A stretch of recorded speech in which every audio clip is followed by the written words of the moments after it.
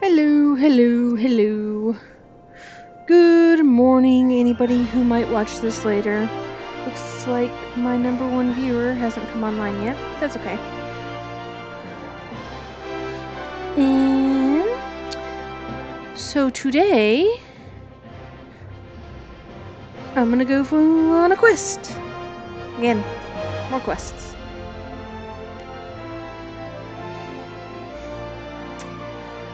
What was I working on? Right. We were going to the dispatch yard.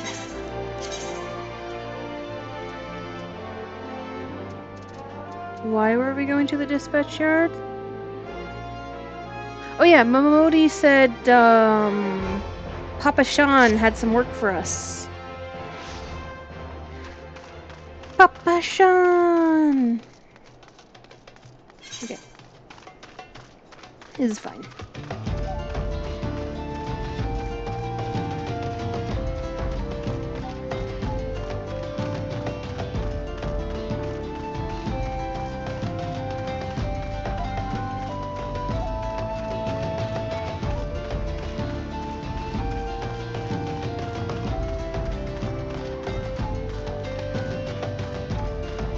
But before we talk to Papa Sean, we're gonna go turn in the side quest too.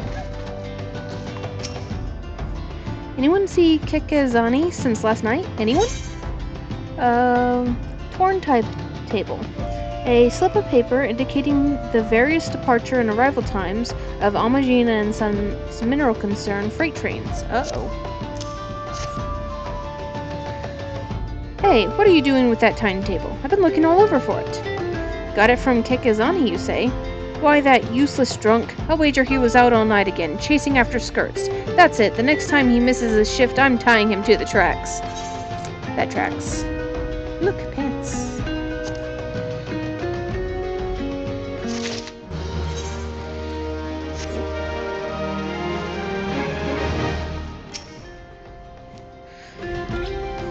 Alright. Papa Sean. Well, you certainly look the part of an adventurer, my friend. Might you be the good soul Miqo'te advised me to expect, I am Papa Sean, station master of this humble dispatch yard. An empty title, I assure you. I truly am no more than a tired old Lalafell passing his final years in quiet and solitude. Twelve know there have been plenty of both these last 5 years since the calamity struck. The devastation was vast. Yet now, true Ul'dahns work together, doing all in our power to rebuild what was laid to ruin. By the sweat of our brows and the love of our home, we have rebuilt Ul'dah to the grandeur and majesty that you see today. The railways which run through the dispatch yard, too, were born of the noble efforts of a great many souls. But there is still much work to be done. The wounds left by the calamity run deep. Isolated areas beyond our lines of supply remain, and there are places yet wanting for relief and restoration. Ul'dah needs the aid of you and your brethren, friend. In fact, never has our need been more dire. Which brings me to the point, I suppose. I do believe I may have some work suited to one of your ability. I do like chores. Give me some money. Especially when those chores pay. Hold on.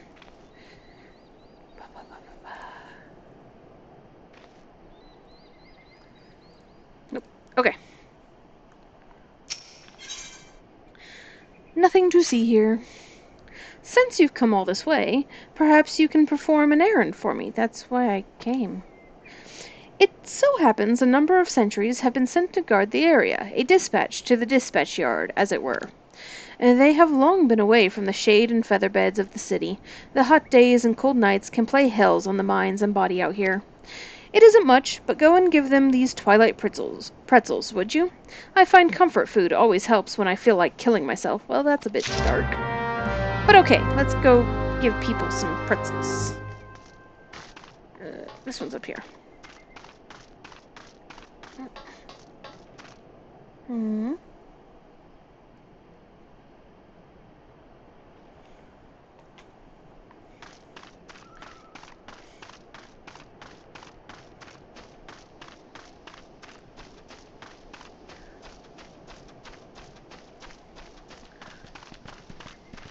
This guy's big. Look at how far up I have to look. Halt, madam. I'm going to have to ask you to put the pretzel on the ground and place your hands above your head. Twilight pretzel. A traditional Dunesfolk bread twisted into the shape of a knot and sprinkled generously with coarse ground salt before being baked to a perfect brown resembling twilight over Thanalan. Sounds delicious. State your name and business. A twilight pretzel from Papashan? By the gods, forgive me. You could say this new post has my nerves in a twist. Puns, really? I'm terribly sorry for that. Yes, well, you may rest assured that the dispatch yard is safe so long as I stand watch. Please give Papashan my thanks and tell him that I only wish I could repay the favor. Okay. Whee!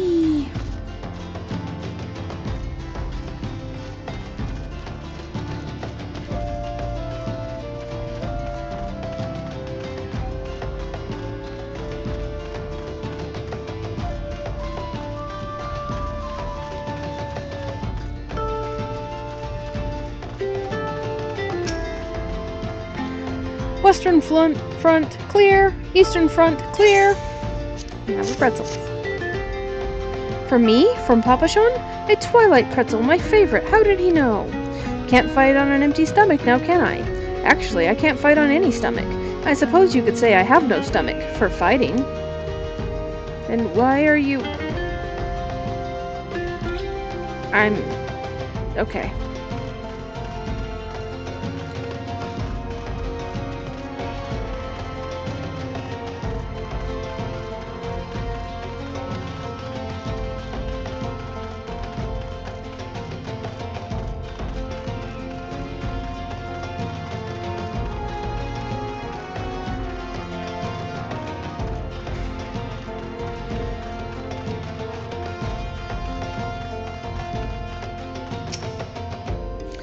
"12 save me. Scorching days, freezing nights. This post will be the end of me.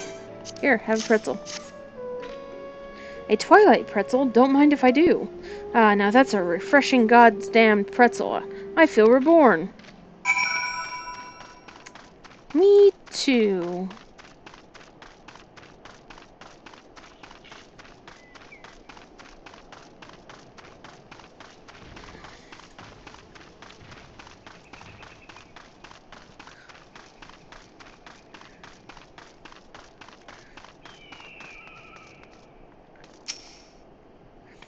You've returned, and with a deal fewer pretzels, I see. Tell me, how fare our Sultan-sworn sentries? Did they have anything to report? Anything at all? What? Nothing? Are you sure? Oh dear. Take this for your trouble, then, and stay a moment. There is more I would ask of you. Woo, gold. Corey, I have just this moment... No, the time for concealment is past. The truth is, even before I had you deliver those pretzels, I was privy to some most unsettling news. Which is the real reason I sent you to meet those Sultan-sworn. Cutscene. A young noblewoman from a very prestigious family has run away from home, and I have been ordered to see to her safe return. The Sultan-sworn you met earlier are assisting with the search. Alas, it seems they have found no trace of her. I apologize for not being frank with you from the start, but we must proceed with caution. Should word of her disappearance spread, I fear others with less honorable motives may join the hunt. And should we allow her to come to any harm, not even 100 beheadings would be punishment enough. You are an awfully dark person here.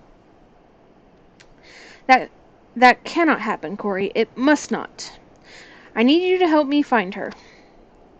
Okay. God, I'm adorable. Praise the 12. I knew I could count on you. I have instructed the others to expand the search, but Thanalan is vast and there are only so many of us. The young noblewoman's name is Lady Lilira.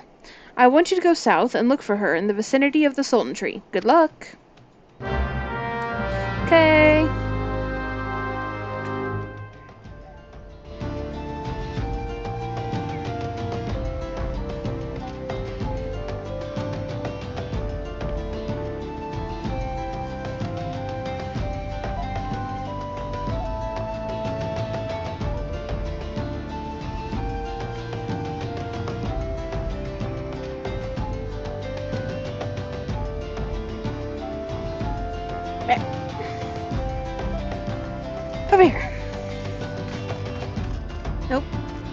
Over here.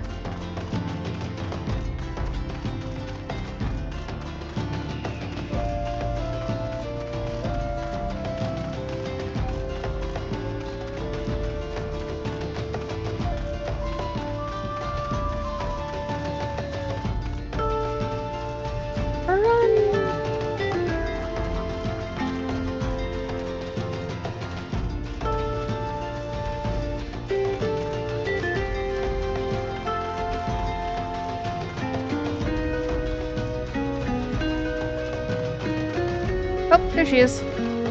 I found her, I think. Hooded Lalafell. Oh, Sultan Tree. You're about to end. Yay! Duty!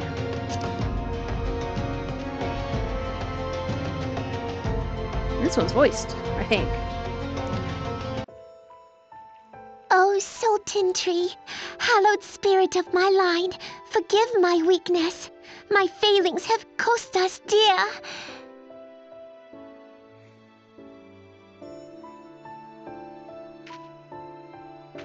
Show yourself!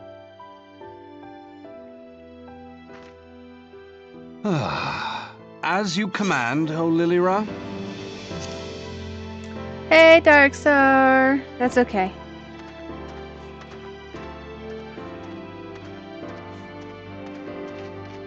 Forgive my selfish desire to assure your welfare. The only quest you missed was me delivering pretzels, so... I don't recall requesting an escort. Simply pretend we never met and continue on your way.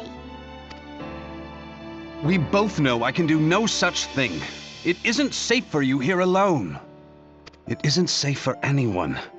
Not with this etheric disturbance. It's as though the dead are watching us. And I'd prefer not to join them, if it's all the same to you. Ah, you must be the one the Papa Shan mentioned. Congratulations on finding our elusive young charge. That's me. You'll have to forgive her impetuousness. What she lacks in discipline, she makes up for in stubbornness. You should return with us. The station master will be eager to thank Lady Lilira's protector in person. Uh-oh.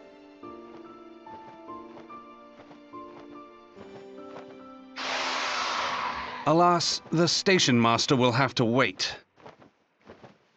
First murder. Dear Lilira, for my sake, please stay out of harm's way.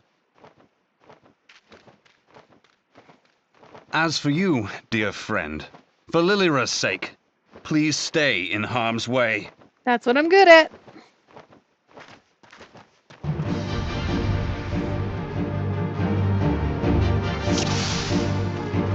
So, I did do some grinding last night. I'll show you after the fight. But I am good at being punched in the face, yes. Not that Thancred is going to let me tank this thing, but you know. He's a better gladiator than me, even though he's just using a tiny knife.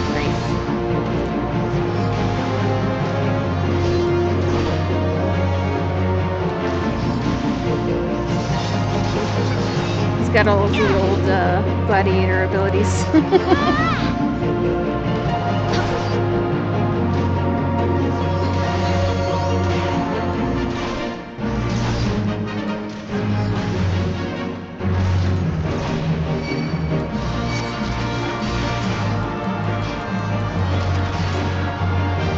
They died awfully fast.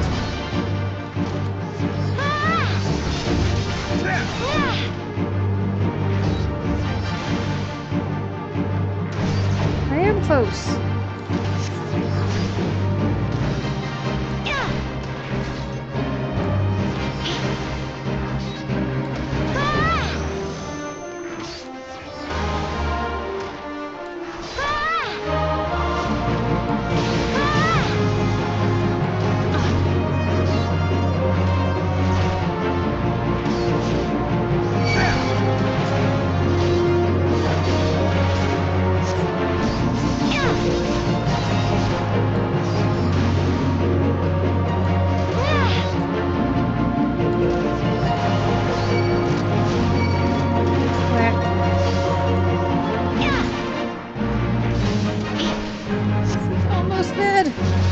Get it! Handsome stranger. Really? That's what they went with? Okay, it's dead.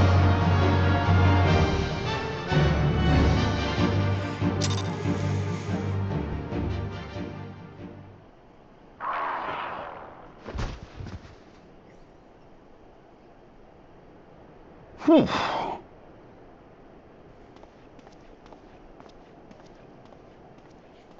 Ooh, shiny. I like shinies. Immediately go pick it up no matter how dangerous it looks.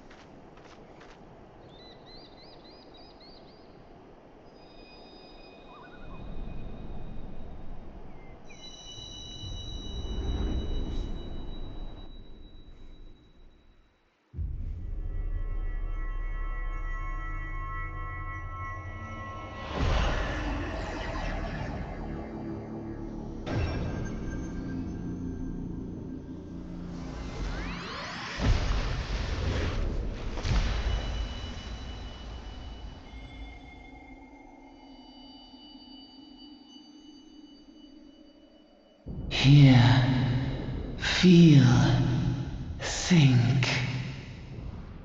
It'd be dark in here.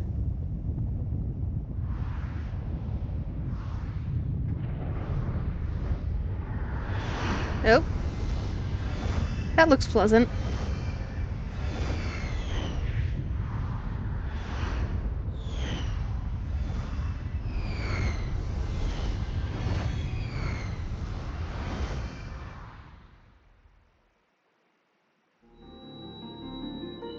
Shiny.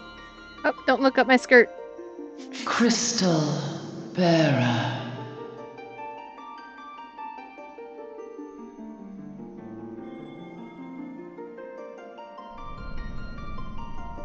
I am Ul'dahn, all made one. It's Crystal Mommy.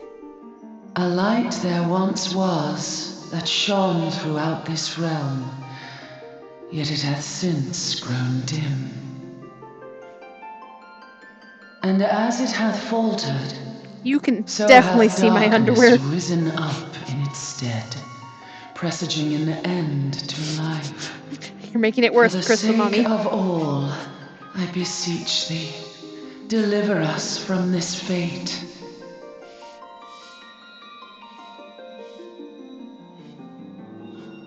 The power to banish the darkness dwelleth in the crystals of light. Journey forth and lay claim to them.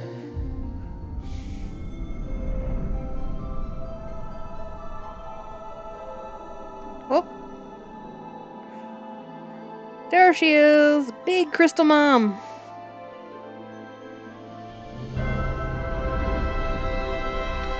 She's so pretty. You know, they feel like crystals. By thy deeds shall the crystals reveal themselves to thee. Which, as somebody who is Only believe, very attracted to shinies, I for do. the light liveth in thy heart. Yeah, yeah.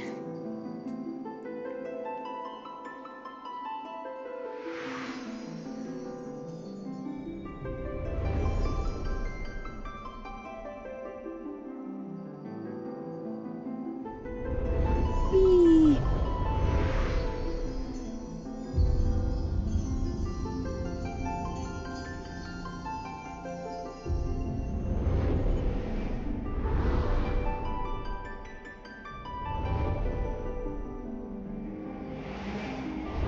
Go now, my child, and shine thy light on all creation. I'll get right on that. Oh. Oh, that was one hell of an acid trip. Where am I?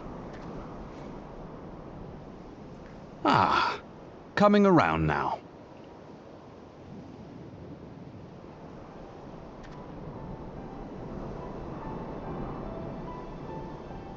Would you mind telling me what that was?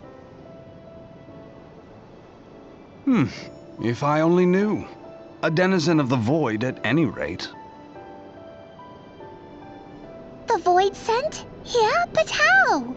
Her voice is kind of terrible. The question isn't how, but who. We're not dealing with bookless bandits. But I am glad it is voiced. Don't suppose the answer came to you in a dream? Well, now that you mention it...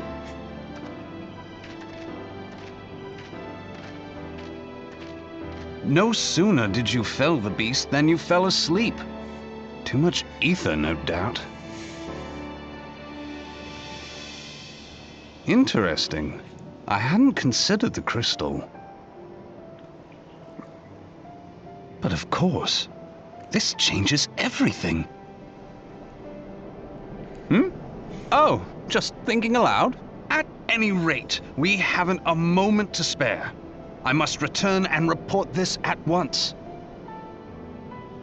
I leave Lady Lilira in your capable hands. How dare you pass me about like a swaddled babe? Well, maybe if you didn't sound like one. I shall return and tell them myself.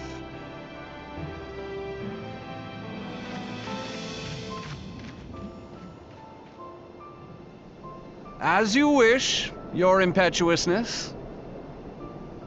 I suspect we shall meet again before long. Oh, yeah. Until then, do try and stay awake. I'll think about it. I am a cat, though. Taking random naps is my thing.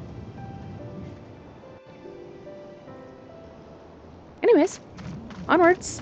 So, yeah, I got my Gladiator, Pugilist, and Thaumaturge all up to 20.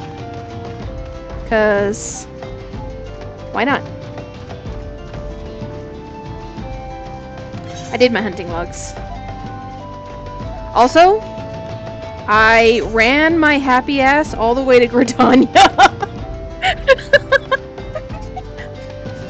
So, it made me very sad that you cannot go to Limsa Lominsa until after you unlock airships. Like, even the boat isn't available.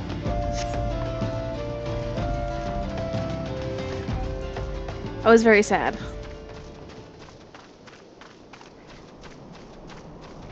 Because I was trying to do my, I was trying to do all of the hunting logs. And, well, some of them are in Limsa and Gridania, so... But no, I can't go there. Denied. Whee! Look at there, sitting like a little toddler. Hi, Papa-chan.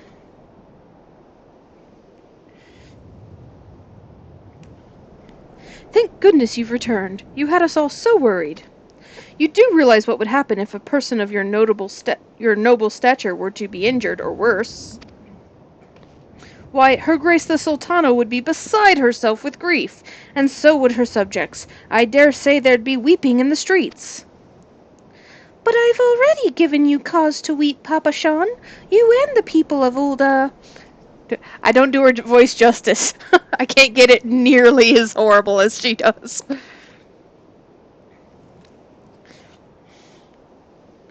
Please, you're not to say such things. We will find it.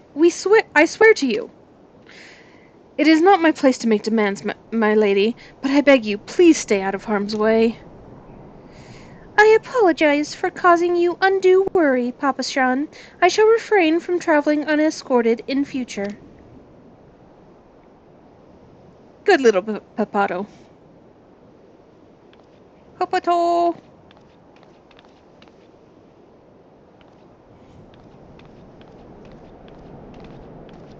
And that's our first interaction with the Sultana. At least her voice gets better in later expansions. I cannot thank you enough, Corey. I understand you fought bravely to protect Lady Lilira from void-sent fiends. For your gallant service, you deserve all the riches in the royal vaults. Alas, a small token of my gratitude is the best I can offer. Actually, I do deserve all of the... I should have got paid more! This was a very important job! A sarcastic man with a strange contraption strapped to his shoulders? I see you met Thancred. He's a scholar who spends his days investigating oddities in the ether. Rather too fond of the sound of his own voice for my liking, but perfectly harmless. That describes Thancred very well. As for you, Corey, you're just the sort of adventurer we need around here. I pray you show the same kindness to the people of Thanalan as you did to us today. Yay!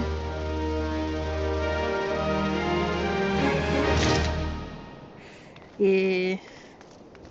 Alright. You're an adventurer, yes? If you're not otherwise occupied, I've a favor to ask. I've resolved to repay a debt of gratitude, which I owe to the owner of the Coffer and Coffin. For this purpose, I've purchased from the royal plantation a prodigiously plump pumpkin, a particularly popular piece of produce. God, can you stop with the alliteration? Alas, I cannot part this place to procure and proffer the... No, apparently he cannot stop with the alliteration. Proffer the pumpkin.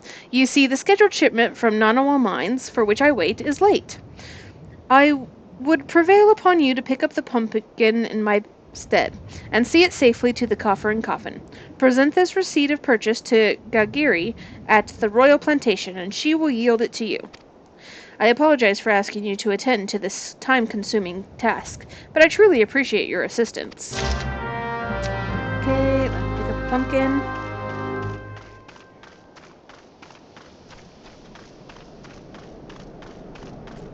Up. Oh, hey, there's a quest here, too. If Cicidoa doesn't come calling soon, this spectacular specimen shall sadly be past its prime. Oh, God. Receipt of purchase. Exchange this slip at the royal plantation for 1 ripe pumpkin. Sweet. Oh, so you're to deliver this decadent delight? I can say with confidence that any gourmand would be grateful for such a grand gift. Here's the pumpkin. I hope it meets with Roger's approval. Fresh produce is somewhat scarce in these parts, and as such, we are always deluged with demand. You know the way to the Coffer and Coffin, correct? It is beyond the bridge to the northwest. Look for a place where local laborers lounge. Okay. You can stop now. Thanalan has ever been a barren region. Believe me when I say it takes no small amount of effort to make crops grow here. We even introduced earthworms to the soil in order to enrich it. Alas, they've been nigh eradicated by snipping shrews, burrowing critters native to these parts. Unless we save the earthworms, this entire plot won't yield so much as a single pumpkin next harvest. Won't you help us by thinning out the shrew population? The Shrew Hills would be the best place to start. So I think it's actually it's one of the Lalafell types does alliteration. Like, it's just their speech pattern. So you'll actually see it a lot in, I don't know if it's, yeah, this guy's a Dunes folk. So I think it's Dunes folk where they just really like the alliteration and rhyming. So they try to do it a lot. It's a very popular speech pattern for many Lalafells. Not all, which I'm grateful for, but...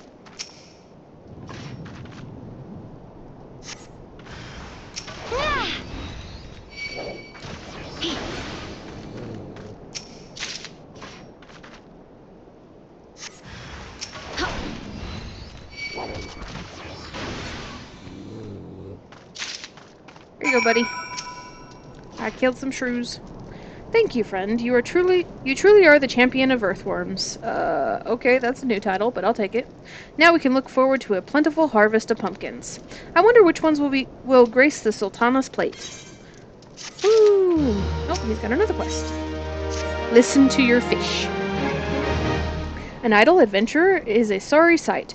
I've no need of assistance at the moment, but perhaps someone at the Coffer and Coffin wants for a helping hand. I was heading there anyways.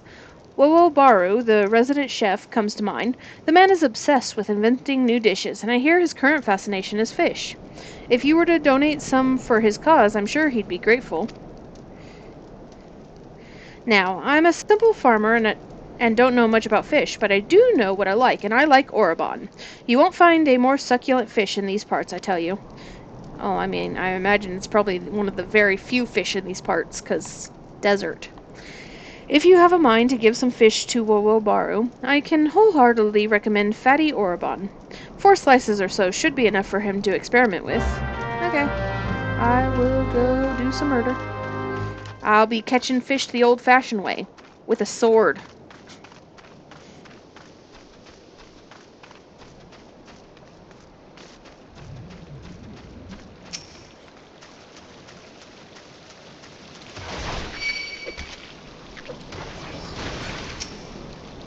Now that I'm a little higher level, I am killing things faster though, and that makes me super happy. Because as a tank, I was taking my sweet time on the murder.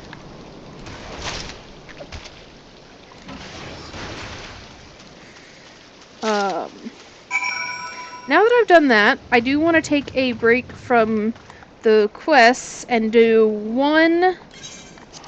I want to do just one of my class quests, because I would really like Shield Blob, and I cannot get that until I do the level 15 job quest.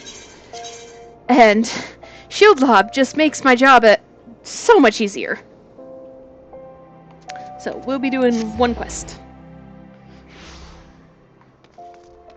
Just one.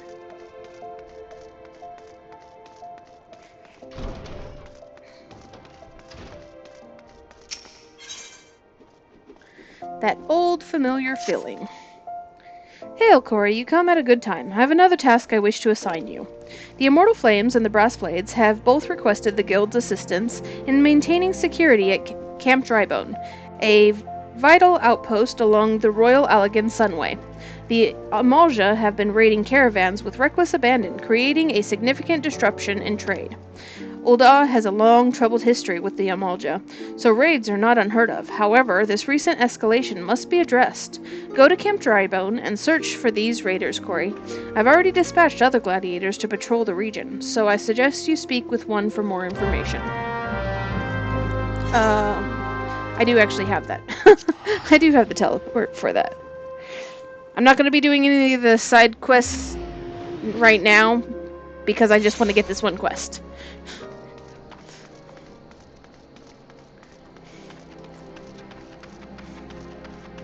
We will return, and then I'll do all the side quests here. I just really want my one move. I need my ability. It's important.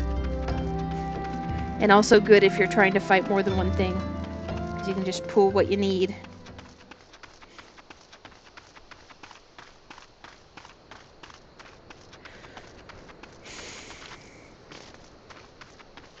Also, it'll allow me to take the rest of the Smith training, which I started. I did do that off stream. It's too boring to actually want to do it on stream, and it's repetitive and annoying. So I started it, and then I realized that I need this move, and I didn't want to do a quest off stream, so I had to wait anyways.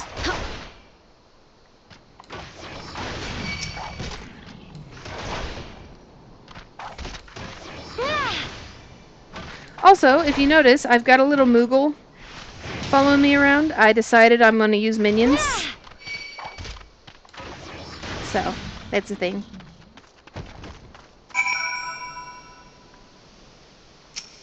You alright, buddy? Don't worry, sister. I'll be fine. Though maybe not when the first sword is done with me, eh? Go and tell her that the Amalja are dead. Leave the merchant to me. Sure thing.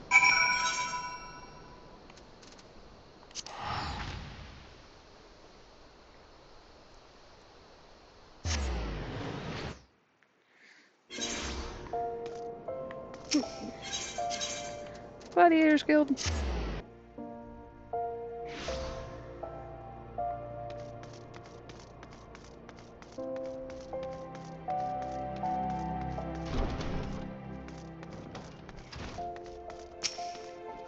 Alright. I knew I was right to send you, Corey. You've done us proud. 7 hells, this place reeks of sweat. How do you expect a man to concentrate on his swordplay like this? Ah, this guy. Aldous! You remember me. How goes it, brother? Still waving your sword around like a feather duster? Wow, that's rude. You... Good to see you too, Mila, my dear. You're more beautiful than I remember. This guy... You're alive! Where have you been all these years? Answer me! Me? Well, if you must know, I'm on a spiritual journey of self-discovery. Damn it, Aldous, this is serious. We all thought you were dead. And for you to walk in here as though nothing ever changed. Have you forgotten how you dishonored us? I should cut you down where you stand. Ho ho, that's the Mila I remember. All fire and brimstone. I knew that pretty face could still contort itself into some terrifying shapes. Rude. Don't pout, girl. I'm just having fun. But as you wish, I'll go. Corey, was it? Why don't you join me at the quicksand? I could use some company, and I doubt anyone else here would be so kind. I don't know.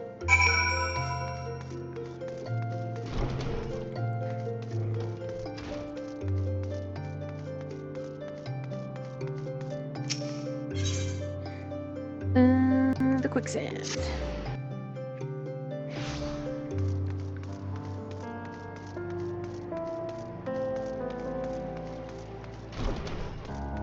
Boop. It's a duty! Duty.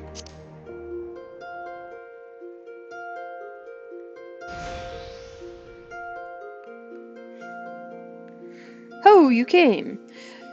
Sorry you had to witness that little reunion between me and Mila. The Sword of Nald, back from the dead, you'd think I'd be greeted by throngs of adoring fans, not threats of violence. Listen, Corey, you're good with a sword, that's plain to see. But more than that, you got purpose. There's a fire burning within you. As a former man of conviction, I can recognize a kindred spirit. Sword! His sword is prettier than mine. Geralt named her Frenzy. Oh, Geralt made it. I know who Geralt is. She's one of a pair of magnificent pair of swords that the drunken prodigy forged for Colosseum champions. The man who wielded her twin had eyes that burn like yours. Corey, Screaming? The hells? Momodi's just like, not this again. Hey, those are the same purple clothes that we have to deal with, cloaks that we have to deal with later in the main storyline. Aldous, Sword of Nald, we've come for your head. If you do that, then how the hells am I supposed to enjoy my ale? I don't think that's the priority right now. Arrogant fool, prepare to meet your maker. Apparently, it is the priority for some. Well, ain't you a bunch of impatient, humorless fellas? Up for a bit of fun, Corey. I'll lead, you follow. I get to whack some people? In a bar? Does this count as a bar fight?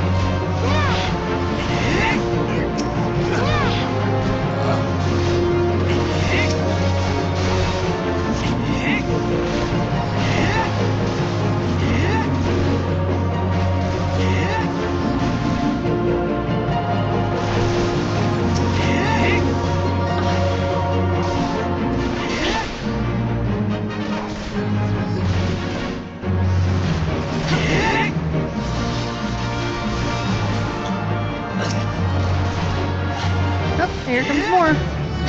Okay, I'm gonna leave those ones to him, and I'm gonna go handle these short ones.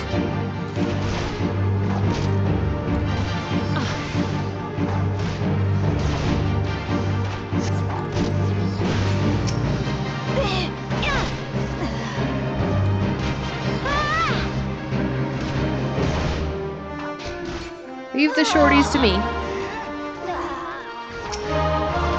And this guy too, I guess.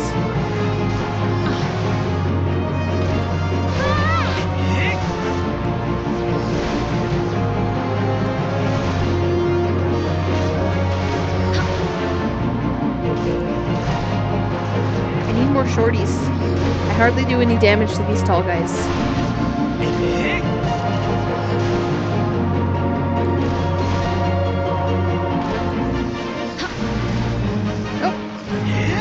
Those ones are a little big for me. Oh, these ones are low level. Let's play with these guys.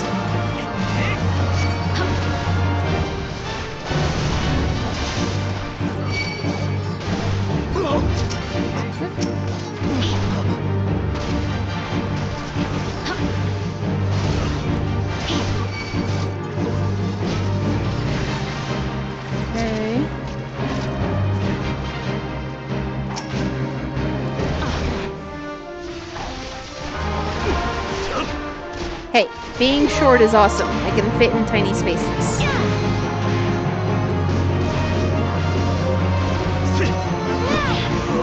Okay. All of my guys are dead. What about you? There we go. Duty complete. If I fits, I sits. I'm be kitty. Didn't think he'd go as far as to send a gang of sellswords into the quicksand in broad daylight. Why is it never a bevy of beauties? Let's continue this another time, shall we? I need to find a new place to drink. One with more attractive company than this sorry lot. Yeah. Anyways, I guess I'll go complain to Mila. I mean, report to Mila. Ooh, she's pretty.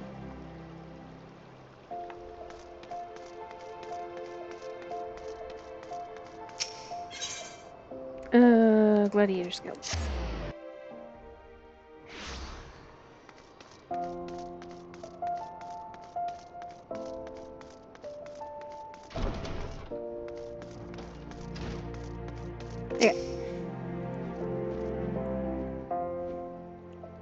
My apologies, Corey. I meant to teach you a new technique earlier, but when that idiot arrived, I completely forgot. He's just so infuriating. You like him. The shield lob technique will allow you to attack from afar without the need for ranged weaponry. Yes, give me that shield lob. Since we gladiators are primarily close-ranged fighters, the ability to draw the attention of distant enemies is a valuable asset. May it serve you well in the field, Corey. Yes! Woo! Shield lob! And also... I'm gonna take... Guess I'll take these gloves. For the money? Should I take the money? I already have better gear, so yeah, I'll take the money. I do like getting paid. Shield lob!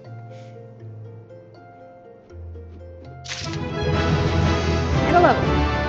Okay, now I can go back to my regular questing. I will come back to do the rest of the quest later.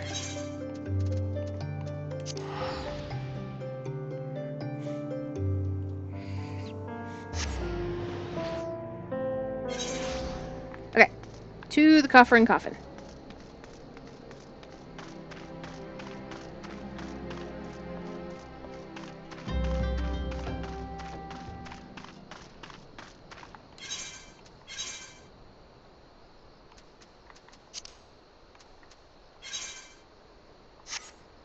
Oh, okay.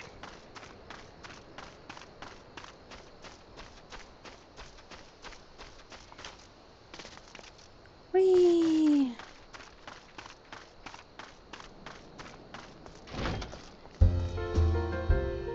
Okay. This guy. Fish, futile. There are no suitable species. But I shall not surrender. God damn. The alliteration. Orobon, of course. But wait, how did you know of my Epicurean endeavor? Well, it matters not. The solution you suggest is sensational. Sauté with salt, a squirt of sun lemon, so simple yet sublime. Fish is a costly commodity here in Thanalan, were it not for your local largesse. I would have been forced to fork out a fortune to have some brought hither. Thank you. Okay. Oh, he's got another quest. God damn it. The tasting of the shrooms. Ah, bugger. My stores of shrew meat are nearly naught. The meat is an indispensable ingredient for making my smoked shrew loaves, which are famous for their fantastic flavor. God damn it. Fortunately, I am no fool. In preparation for this possibility, I have set 2 barrel traps outside our establishment. Alas, I am not accustomed to butchering live beasts. If you could do the deed in my stead and bring me the meat, I can continue to cook. Okay? And Roger, I got a pumpkin for you. Drink for your lassie? You won't get better ale or spirits for your coin than at me place. Here, have a pumpkin. It is believed that after eating pumpkin for the first time, the Sultana fell in love with the nutty flavor and ordered all her royal plantations grow the vegetable. Cool. And I'm suddenly in a fate. What's that? Wee Sissidoa asked you to bring this here to me? Heh.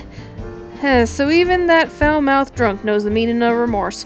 Reckon this is for that time I carried his drink-sodden arse back home. But hell's an honest-to-God's pumpkin from the royal plantations. I can't wait to see what the cooks will do with her. The lads here scoff down beastly amounts of meat, and it's starting to tell on their health. It'll be good to get more vegetables in their bellies, assuming I can get the stubborn bastards to try something new. Thanks for the help, lassie.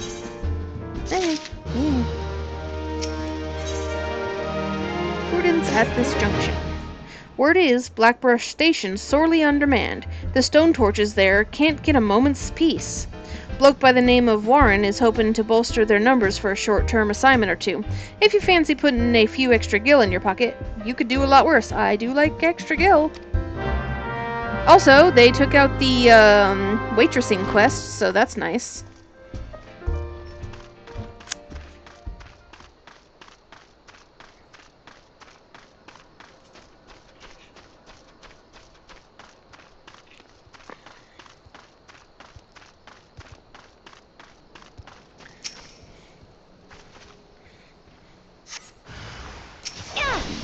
Whack.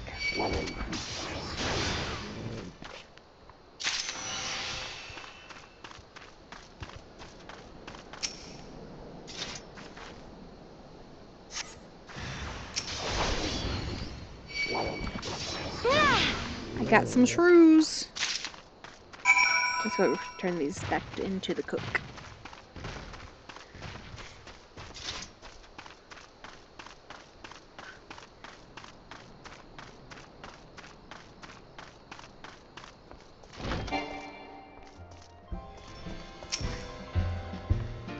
Have you carved up the critters?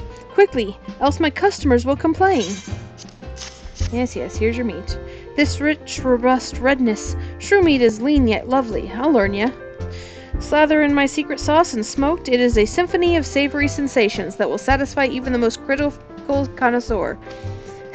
It takes time to prepare it properly, though, so I fear we may be forced to deny our dedicated customers their desired dinner regardless.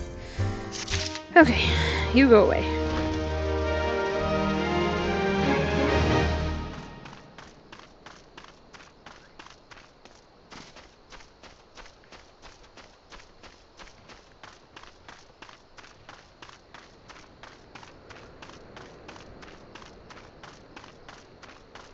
Alright, and this here is Warren. I like their armor. Looking for work, perchance? If so, you couldn't have come at a better time. We stone torches are sellswords hired by Amagina and Sons Mineral Concern to protect its interests. Our primary duty here is to keep the tracks clear of pests, and it is for this purpose that we require your aid. I should point out, however, that it can be messy work, and liable to get messier still if you're ill-prepared. Do I get paid? A single piece of gear can mean the difference between life and death. I'll not have it on my conscience that I sent an ill-equipped adventurer to an untimely demise. See to it that your arms and armor are in order. When you are ready, present yourself to me again. Yeah. I was already prepared for this. So, are you ready for my inspection? They did fix this quest, so the only piece you actually need to replace is your helm. So as long as you got a good headpiece, your starting gear is perfectly fine.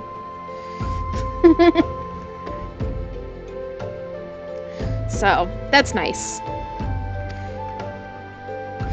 Good, everything appears in order. Yet know that naught is guaranteed in this world. Fate is a fickle mistress, after all. At any rate, capable adventurers like you are few and far between, and I would not have you throw your life away. I have had to bury too many comrades who brushed aside cracks in their hauberks or dents in their helms. No matter what you face, do not disregard the importance of gear. It wasn't too bad before, but it was annoying. Because a lot of times if you were just missing one piece of gear, you had to go and buy that gear. And at this point in the game, you really didn't have much money if you were new.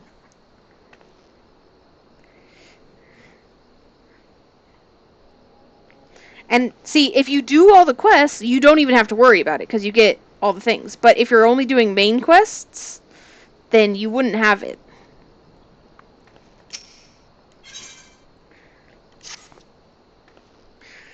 Let's get to it then, shall we? Ore wagons pass through the station every day, but not without incident. Wagons coming and going from the dispatch yard to the south must pass through a tunnel by Fresca's watch, a tunnel in which some genius saw fit to put an ore storehouse, creating ideal conditions for a goblin nest. So now the ore-loving beasts have taken up residence in a tunnel we dug, and we're practically delivering meals to their doorstep. But no more. Inside the tunnels in question, you will find a narrow fissure where the goblins hide. Use this silver ore cluster to lure out the creatures and then slay them. Yeah. Some people don't want to do everything. I mean, I do, but... Bloodied and bowed. See that bloke over there? Name's Osbent. He's hurt bad. Now... It ain't exactly my job to mind his business. I'm a torch, and he's a blade. But at the end of the day, we're both people, you know what I'm saying? Any road, I went over to him just earlier, asked what's wrong, but he refuses to tell me, the stubborn bugger. Seems his pride's more important to him than his life. What is it with men and acting tough? I tell myself I've tried, but if the fellow ends up kicking the bucket, I don't want that on my conscience. I know this is sudden, but could you try and talk him into drinking a high potion? I'd sleep a deal better for it. I ain't got one on me, but one of them fellows over yonder sells them, so you want me to waste my gil? Okay. Sounds like a scam, but I'll do it.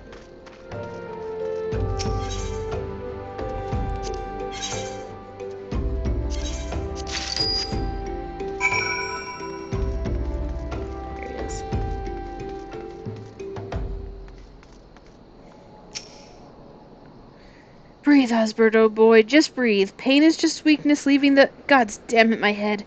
If only I had saved a high potion, I think this might be the end. Yeah, you whiner. Well, I don't really need this, but if you insist... You have my thanks, adventurer. I was resigned to suffering in silence, for I, Osbert the Undying, veteran of countless battles, cannot afford to show weakness to my colleagues and our allies. They look to me for inspiration, you see. To think that I was almost brought low by a gentle blow to the head. Ha ha ha.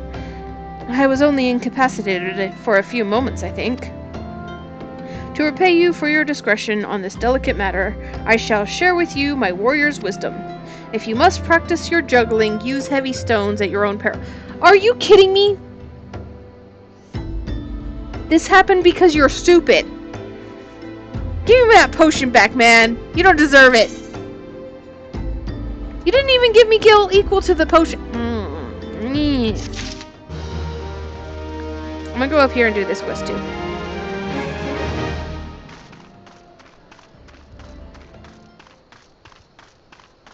I think this is the one that allows me to extract materia.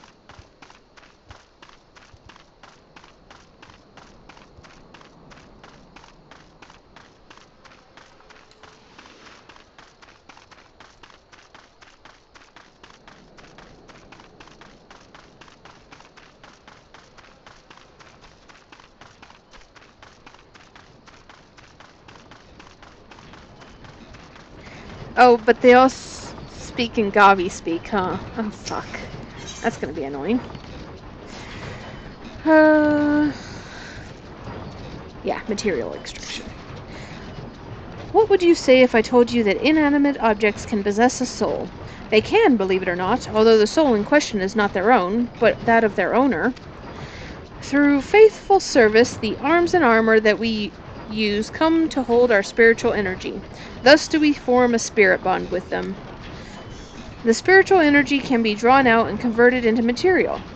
A special kind of crystal that can be attached to gear to enhance its properties. I am well versed in the ways of materia extraction. If you wish to learn more about the process, it would be my pleasure to teach you. Good, teach me. And thank you for not speaking weird. You are ready to commence your learning? Good. As you will have gathered by now, materia is the crystallized form of one's spiritual energy. As this energy is derived from an individual's psyche, a volatile beast at the best of times, a degree of variance is to be expected in its production. In practice, this means that you won't know what the exact properties of a stone until you cradle it in your hands. Now, materia won't grant you much of anything on its own. Its power must be tapped, see, and this is achieved by melding it to gear. Know, though, that it takes the deft hands of a craftsman to meld materia.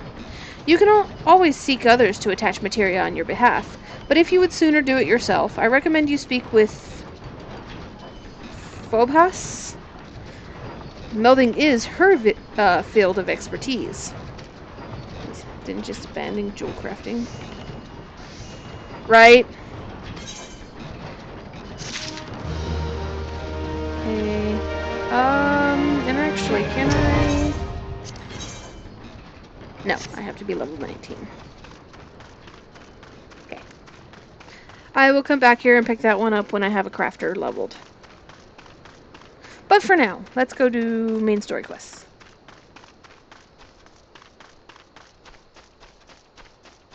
Oh, I went the wrong way. I don't think these guys will notice me.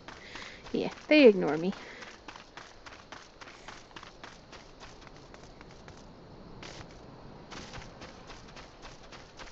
Ah.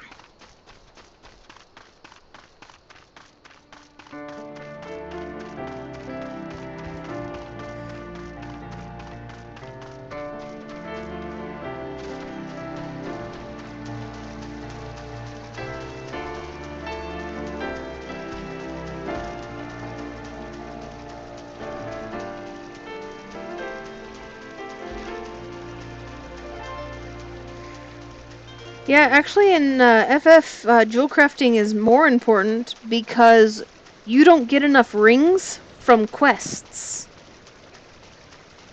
I went the wrong way. This is the wrong tunnel.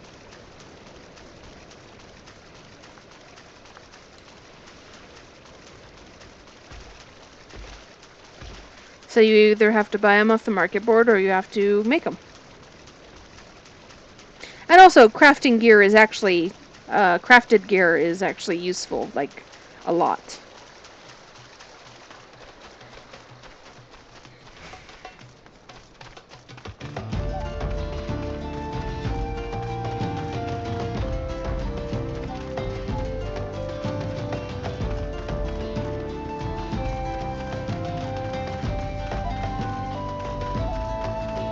I totally know where I'm going, I swear. It's this way. Worst part is I was here yesterday to do my paladin quest. Or my gladiator quest. So I should know where this is. They did that in WoW, but not for every slot. Yeah.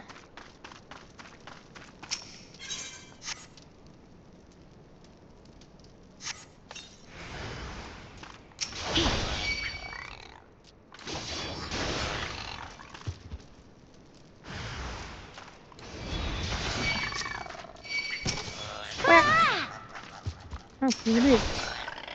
Now you're dead. Okay. Murder achieved. Moving on.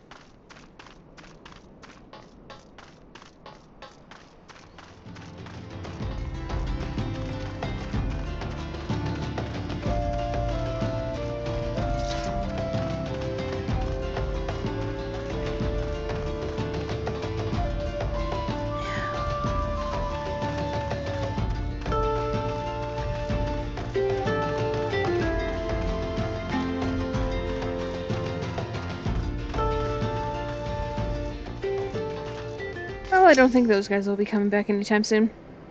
Well done. It shan't be easy work to keep that tunnel free of goblins, but our wagon should be able to go unmolested for a time. Disruptions to ore shipments threaten not only the interests of Amagina and Sons mineral concern, but of Ul'dah herself. One might liken these train tracks to the veins that bear our nation's lifeblood. If only we had more women like you to lend a hand.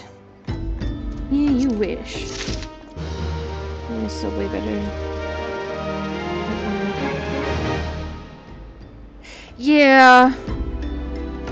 Yeah. It is very disappointing. The altruistic adventurer. I was hoping we'd bump into each other.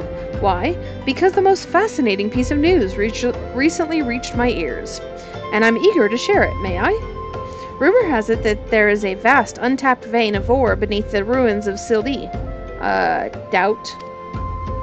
But that is not all. Inconceivably, the concern appears to be entirely ignorant of its existence. Doubt. And even as we speak, a young upstart, a self-made merchant from Stone's Throw of all places, is moving to claim it. Sounds like a trap. The fellow's name is Ul'dahn, and he's a very, very ambitious young man. Not only does he intend to secure exclusive excavation rights, but they say his master plan is to use his new fortune to curry favor with the Sacrarium. Of course, the thaumaturges only consider the opinions of the most wealthy when drafting the laws of Ul'dah. If you would have your voice heard, you must be prepared to pay a sultan's ransom. One voice, which is invariably heard, belongs to Lord Lolorito. He has long lavished gil upon the thaumaturges, and some claim that he devises new laws with the express intentions of ruining his competitors while protecting his own interests. Yeah, that's just horrible. That's a terrible way to run a government. Suffice it to say, if Ul'dahn thinks he can compete with the likes of the Syndicate, he's in for a rude awakening. But that eventuality may yet be a little way off. For the present, he is moving ahead with his plans and assembling a team to survey the site. I'm told he's at the Coffer and Coffin right now, recruiting able-bodied adventurers to escort his prospectors. Yeah, I better go help him. Warren said you were looking for work? Mayhap you should meet Ul'dahn and volunteer for his expedition. Yep, I should do that, but first, look, another quest. Sometimes the old ways are best. Looking to help out around the station, are you? Well then, how about hunting some hammerbeaks? We just received an order from Eshtame's lapidaries for silver ingots. Hey, I work there too. They needed to make ceremonial silverware, or so I'm told. However, we've been instructed to refine the ore by melting it in a furnace, lined with a layer of bone ash. Since we don't normally smelt silver this way, I've long neglected to restock our stores of hammerbeak ribs. Alas, there's no time to order more. If you would slay several of the fiends and take their bones to Berengar in my stead, I'd be forever grateful. Yeah, sure. Little bit of murder in the morning.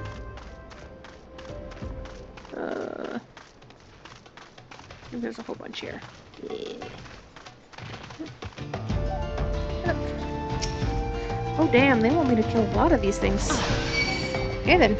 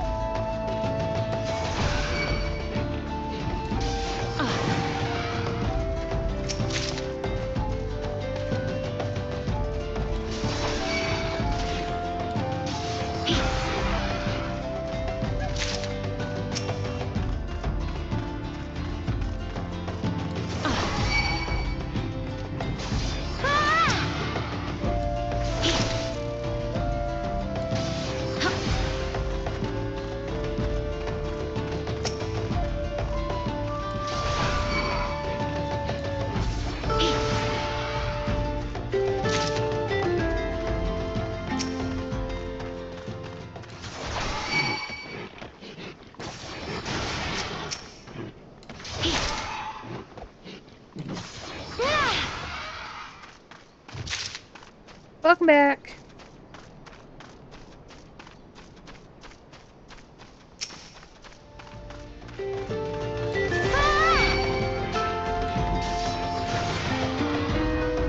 Oh, yes. Okay, Ul'dahn. Okay, that's enough murder. Go turn this quest in.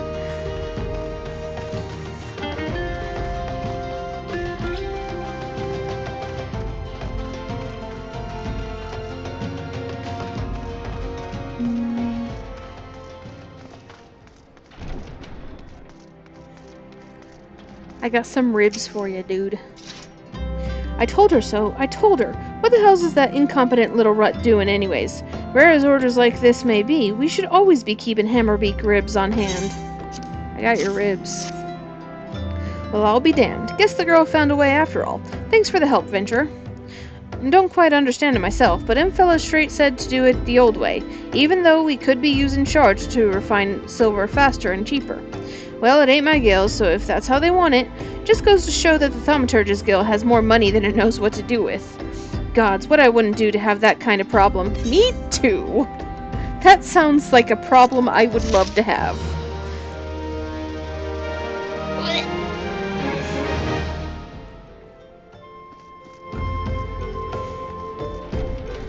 Okay, oh, and you got a quest for me? In the Court of the Rat King. You there, help me! A mischief of Kikern has stolen my cargo. I can word, I swear. The thieving rats love anything that sparkles, and they've made off with several coffers of precious gemstones. The Overseer will flay me alive if he finds out. I beg you, help me get the gemstones back. The Quickern fled to their lair in the southwest. Follow the tracks and you're bound to find them. Yeah, I murdered a bunch of those guys off stream.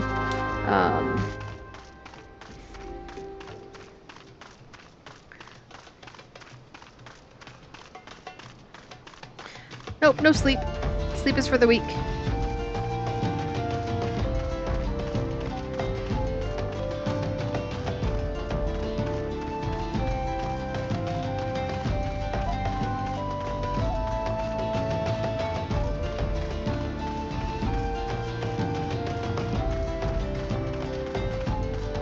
Over here.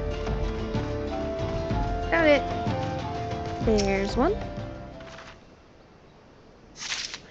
Don't mind me, guys. I'm just here stealing your stuff.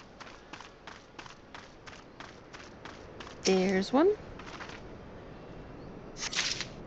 Excuse me. Pardon me. Heyo. Hi. What's up?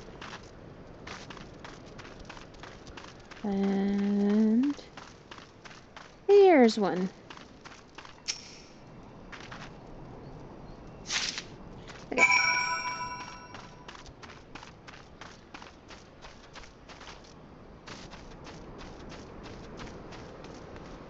Oh, damn. Look at that guy. You know, you're pretty tall for a mammoth. Sheesh.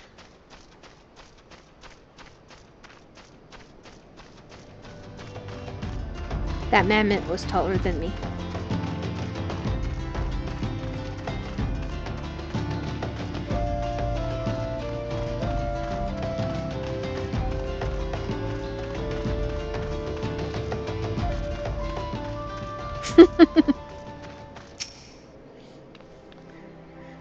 You're back. Please tell me you've retrieved the gemstones. Yes, yes, I got your junk. You're lucky I didn't keep it. Bless you thrice over, adventurer. Thanks to you, my hide will remain intact. It's hard to believe that Quickern used to be honest merchants. Some of them even lived in Ul'dah. Yeah, well, that's before Ul'dah screwed them over, so... But then the beastmen were banished from the city, and the Quickern lost their livelihood. Some turned to thieving and other petty crimes to survive. It's a sad tale, but sadder still that most of the citizens couldn't care less. Yeah.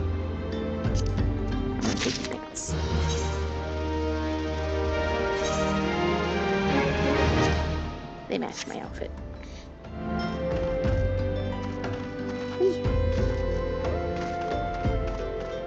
Okay, now back to the main quest, and I'm going to hopefully keep this guy out of trouble.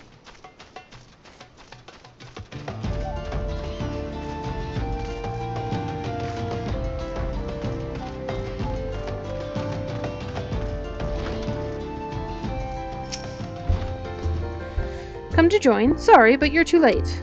Some brass blades looking for extra coin volunteered, and the team's already en route to the ruins. That sounds like a big fat trap, dude.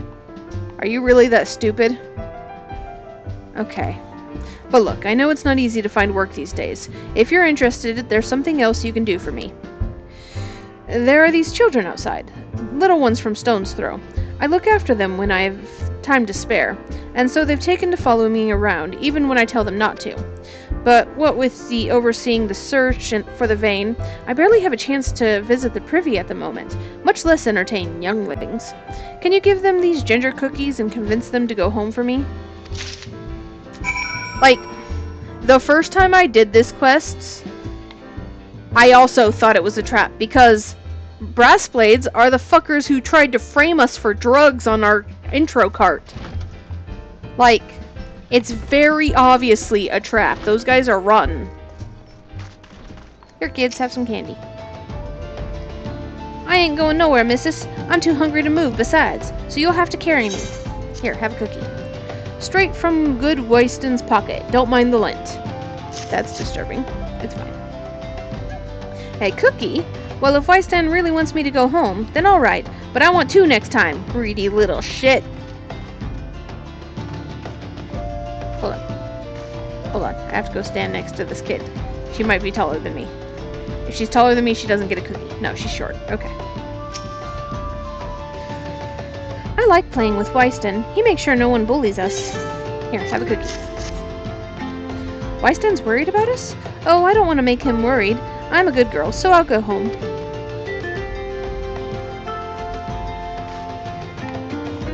Also, how does one tell a Lalafell child apart from an adult? Like,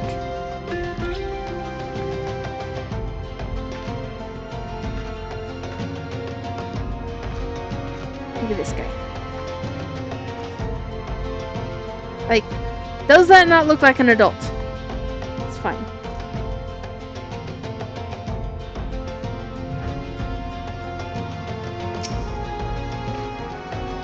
But Weiston always plays with us. Why won't he come out and play? Wow, a ginger cookie. I'd better save some for my brother. I know, I'll go home and eat it with him. Weiston's kind to us. I like him. Have a cookie.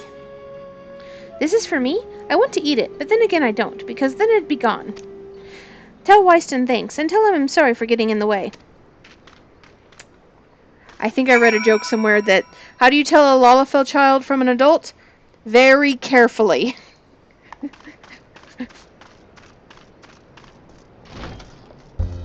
Weiston, I gave out cookies.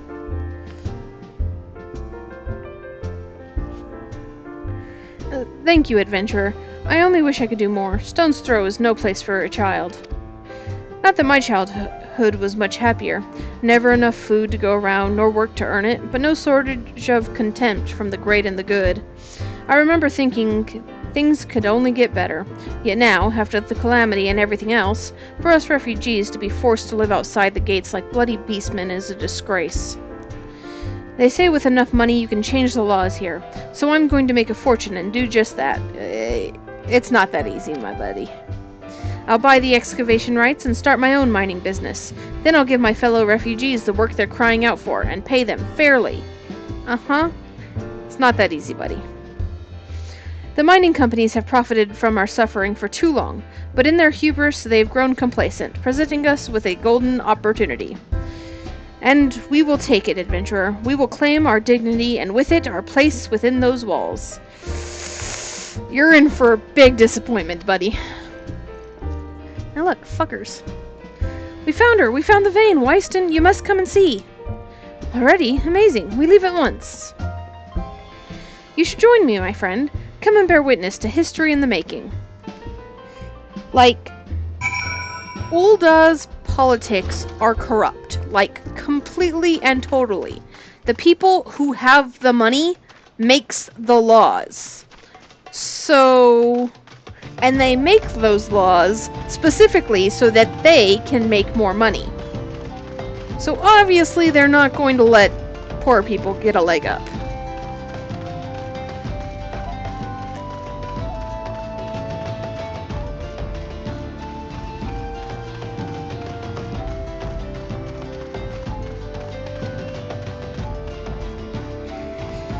Yep, this kid's in for a rude awakening.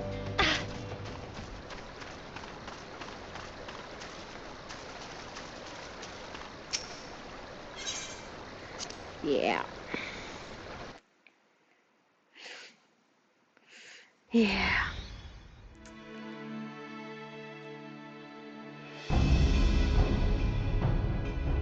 Fall's balls, son. A vein of ore in the middle of a ruined bloody city? God's damned idiot.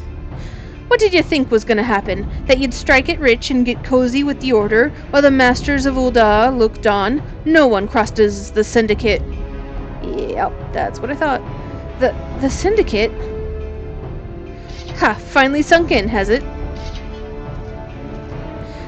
Well, look at this. Not all your friends deserted you, it seems. Lucky boy. Now you won't have to die alone. Yeah, we're not gonna be the ones dying. Oh. Oh. O mournful voice of creation, grant ye this humble stone a soul, that it may wake to life. Who's spouting that gibberish? Show yourself. Yeah.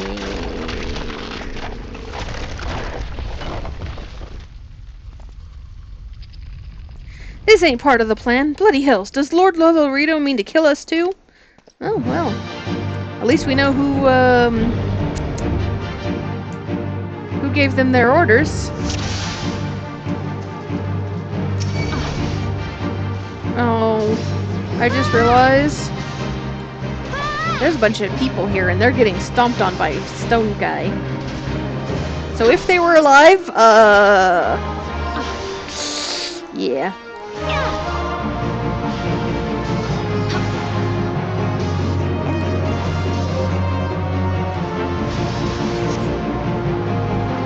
He's dead.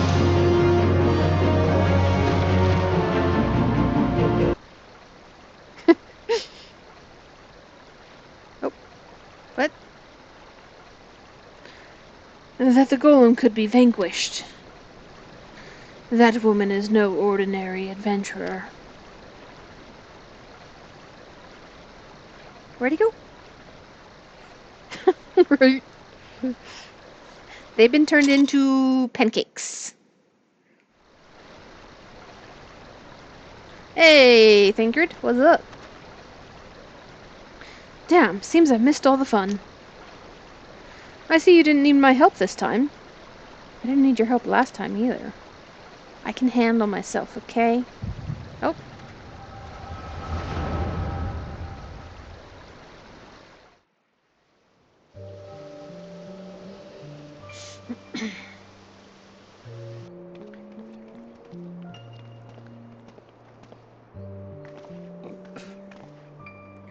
I would compose a ballad in your honor, but I fear no words would do you justice. The songstress of Ul'dah herself could not rival your beauty. Don't you have a crush on the songstress of Ul'dah? Oh, stop it. I have oft heard it said that a blossom's beauty can move a man to love and long, but I never truly believed it until I met you two desert roses. And just too late to help, right? I hear they attacked another caravan. Aye, and business is suffering for it, bloody Amalja. What stirred 'em up, do you reckon? Another raid. And I'll wager that caravan was carrying crystals, much like the last. If they truly mean to summon a primal, we must act quickly. Are you coming, love? You wouldn't keep a girl waiting, would you?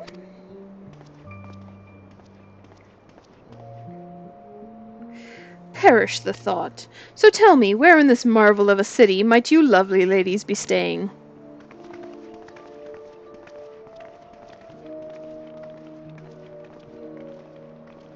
Why does his mom let him have 2 girlfriends?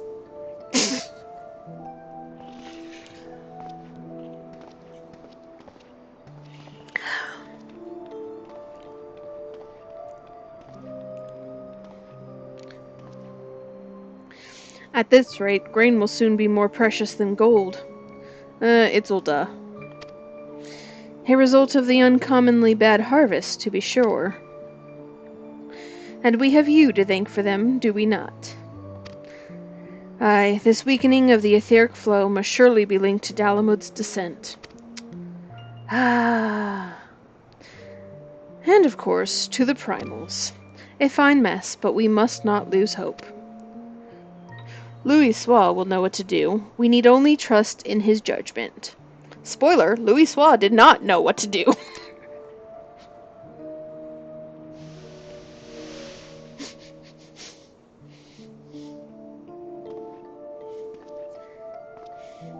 Fast forward. I think this is right before the Sultan Tree. Truly a marvel of Charlian ingenuity. It's as if I could reach out and touch the ether.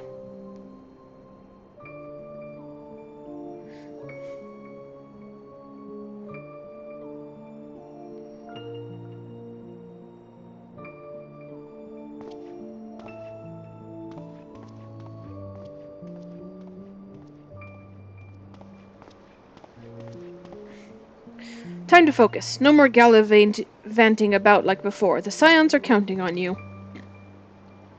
Have faith. Just have faith. You can do this. Uh-huh.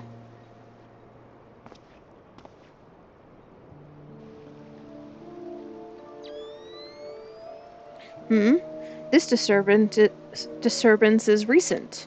The Sultan Tree? Maybe Papashan will know something of it. Yeah, this was right before the Sultan Tree.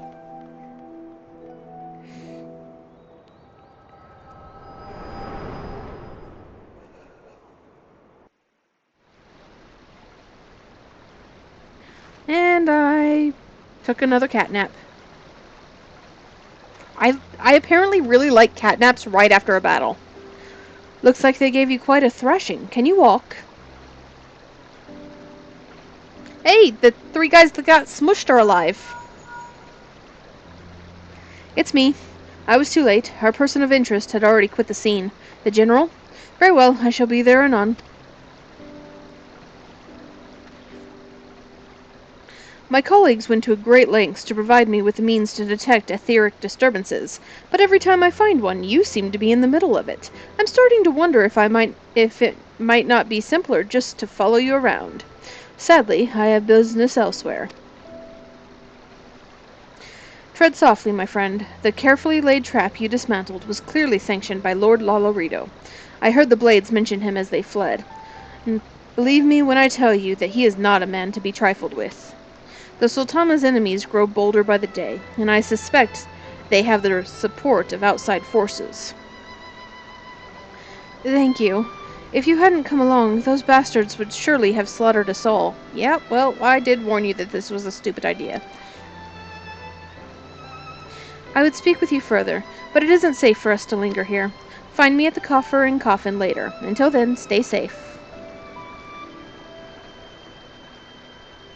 I shall accompany Weistan and his men. They need protection, and I need more information.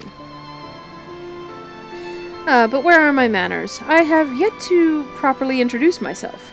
I am Thancred, a humble scholar surveying the flow of ether in Thanaland. It is an honor and a privilege to make your acquaintance. I hope when next we meet it is under more auspicious circumstances. Farewell. Peace.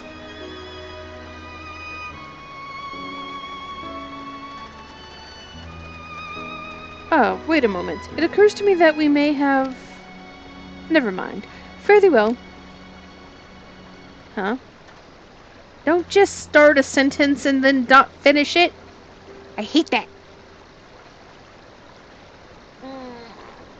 Rude. Okay.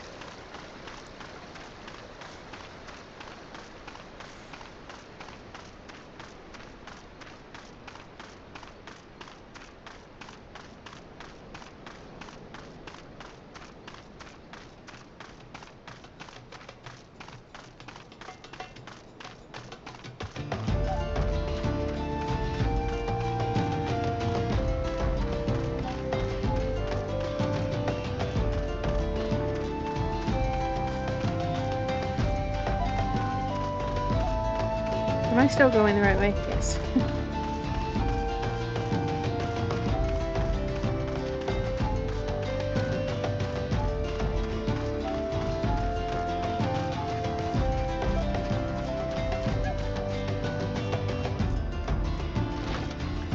I have arrived. Here you go.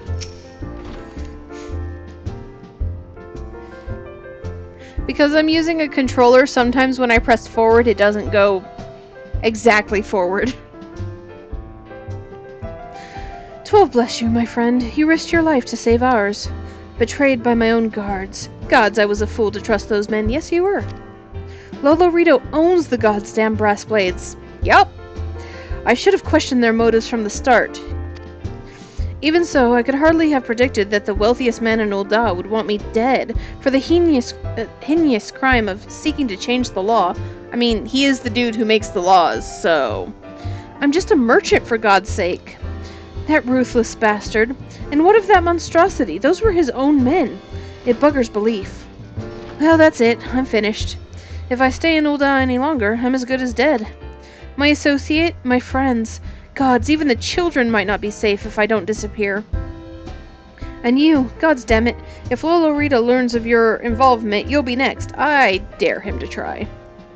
I'll speak with the others and make sure your part in this stays secret. Beyond that, I don't know what to suggest. Maybe you should seek the counsel of Mistress Miqo'te. I will do that. Also, can I stab Lolorito? She's helped countless adventurers in her time. Maybe she'll know what to do. Go quickly now, my friend. Lolorito's spies may be watching. Yeah. Okay, to Ul'dah.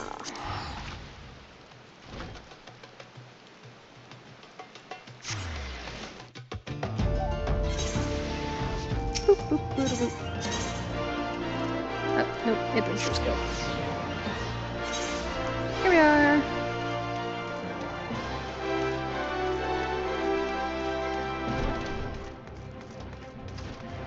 Miqo'te! Miqo'te! Hi. Can I stab Lolorito? Settle down, Corey. You've got nothing to worry about. No one seems to know you were at the ruins. Ul'dahn, on the other hand, is now a pariah, about as welcome round here as a rabid wolf, poor bugger. Suffice to say, the boy risked the wrath of the wrong man. Lord Lolorito, chairman of the East Aldernod Trading Company, generous contributor to the Order of Ul'dah, and member of the Syndicate. Didn't get where he is by leaving loose ends, that one. Which is why he ain't above killing his own men. Hells, even if those blades knew what was coming, it's not like they could refuse to do their benefactor's bidding. Yeah, that's... Don't let this color your view of Ul'dah, Corey. It's true that there are some here who ain't afraid to crack a few skulls if it gets them what they want, but most of us are decent folk, just trying to make ends meet. You know, a lot of people would call you a damn fool for risking your life to save a marked man. But I believe you did a good thing, Corey, and for that you have my respect. Listen, you've been through a lot lately. Why don't you rest a spell? I'll have the boys at the Hourglass set you up with a room. My treat. Just have a word with a Topa whenever you feel like staying. Yay, in rooms! And when you've got your appetite for venturing back, consider taking on a guild leave or two. We've a lot of requests from locals looking to hire adventurers for various jobs. It'll be a good way for you to earn yourself some extra gil. Eustace can tell you more about how the system works, so go and speak with him if you're interested. Yeah, I mean, so the potatoes' names are hard, but also like one of the types of Rogadin have hard names, and one of the types of Miqo'tes have a lot of hard names. So like, it's not just the potatoes.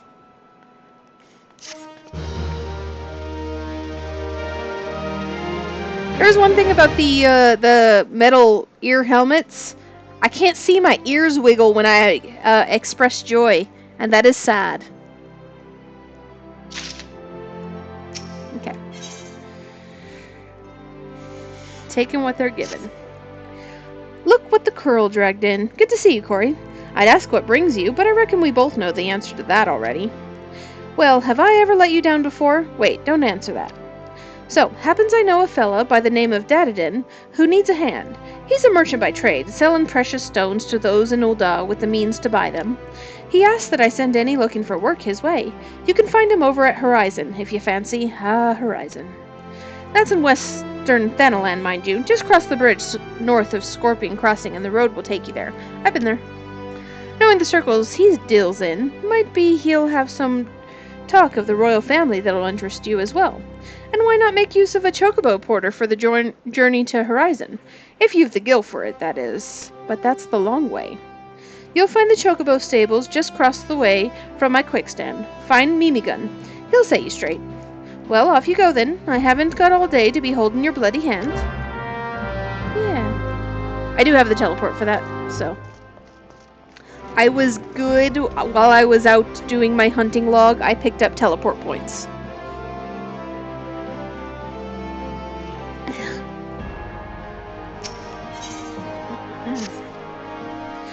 Corey. Miqo'te said you might come. I take it you wish to undertake one of the many guild leaves available here at the Adventurers Guild? Guild leaves are the means by which we document requests for assistance from the citizenry, prior to assigning them to adventurers possessed of the necessary skills. From battlecraft leaves that require the extermination of monsters, to tradecraft leaves that ask for the creation of goods, the tasks we term leave quests are many and varied in their nature.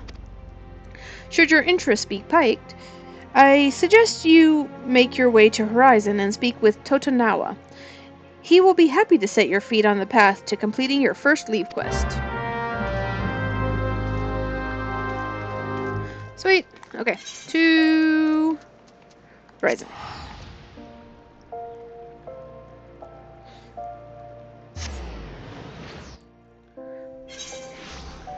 Okay.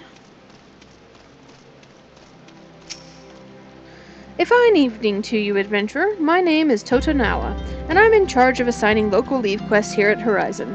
Are you come at the behest of Eustace, are you? Excellent. Allow me to set you to your first task. It shall be a simple one, mind you. Before I can permit you to undertake official duties, it is essential that you prove yourself of sound body and mind. Take a moment to review the task outlined in this guild leave. Do you believe it within your capabilities? It is a well-documented fact that Peace prefer Lalafellan meat to that of the other four races. Oh, really? Various opinions on the reasons behind this have been long debated, with the most widely accepted being that the squat, rotund build of the Lalafell makes them easier to swallow whole. Seeing that the majority of Ul'dah's population is made up of Lalafells, this makes the hills of Thanalan a perfect feeding ground for the giant Scalekin, and this is why the Brass Blades are constantly seeking volunteers to travel to the hills and slay the creatures before they find their next meal. So that's nice to know, you know, that Lalafell are apparently tasty. I'm gonna go do this real quick.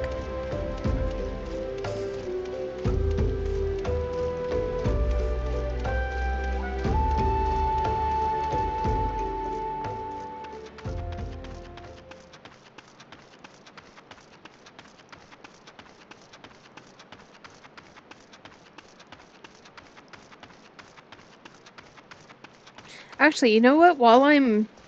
After I do this, I might head up there and pick up the glamour quests. Actually, you know what? I'm gonna go there and do that first, and then I'll come back and do the leave, because I really want dyes and glamour.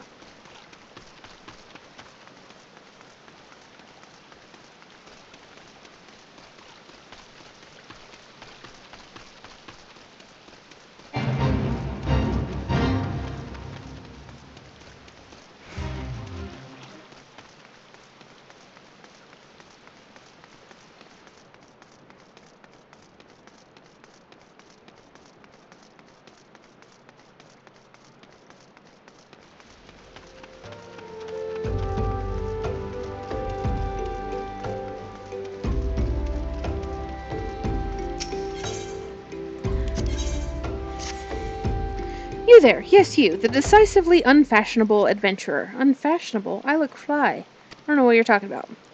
Gods be good, never in my life have I seen such unapologetic focus on function, at extreme cost to form. The mere sight of you fair makes my eyes bleed. As a lover of all things aesthetically pleasing, I cannot in good conscience allow you to continue roaming the realm in that sorry state. I believe your appearance can yet be salvaged through the use of color. I will teach you how to go about dyeing your outfit, but first I must have a drink. The heat has given me a vicious thirst, and I won't be able to talk for any length of time. Be a dear and buy me a bottle of orange juice at the stall by the northern gates, would you? Once I have moistened my throat, we shall see to the business of remedying your appearance. Goodbye, I have liquids. Okay. Oh dear, dear, dear. This will never do. My sense of aesthetics simply won't allow it. How can you go out dressed like that? My dear, if only you'd spare a thought for style and coordination. I hope your garb holds up during a scuffle, because there's little else going for it. Rude. That's it. I've made up my mind. From this day forth, I'll take it upon myself to save you from any more fashion disasters. What in the hell is going on in my house?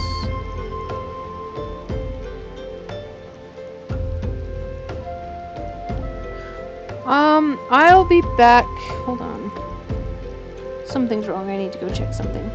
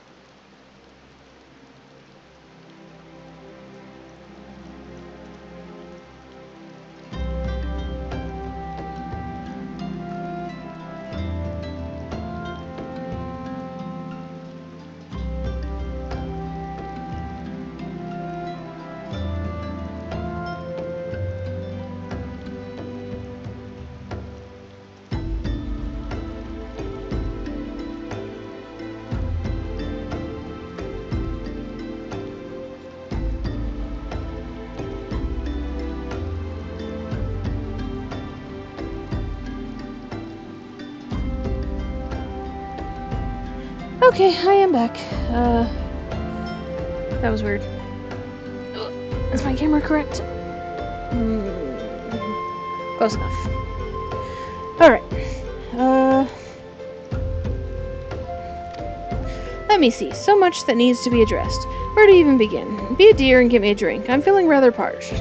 And this is a matter best discussed over a glass of something cold. Just go to the pissed paste and ask Slind. I'll have some blood orange juice. And tell her to make sure there's no pulp in it. Now off you go. You're awfully picky for somebody asking somebody to go get you things. I need orange juice. One of those.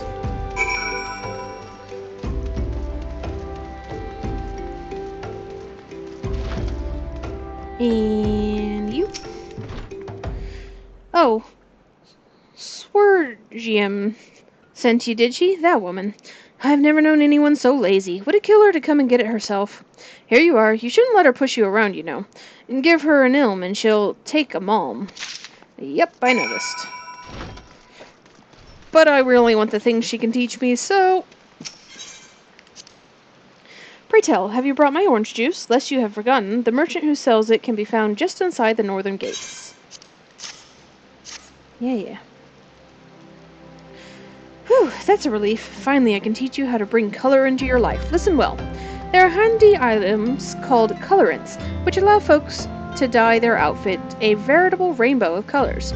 These colorants are so simple to use, adventurers have no excuse to be fashion unconscious. Lest you worry that dyeing will affect your garment's precious properties, you may rest assured it will not. The practicality of you adventurers love so much will not suffer for the change in appearance. A change for the better. It should also gladden you to know that garments can be dyed repeatedly, so there is no fear of getting locked into one color. The garish pink that seems such a wonderful idea after a dozen glasses of red can be undone. And that is all you need to know about dyeing gear. Now, what are you waiting for? Get out there and bring some color into your life. I will get right on that. And here's your other orange juice. Oh, delicious. Nothing better on a hot day. Some say I have expensive tastes, but life's too short to settle for second best. Of course, that extends to my choice of wardrobe, too. By the way, you look hideous. Now that I'm feeling refreshed, shall we get started?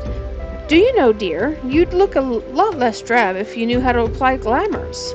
What's a glamour, you ask? Well, they use a glamour prism as a catalyst to project the image of one item onto another. It's an illusion, mind, but very convincing. This means the original object stays essentially the same, it just takes on a new appearance, that's all. Remember, if you fancy a change, you don't have to stick with the same glamour. Just apply another one on top, or use a glamour dispeller to return the object to normal.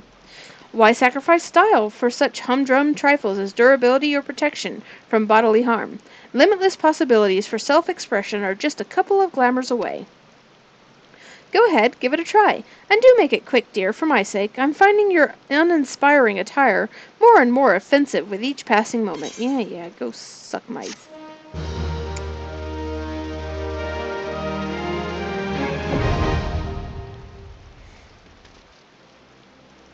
Rude. Okay. Actually, what's this other one? No. Okay. But there is another quest here somewhere. And I should go find it and do it. You. Well, this is a pretty kettle of fish. You'd think Rogadin would be too damn big to get seasick. If he's a sea wolf, then that's even more embarrassing. Oh, adventurer, yes, you there. Looking for work, perchance? Name's Tatafu. I'm a merchant just back from Limsa Lominsa. I want to go to Limsa Lominsa. And I'm in a spot of trouble. Hired this big lug to make the deliveries, but what I got instead are a couple of chum pails badly in need of emptying. Can't let that stop me, though. Nanalai, the fisher out in Crescent Cove, needs what I've got. And though this upchucking good-for-nothing will be up and about by tomorrow, Nanalai isn't like to stand the wait. Okay.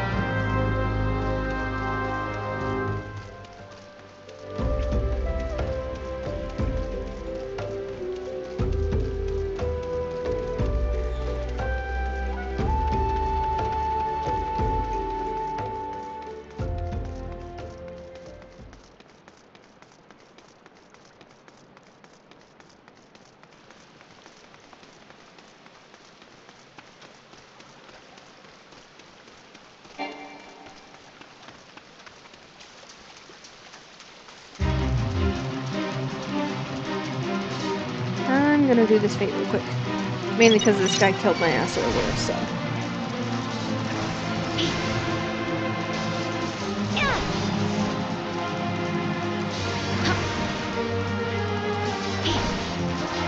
You be away as much as you need.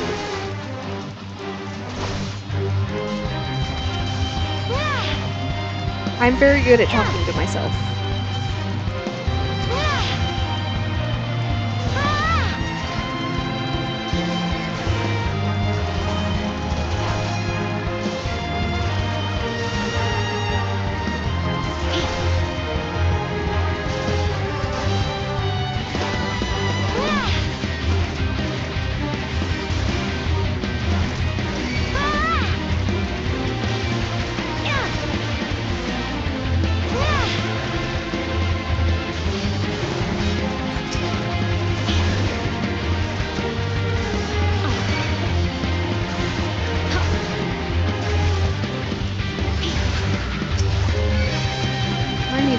guy around this corner.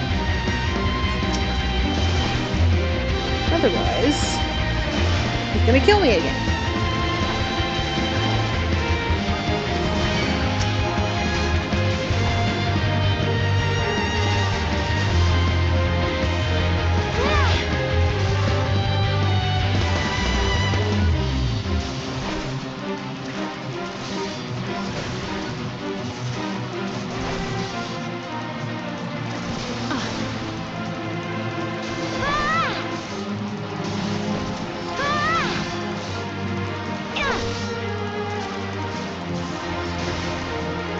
Almost done.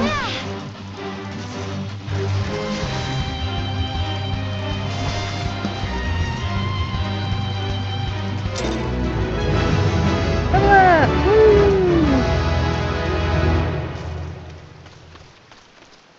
I like levels.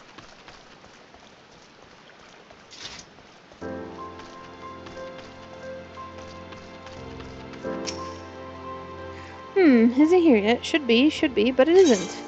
I got your shipment. Oh, you've got my delivery. You've got it. This sack's got some heft to it. It sure does. But it should, too, being full of soil. What will I do with this soil? Put it on the ground, that's what. The littler bag you gave me is filled with seeds. Time for some farming. Calamity's done made the fish stay away from these waters, so if we don't farm, we don't eat. I'm sorry, but the soil here doesn't really look fit for farming, but okay. But there I go, running my mouth near forgetting the business. Got the gill for Tatafu right here.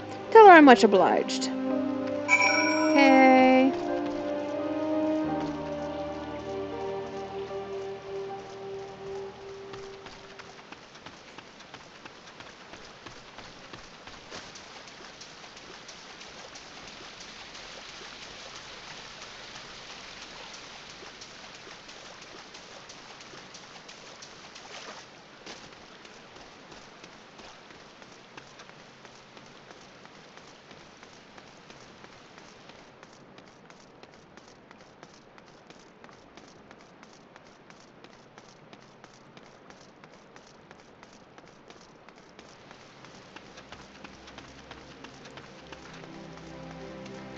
Alright. I have returned.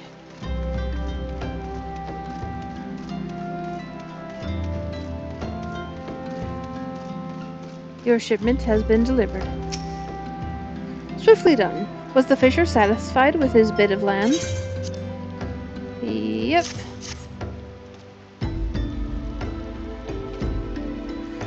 Ah, the payment, is it? I guess he was satisfied. Thank you. Let's see here. Yan, tan, tether, that's everything. Can't rightly say I feel easy in my mind about this. Fishers have little enough gill as it is without squandering it on Nosian dirt. Though what do I know, eh? The farmer in Limsa I got it from said it'll give the coast thin soil the boost it needs. So hey, maybe they'll at least have a fighting chance. Gotta have hope, right? Here, there's some leftover seeds for you. If you come into a bit of land in one of those adventure districts, go on and set up a vegetable patch or two. I do have a house, actually. I mean, it's a guild house, but I can plant seeds if I want.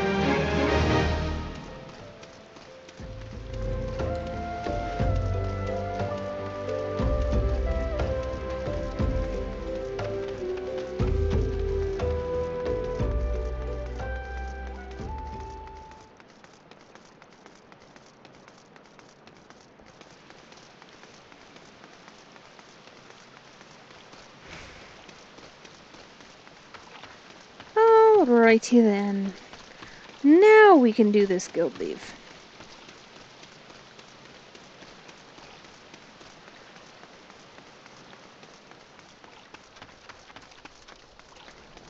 Okay. Initiate. Confirm. There he is. Oh, look, he's right next to a treasure chest. Let's open the box. Box.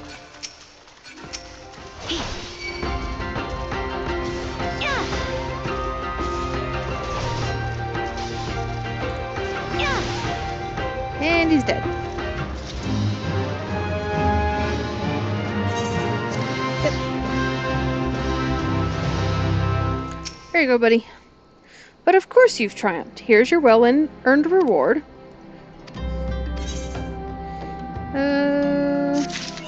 Sweet. Given your stellar performance, I see no reason to deny you official leaves. An industrious individual like yourself could earn a great deal of coin here in Horizon. Sure. While I heartily encourage you to partake in my guild leaves, should you seek a different sort of challenge, you might also consider joining a guild hest. If you wish to know more, pray speak with the Battle Warden Lost Rabbit. I will inform her of your success against the Feist, so that there are no doubts as to your abilities. Yeah, I am sure you will inform her, considering you're like 2 feet from her. Don't know why you couldn't give me the stuff. You needn't say a word, adventurer. I could hear Totanawa quite well from here. Yeah, he's like right there. And this would be your first time joining us. Allow me a moment to explain in detail just what exactly a guild hest entails. More than a simple leave quest, but not quite as realm-shaking as a grand company outing, guild hests would test your ability to work together with a small party of battle companions to overcome not-so-small obstacles. The duty is taxing, but the coin is decent, and you will be helping maintain the safety of Eorzea and the well-being of her citizens. If what I describe appeals to you, pray speak to me again to join a guild hest. I'm not gonna do the guild hests on camera. They're not... There's no story to them or anything, so...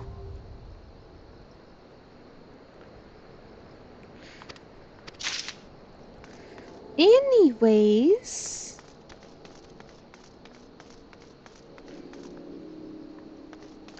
Foopa Loopa! Oompa Loompa. Hey, Foofa Loopa. By the toe. Most dire happenings are afoot. A most grave and treacherous trespass. Some unprincipled knave has been filching supplies from the storeroom. In order to apprehend this morally challenged rapscallion, I have procured 4 iron leg traps. To be completely honest, however, I'm not entirely certain how these things work. Would you be so kind as to set them up for me? Once you are done, please report to my fellow brass blades, Chechezen. He'll want to know that his traps are being put to proper use. Okay. And you? Greetings, adventurer. If you have a moment to spare, I have a proposition that's guaranteed profitable and legitimate both. Really? The fact that you have to say it's legitimate makes me worry that it's not legitimate. Tell me, do you know what pastes are? Pastes? I don't know. It's the skeleton that looks like a snake, except it gets around on 4 legs. The creatures are wont to petrify their prey with their dreadful gaze before moving in for the kill. I want to get my hands on their eyes. Eyes of the serpent, they're called. And I need someone who knows how to handle deadly wildlife to do the procuring for me. If you could slay some of the beasts and bring me 4 of their eyes, I'll see to it you're well rewarded. Da-da-dun. Miqo'te sent me here. Said you got work for me. Corey, I presume. Hi, Miqo'te said to expect you, and so I have. Welcome to Horizon. Ours is a trading settlement that sees goods in from the port of Vesper Bay to the west. And trade we do. Nary a day goes by that Horizon isn't bustling with some manner of merchants and officials. And they keep us running about busy, they do. Enough so that I wish I had chocobo legs in place of my own. And that's why I've asked Miqo'te to send me any souls looking for work. 12 know there is plenty to be done around here. Speak to me again when you're ready to make yourself of some use. I was born ready.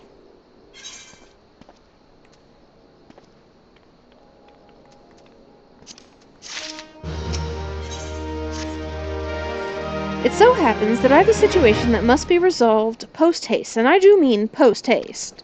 I'm plumb out of premium product, and my latest order has yet to arrive. If I keep my customers waiting any longer, this could irrevocably damage my reputation. What's worse, I paid my man in advance for his services. Despite his assurances that it would be a simple affair, I've heard nothing since he departed for Copper Rail Mines days ago. Find Drunken Stag and give him this notice. I cannot afford any further delay. Okay. But first, let me place some traps. Why am I placing them at the entrance? I don't know. Instructions unclear. Oof, these look nasty, actually. Like, pretty sure this would devour a Lolafell. It'll get more than their legs, I guarantee you that.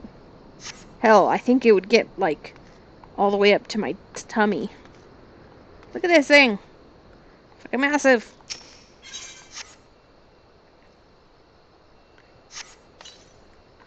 Okay, this is fine.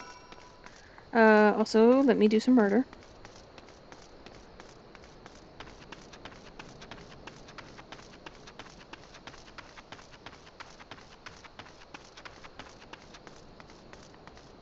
Murder time! Whack.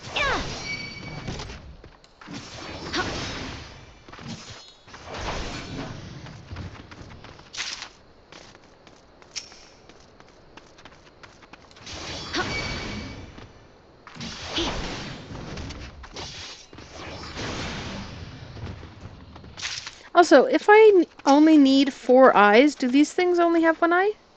No, they have 2 eyes. So if I only need 4 eyes, why do I have to kill 4 of them?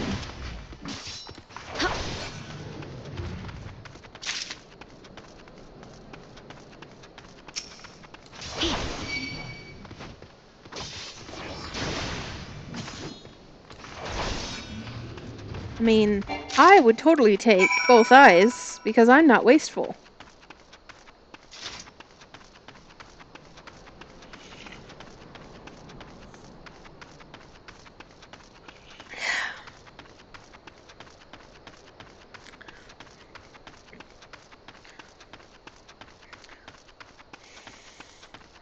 Hey, Drunken Stag, you got some product? Also, who the fuck First of all, who named somebody Drunken Stag?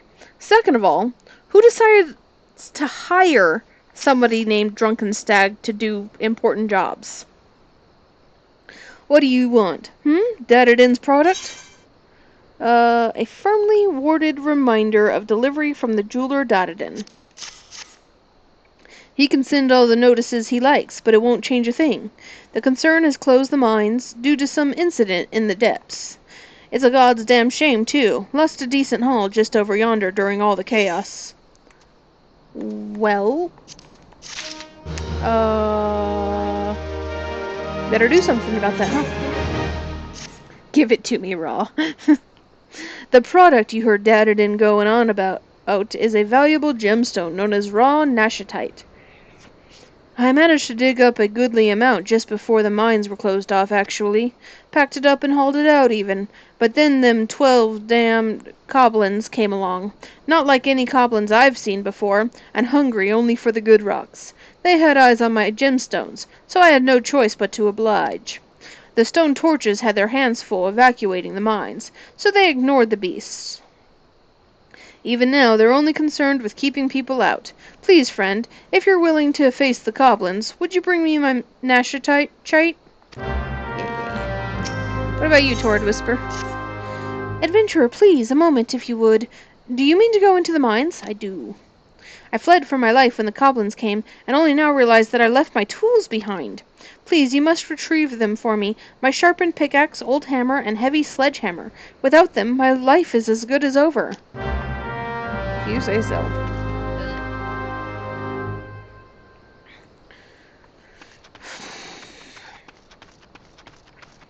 Okie dokie.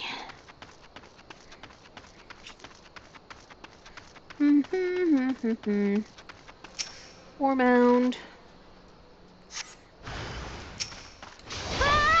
Whack.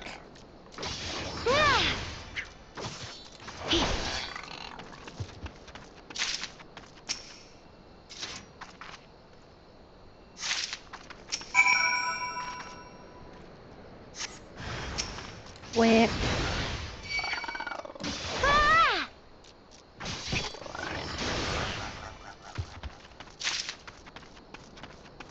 There's a hammer over here.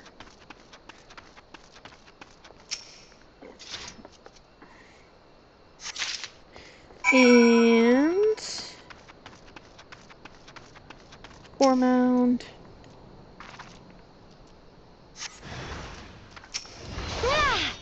I whack at thee. And... sledgehammer. Okay, I got both of your guys' stuff. I am good.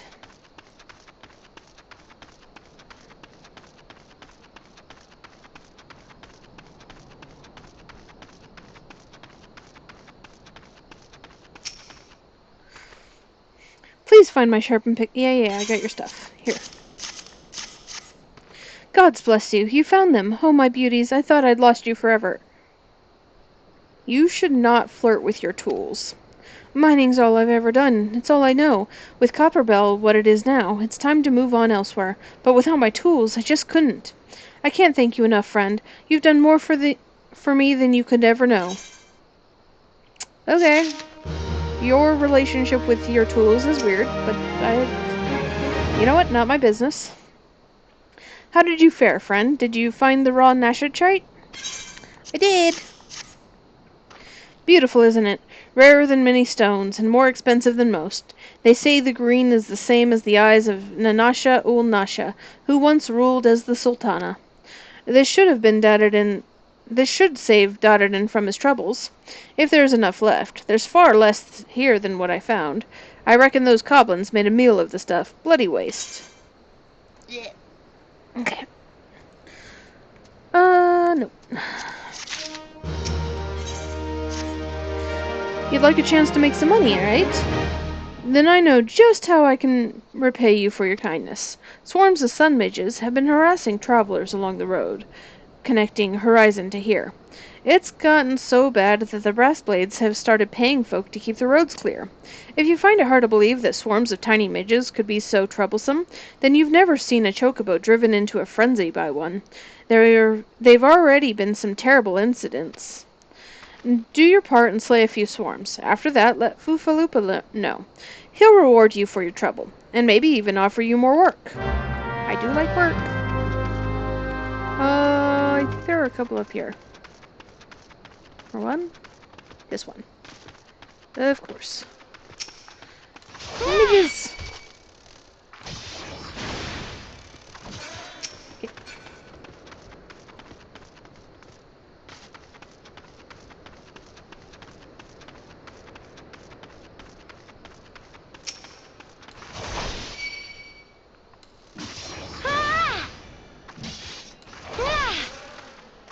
Okay, and here's one.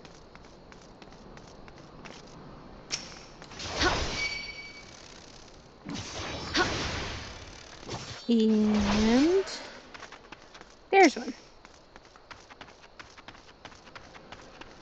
Come here. Snap.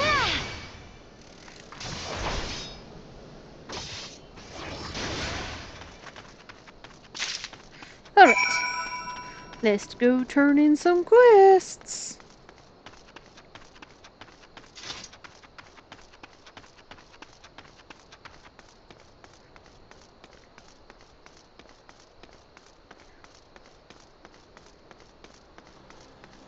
Shiny horse. Shiny. Okay. Chichazan. You set those traps up for Foopaloopa, have you? Excellent. Perhaps now we'll see who... Those balls in a knapsack. Are those my leg traps at the front gate? A trader's chocobo could step right into that and lose a foot. I better disarm those things before someone important is horrifically injured. Yes, I know you were just following orders. It's Foofaloopa, you see. He certainly means well, but disaster follows the man like a behemoth chasing a butterfly. Sad. Welcome back! Alright. You didn't miss much. That's 4 eyes of the serpent I want. Slay as many pieces as it takes to procure them. Yep. I had to kill 4 to get 4 eyes, even though they each have 2 eyes. And these gemstones happen to fetch a handsome price in Grodania. Pieces aren't found in the Black Shroud, you see. As a merchant, it's my job to know such things. Okay.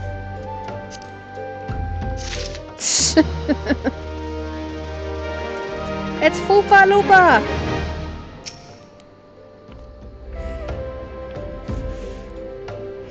Greetings and salutations, adventurer. To what do I owe this? Wait, you've slain how many swarms of sun midges? You have my sincerest thanks. The brass blades have been struggling to keep them in check, so your assistance is greatly appreciated. Will you be staying in Horizon long? If so, there is much more you can do to help out here. I will do so.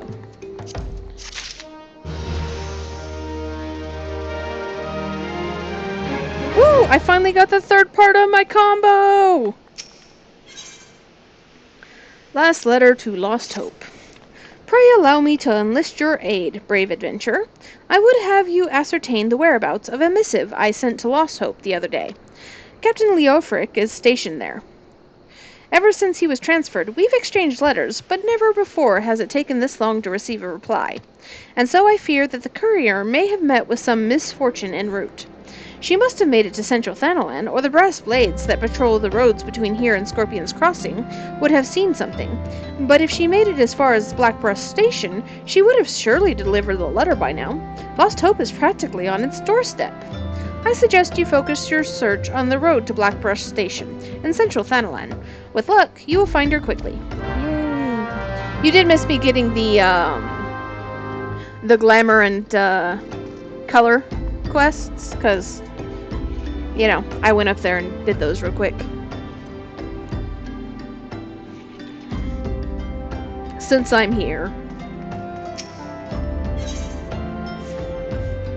It's okay, I will post this on YouTube and you can watch what you missed.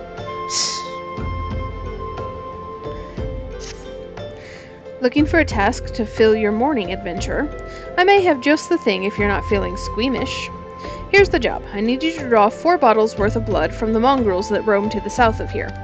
Once you have enough, take the foul fluid to a brass blade by the name of Nononzo. You should find him somewhere along the road out of Horizon, bemoaning his terrible fortune, no doubt. Happy hunting! Okay. More murder! Isn't some of those dogs here, too?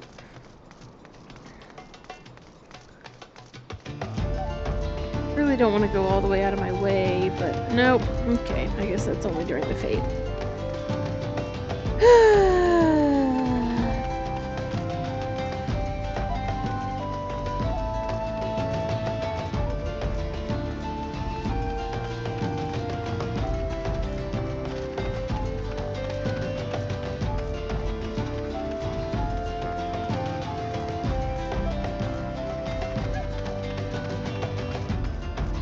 I'm gonna murder some puppies.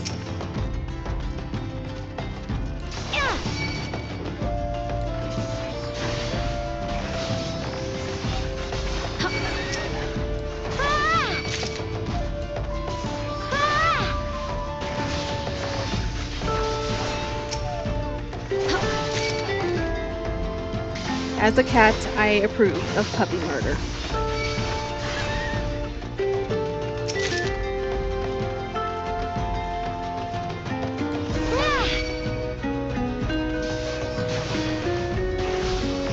Okay.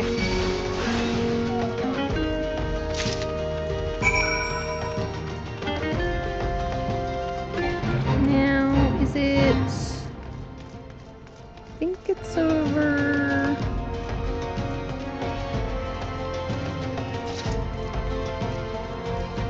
Yeah, it's right over here. Pardon me. Excuse me.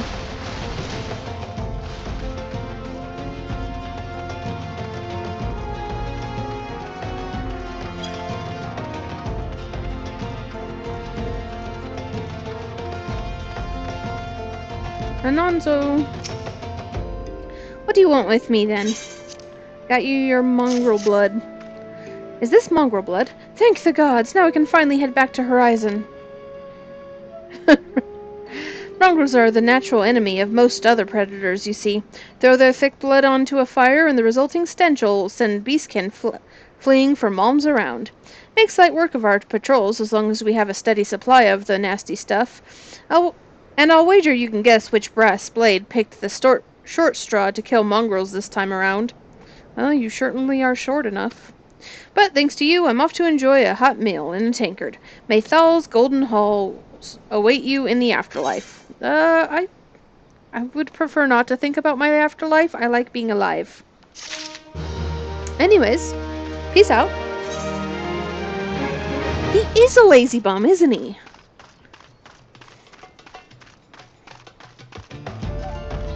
I don't even like the brass blades. I don't know why I was helping him. Because they were gonna pay me. That's why. I do like getting paid.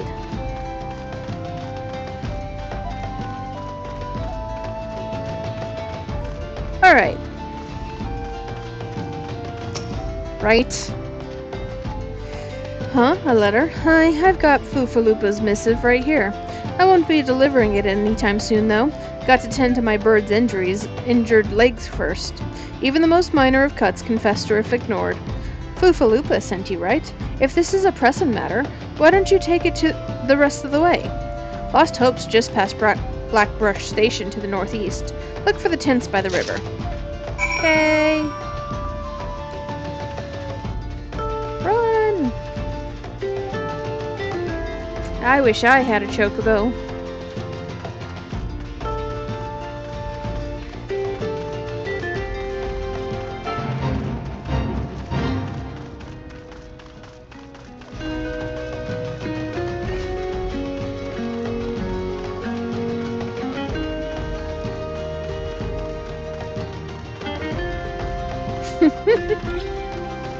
And banned.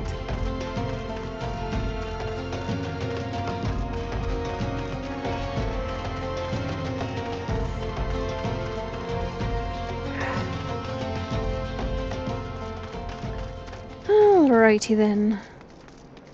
Deliver this letter.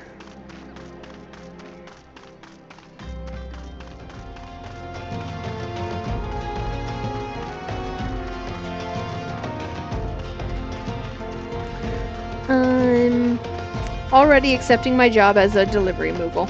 One day I shall be the proper. I'll even carry the title.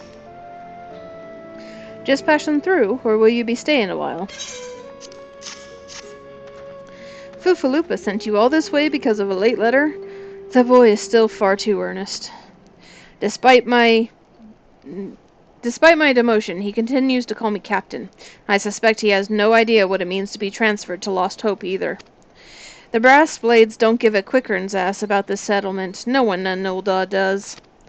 All here have been forsaken, adventurer. The refugees, their protectors, and you will be too if you're seen associating with us. Yet you think I give a shit what they think? You're just making me want to hang out here more. Thank you for the letter. Now for your own good, leave. No. In fact, I'm going to stay longer. What quest you got? You look as if you've put a few beasts down in your days. A few? Yeah. Would you mind putting down a few more? Like a few hundred? Is that what you're talking about? A friend of mine has taken ill, and I simply must have gigantode secretions from the liver of a toxic toad to treat him. 2 vials would suffice. You can find the nasty creatures in the unholy air. Do me this favor, I beg you. My friend will die without treatment, please. Okay. Fringe benefits. Thank the gods you're here, adventurer. You must help us.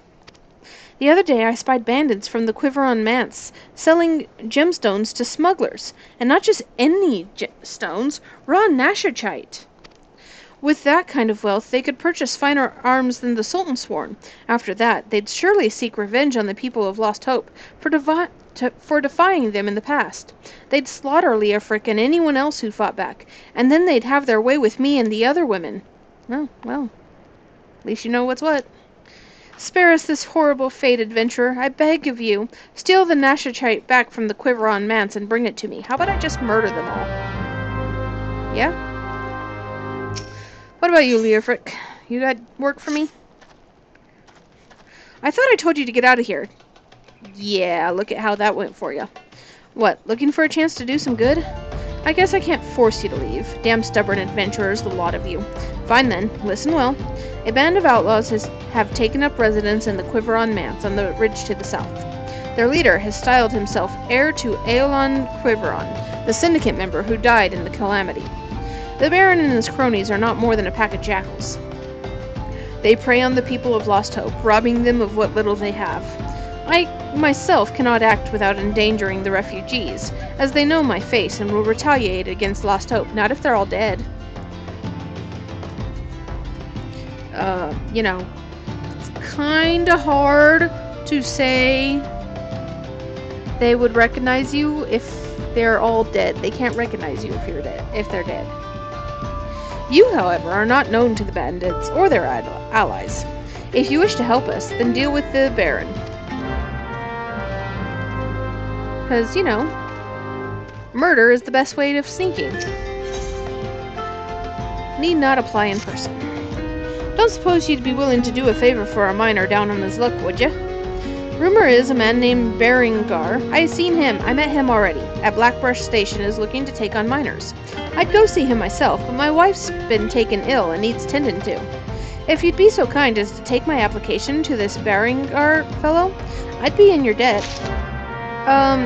So, here's a question. He's hiring miners. The fact that you can't leave your tent to go mining means that, I don't think you'd qualify for the position. Just saying. Anyways, I'm gonna go kill some toads.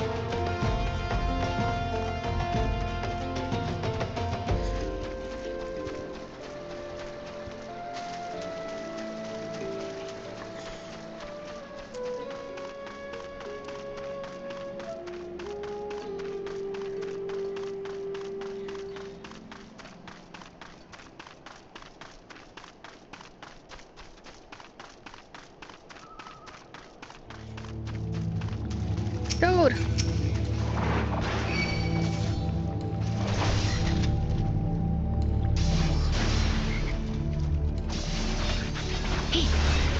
Creepy looking fucker.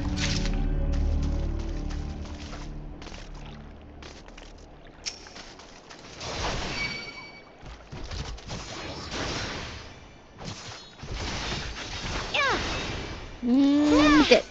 Okay. And now, so let's go murder some goons.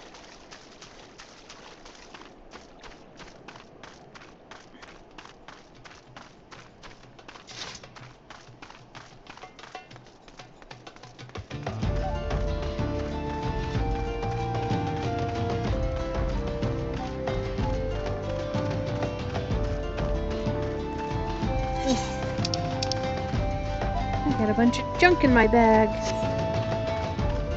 This is fine.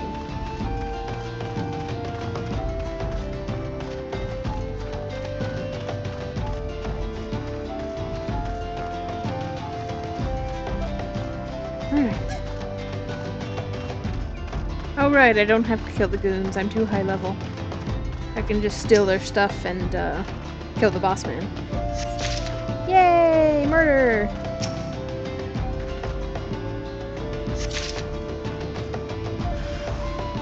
Whack!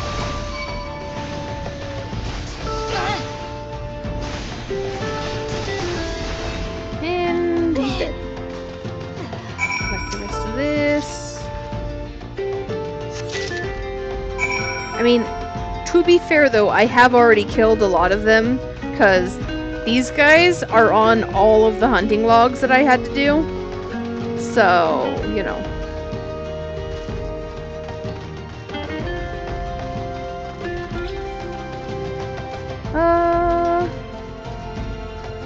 Yeah, I can make that jump.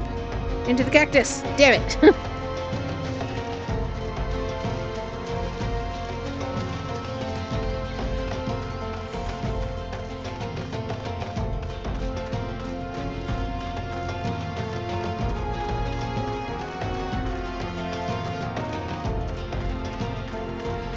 Alright.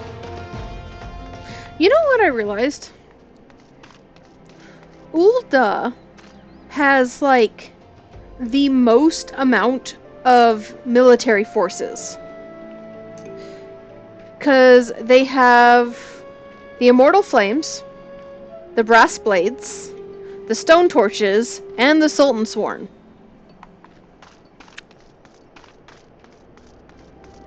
And yet, they have the most crime! Mostly by those military forces. Oh my goodness.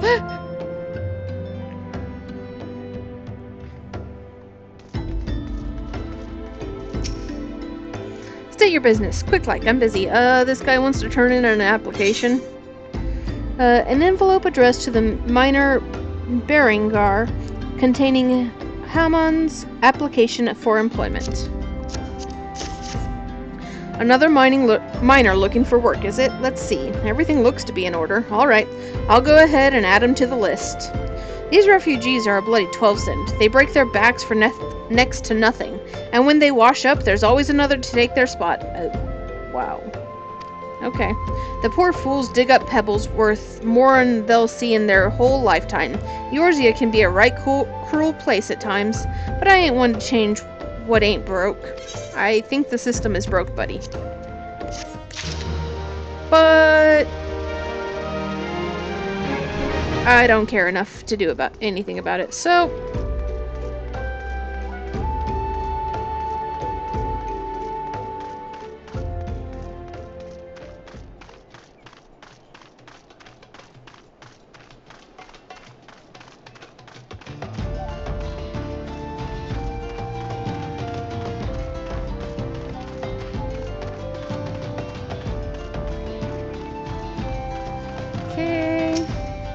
got your toad stuff. Yep. There you go. Oh, bless you. You are not a moment too soon. After some light preparation, I'll be able to give this to my friend. He has always had a weak heart. Were he rich, he could take the meals and reagents he needs, and we would have no need for such foulness as the bile of toads. Hope is not all that is lost to us here. Gil and good health are scarce as well. A necessary evil in a nation such as Ul'dah, I suppose. The few at the top feast and flourish, while the many at the bottom starve and suffer. Yeah, this place does kind of suck.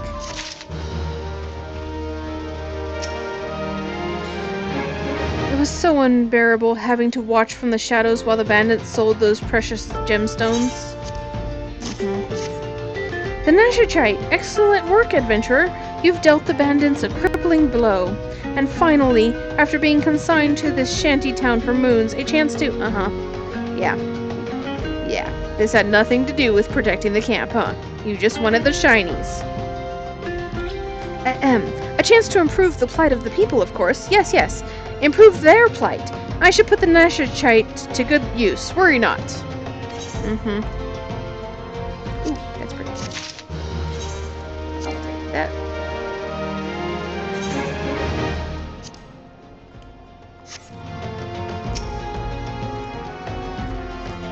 So it's done. Good. I hope that wretch died screaming. Oh, I made sure of it.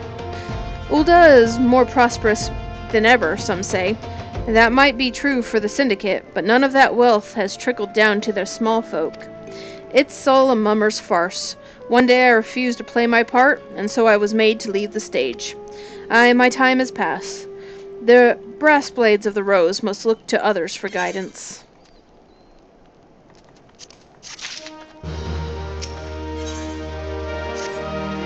As you may have noticed, I'm in no shape to leave Lost Hope right now. So in my stead, I'd like you to return to Horizon and give this dagger to Fufalupa. Although it's just an old, ornamental dagger, it belongs with the brass blades of the Rose. I should have given it to the boy before I came here. Okay. Poof.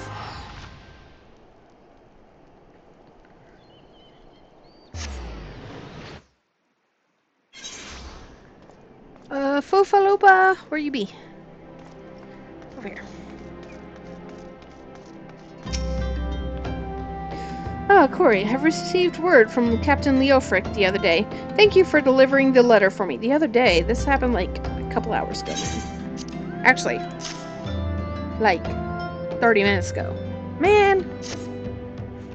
Why do you have that dagger? Only a captain of the brass blades of the Rose is permitted to possess it. Captain Leofric says I am to have it. There must be some mistake. He couldn't possibly mean to tell me that. No, of course not. I am not worthy to wield it. Nevertheless, I shall respect the captain's wishes and take the dagger into safekeeping until he comes to reclaim it.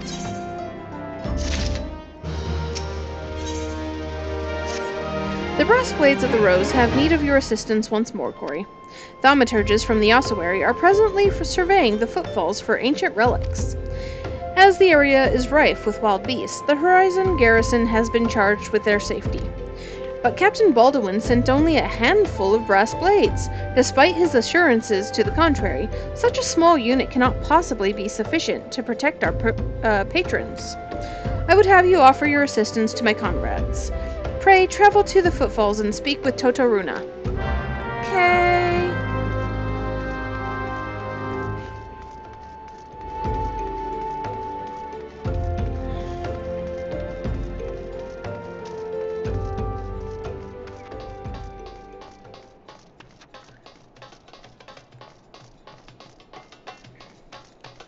I like looking at my tail wag as I walk.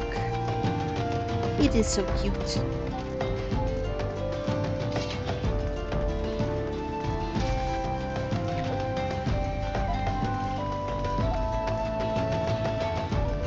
Wiggle, wiggle, wiggle. Totoruna! Oompa Loompa sent me. A bleeding adventurer come to help?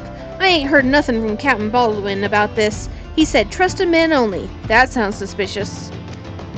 Any road, we got this under control. And besides, this operation ain't got nothing to do with Foofaloopa. Boy's got a stick up his arse the size of a sabatender.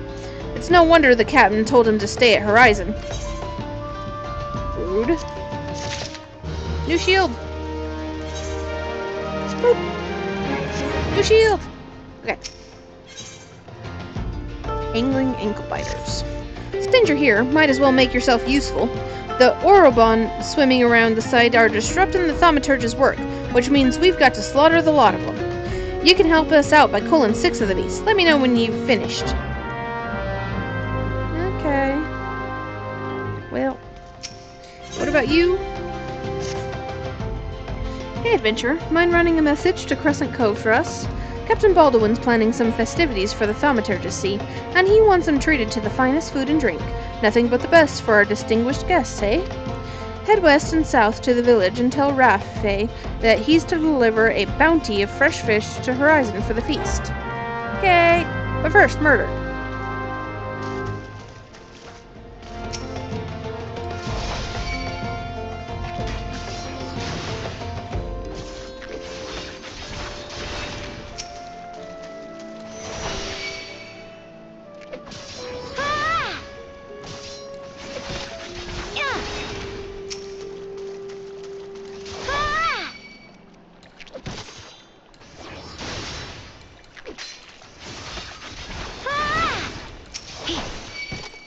Okay, oops, I whacked the wrong thing. That's okay, I'll murder it too. More murder is good.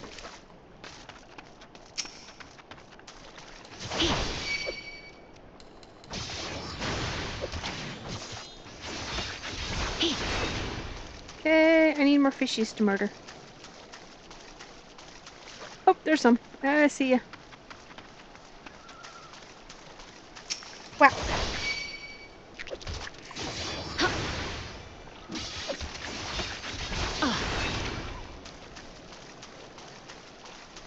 You.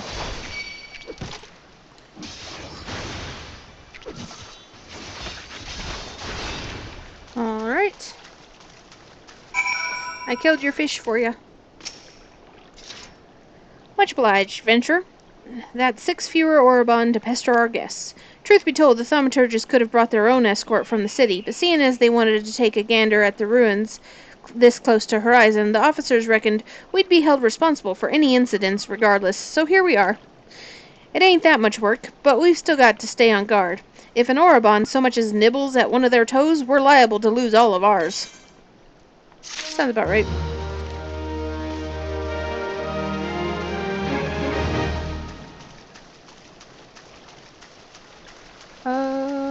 This way.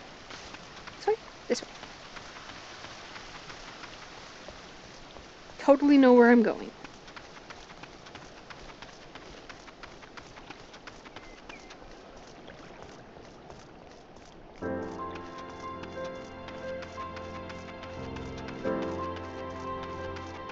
You have a quest for me.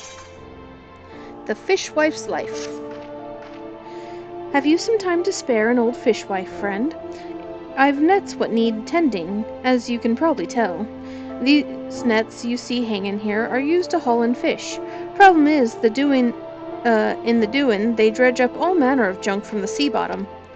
I'd be grateful if you'd pick any debris from them you might find. Okay. There's random junk in the nets.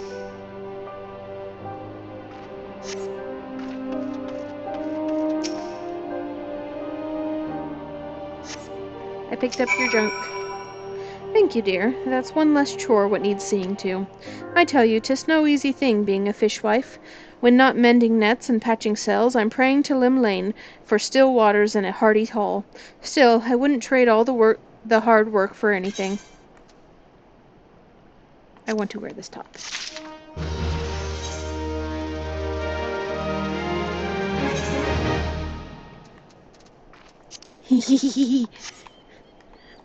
Lol. I like this top. Okay, moving on.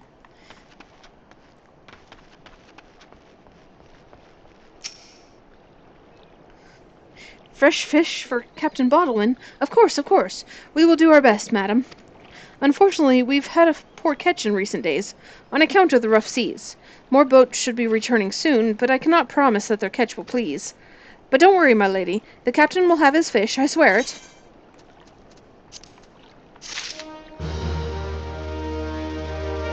What about you? You got a quest for me? Lominson rubbish. Ugh, what a pain in the bloody arse. Who do those Lominsons think they are, anyways? Just look at all this, would you? A merchant from Limsa Lominsa dumped this junk when he shipped out. Claimed it wasn't fit for sellin', so he just up and left it. Barbarians, what passes for etiquette across the Strait of Merlthor? I don't suppose I could ask you to clean up the rest for me, eh? Please? I picked up so much junk already. The mere sight of it fair makes me gag. Yeah, I'll pick up your junk.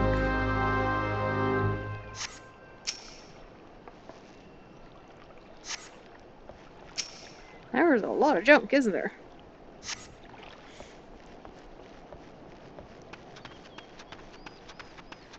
And oh look, there's my next main quest.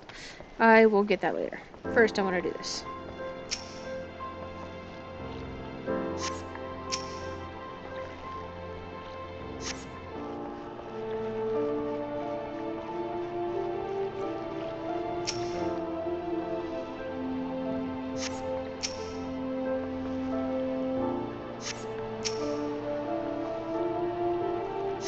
Okay. I picked up all the junk.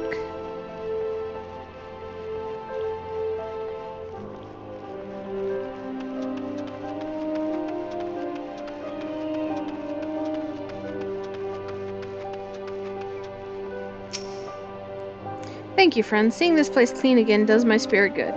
Though I suppose some other Lominson merchant will be by before long, and leave more filth behind. I hate my life. Me too. I also hate your life. Okay, main quest time.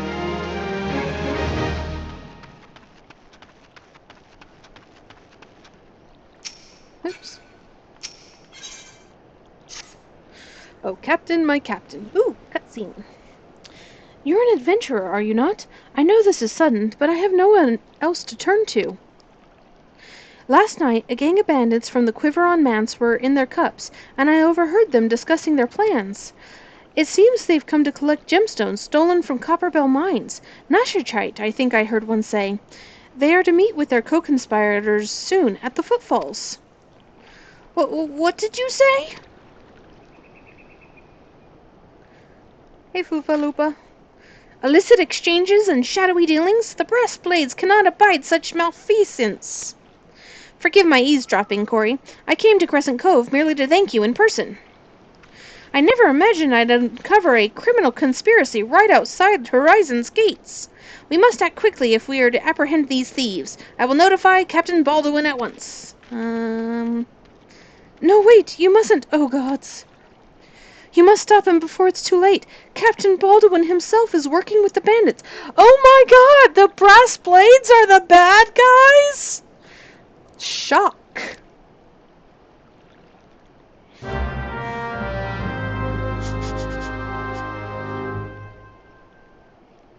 Okay.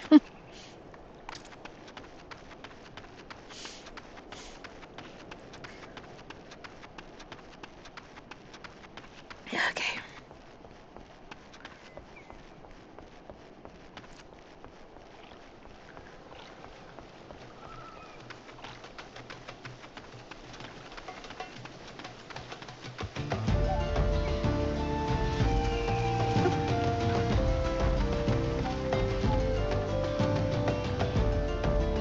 There's just a couple of Lalafell fishing on this rock.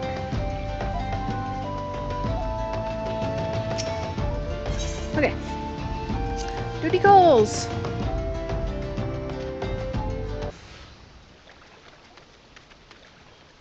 Captain Baldwin, sir, I've uncovered something shocking, something horrible! Someone has been stealing gemstones from Copperbell Mines and... Wait, those gauntlets, those boots! Why, you're one of Quiveran's men, sir! That man is a thief and a scoundrel!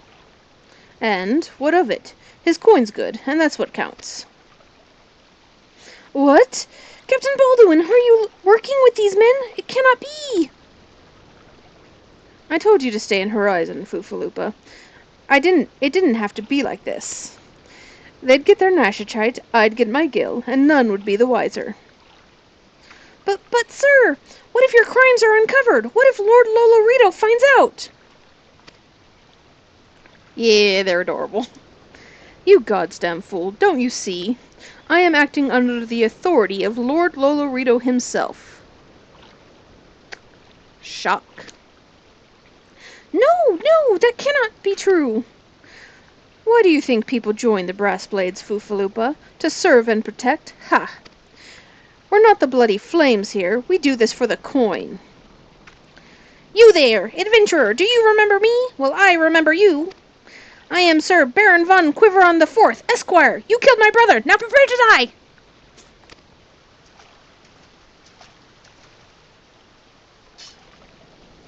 Well, that settles it. It's clearly in everyone's best interest that both of you die. Murder! I'm gonna kill the mage first.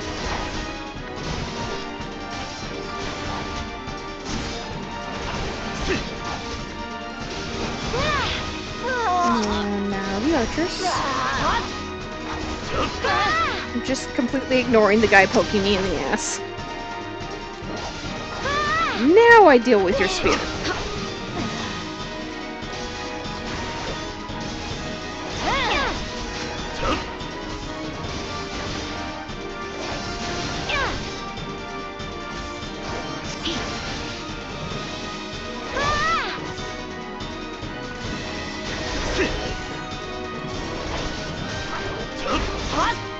Oh, he stunned me, you little bitch! Rude. Now you get a stun, fucker.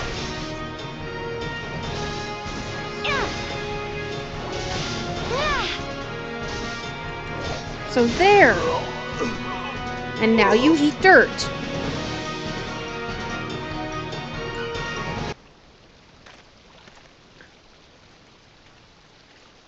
That's enough, Baldwin. Your partner is dead and your plans are undone. You've no reason left to fight. Stay out of this, Leofric. I don't take orders from you. I may have spared your life before, but if you interfere, I will not show you mercy. And what mercy will he show you, I wonder? You who have done so much in another man's name? What are you blathering on about? Every fisherman in Crescent Cove knew about your meetings, you arrogant fool. Quiveron's men couldn't keep their mouths shut. Imagine Lord Lolorito's surprise when he learned that a rank-and-file brass blade was using his name to advance personal agenda. He knows? Seven hells. But I'm a captain. He wouldn't. I was once a captain too, remember? And we both know what happened to me. Well fought, boy. You've done the brass blades of the Rose proud. Captain Leofric! Captain Baldwin, he said that Lord Lolorito... Lord Lolorito wouldn't waste his time on a small-scale smuggling operation. This is all Baldwin's doing. What else did he say? That all of our brethren are no better, and that each and every one cares not for but coin? Ha! Mere excuses to justify his schemes. Aye, we've no shortage of greedy sods, some who'd probably sell their own mother into slavery if the price was right. But there are men like you, Fufalupa, men good and true, whom the small folk respect. Which is why I gave you the dagger. The brass blades of the Rose need a leader with honor, and you're the most honorable man I know. Captain! Thank you for all your help, Corey. The captain and I will escort Captain Baldwin back to Horizon. Pray visit me in town when next you return. Okay, Mr. Oompa Loompa. The one good brass blade.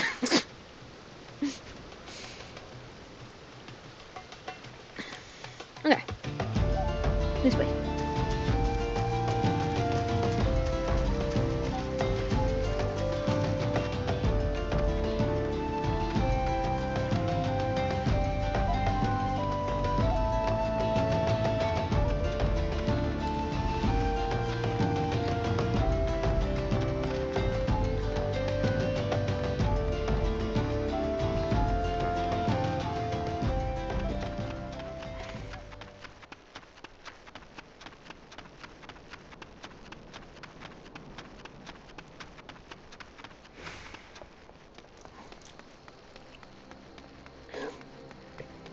Also, I'm at the point in the game where the story is starting, the quests are starting to reward me enough gil to afford my travel expenses. Welcome back, Corey. So much has happened. Captain Baldwin has been arrested and stripped of rank, which means the brass blades of the Rose no longer have a captain. Until a new one is designated, I've been ordered to serve as acting captain of the Horizon Garrison. Though doubtless this is only a temporary arrangement, I will do my utmost to represent my brethren and protect the people of Horizon. Thank you, Corey, for your service to the Sultanate. You are a true hero. See, look! 200 gil! That's enough to afford one teleport. At least to anywhere in Ul'dah. Secrets and Lies. I salute you, honored friend. As acting captain, I should be much obliged if you would grant me a personal request. In our efforts to ascertain the full extent of the former captain's corruption, we have been poring over his personal correspondence. Our search unearthed this sealed letter addressed to a man named Owen. But he is one of the Sultan's sworn elite. I can think of no reason why he should have any dealings with Baldwin. We know now that the former captain was consorting with a coalition of criminals. Could it be that Owen was too? This letter may well serve as evidence of their collusion, and so I dare not tamper with it myself. But given the events of recent days, I knew not whom to trust with this information. Until now. I have chosen you, Corey. Pray bear the letter to Mistress Miqo'te of the Quicksand and relate the circumstances of its discovery. Not only is she a staunch supporter of the Sultana, but she is well acquainted with the Sultan Swarm. She will know how best to proceed. Okay. Let's go to Ul'dah.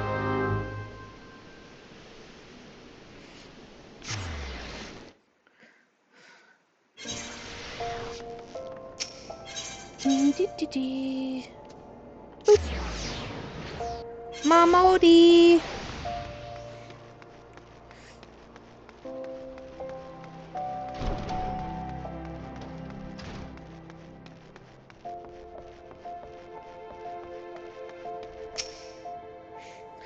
Corey, it's been too long. Dadaden tells me you've been keeping busy in Horizon. I want you to know that I'm grateful for everything you've done for the people of Ul'dah. Even though you've seen the seedier side of our city, you've continued to help your fellow man. Believe me, the folk around here love you for it. Yeah, they also pay me for it, so... What is it? You look like you've got something to say. I got this letter. A letter addressed to the Sultan Sworn Elite Owen.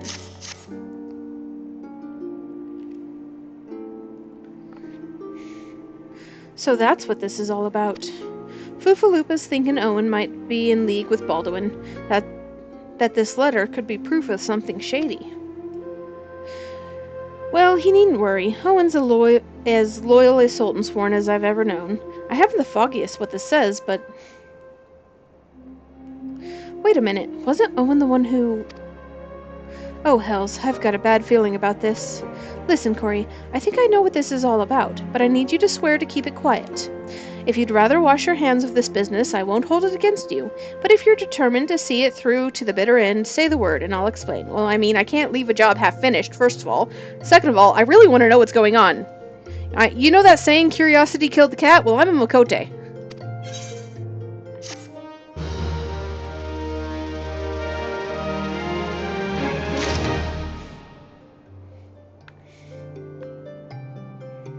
I also want to glamour my gil real quick. Hold on. Shoot. Okay, hold on. Give me the quest and then I'll go get some dyes and glamours. Can I count on your discretion, Corey? If so, then listen closely.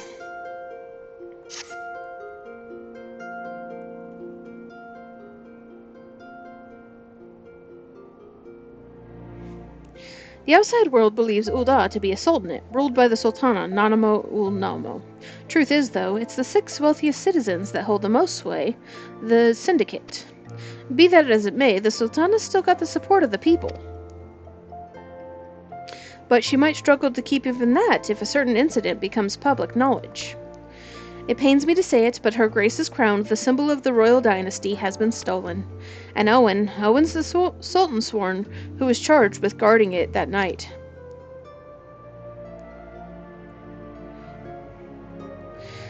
I'd bet anything this letter was written by the bastards who made off with the crown.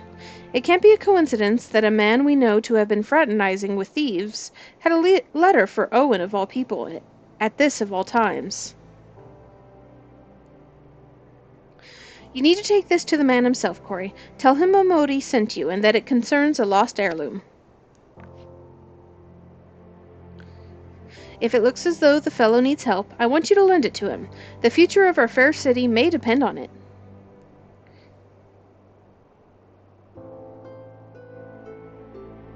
Actually, I'm just going to use what I have to glamour. That's actually fine.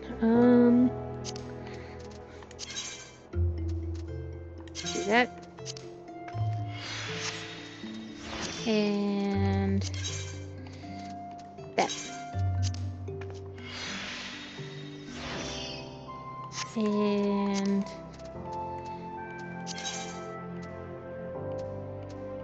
let's go with that. There. Now I look like a professional. See? Professional.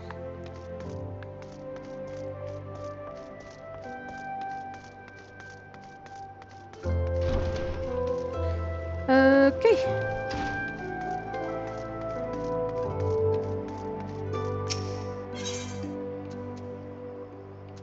And to the chamber of rope. Nope, that was the wrong place. It's fine. This place.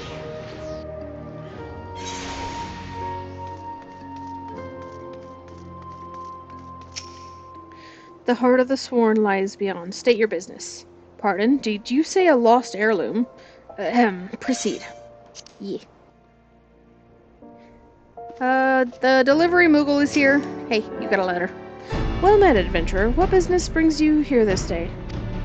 A letter? Very well, let us see it. There you go.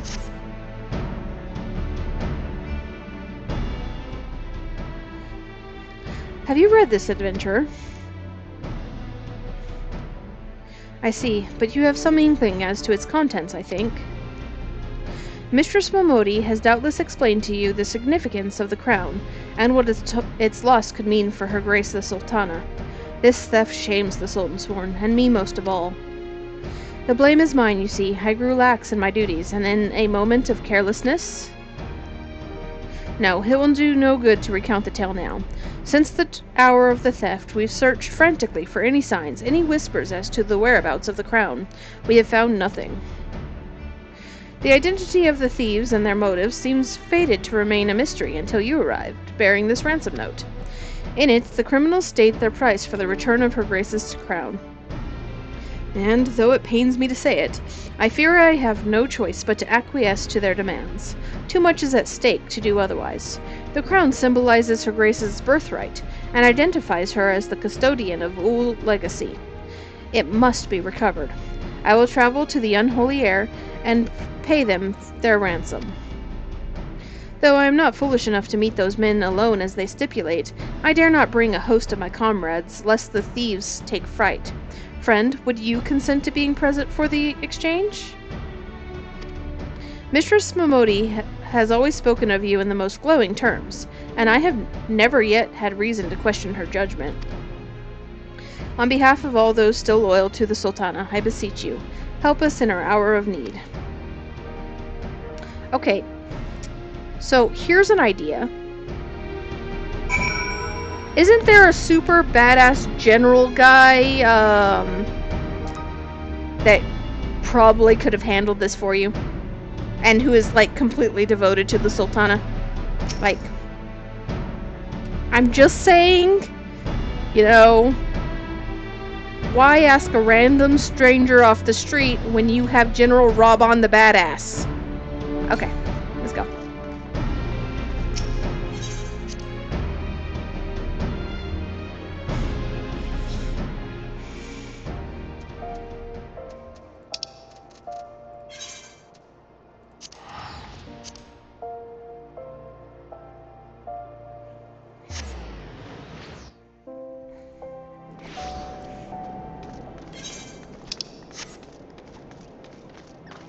Yeah, but the Sultana's crown is supposed to be one of the most important things ever.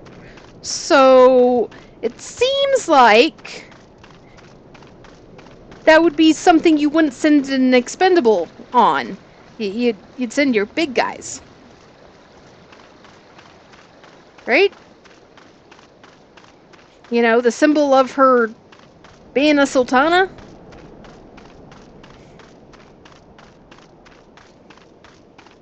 Just saying.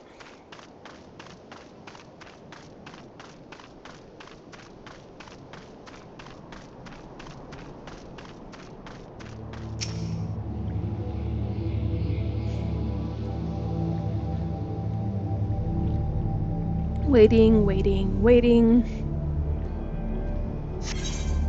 Yep.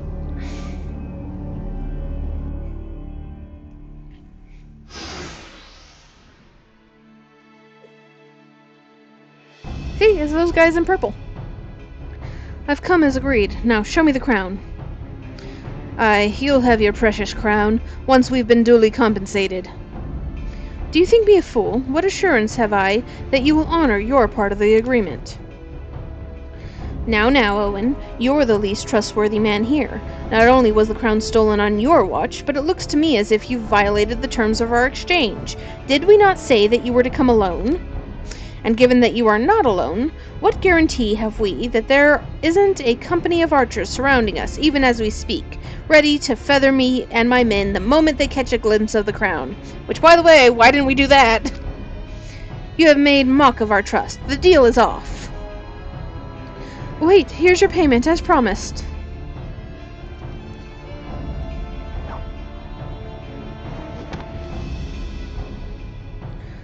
Aye, 'tis the real thing.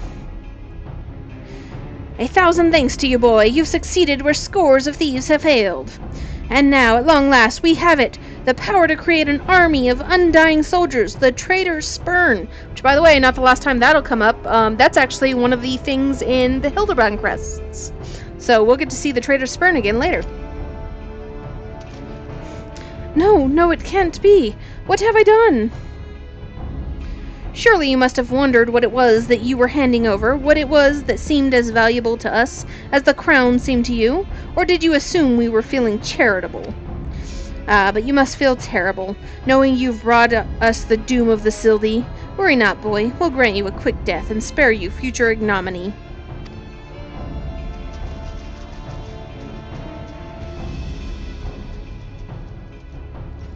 What? They brought extra people? There's too many. Corey, run. Run while you still can. I will do my duty. Dude, do I look like the type of person that would abandon you here after I came all this way? Look, I made the run here, okay? I'm killing somebody before I go.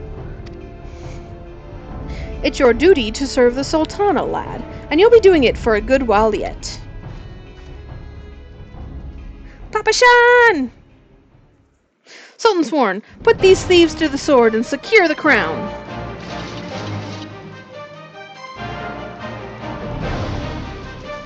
Sultan Sworn, ha! No matter, kill them all.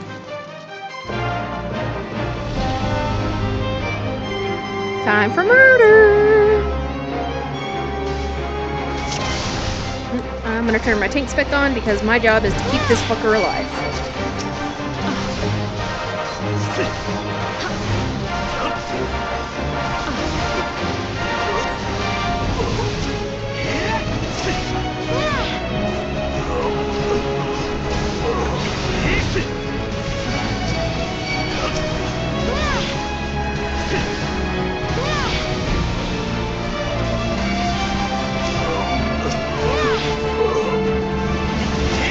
Off he goes, running off again.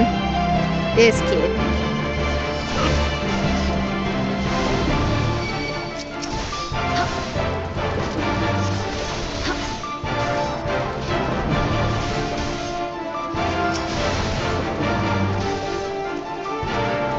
Come on, back over there. Good. Killing some mages. Actually, I think one of those is a healer. I better extra kill him.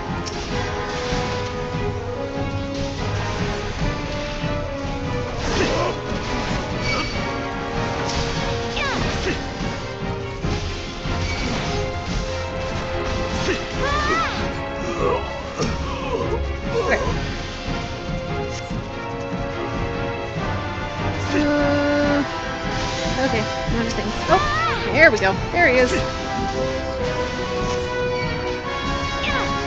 that a void scent? Yes, yes, this is a void scent.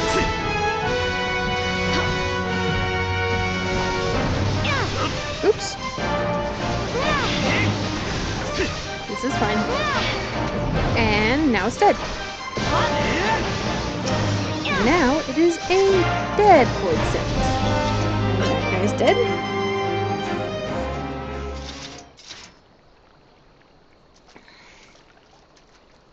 Master Papashan, but why? How?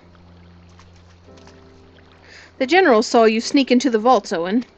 He suspected something was afoot and ordered us to keep an eye on you. Okay, if the general... I'm pretty sure Raban could have, like, handled this with his eyes closed and one arm behind his back.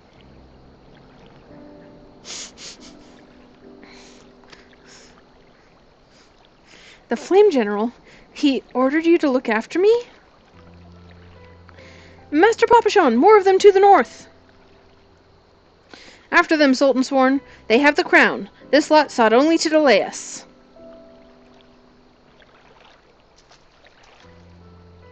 Let us speak again, back in the city.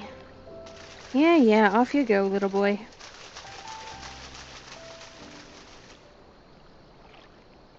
Oh. It is an evil person. The source of her strength becomes clear. You may have bested the golem, but you will not fare so well this day. Whee!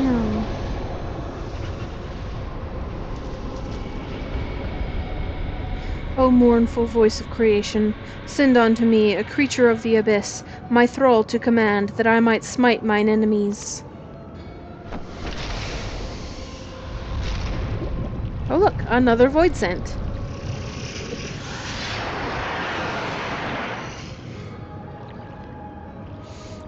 Your very being imperils the plan. You cannot be suffered to live. Okay. I'll just kill your void scent, and then I'll kill you, and we'll be even.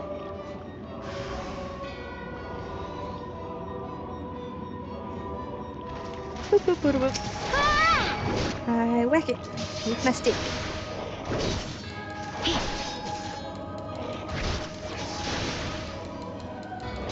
Quack, quack, quack, quack, quack.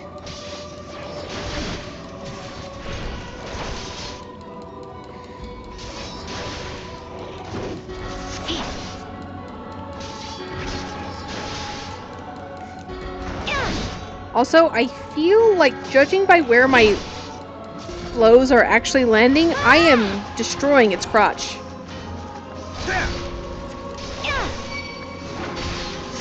So, it still is kind of hard if you don't pay attention. Because I have had to redo this, I've had it fail, when I don't pay attention to where that little kid is running. Because he'll run off and get himself killed and then you'll fail. So if you're not following that guy around, then yeah, you fail.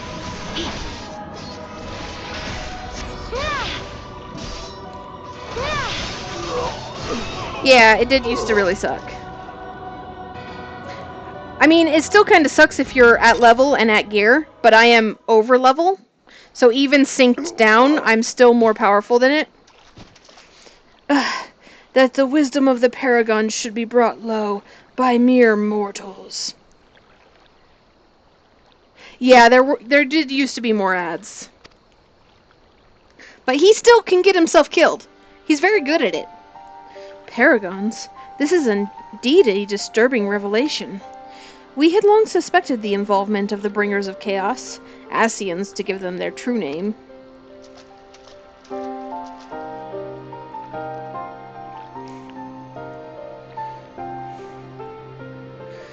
But we cannot be sure they were responsible for the recent disturbances until now, as if the Sultanate needed any more enemies. As Holiencius. Have we Charlians crossed paths with Ascians before? Well, we've certainly... Wait, I don't recall telling you about my homeland. Ah, yes, that's right. You're one of the gifted. I am pretty gifted. You know, this marks the third time I found you in the midst of trouble. If I didn't know any better, I'd say you're a lodestone for it. Anyway, I'm glad I started following you around. Who knows what grand conspiracy you'll stumble upon next? I jest. Had I truly been watching your every move, I wouldn't have taken so long to intervene in your latest altercation. Yeah, you do like coming in clutch there, don't you? Like right at the end? But all's well that ends well, eh? Our masked friend is no more, and while I very much doubt we've seen the last of his kind, his demise will likely grant us at least some respite.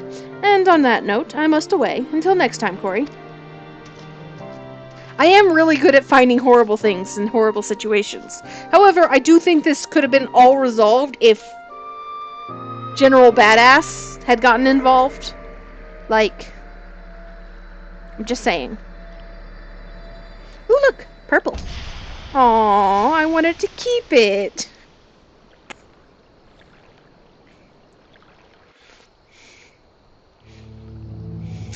Well, that was fun. Your turn.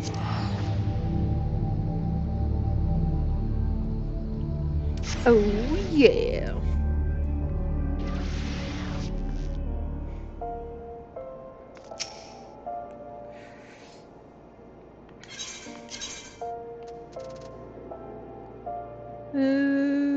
There.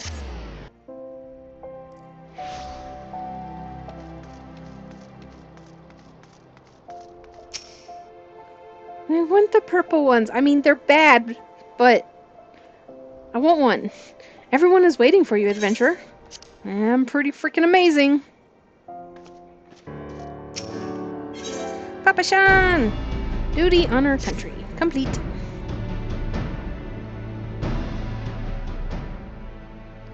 Does it surprise you to see me dressed so, Corey? I was once a Sultan sworn, you know, though it's been 15 years since I put down my sword and took up the role of station master. It is a capacity in which I am no less proud to serve, lest you doubt. Whenever Her Grace ventures outside the gates, I have the honor of protecting her person. Yeah, how's that going for you? Does she always wander off? Never before had I seen her so despondent as when news of the crown's theft reached her ears. I just realized that Papashan has the perfect view of my underwear. But thanks to your valiant efforts, she has returned to her former vibrant self. You have the gratitude of every Sultansworn, Corey.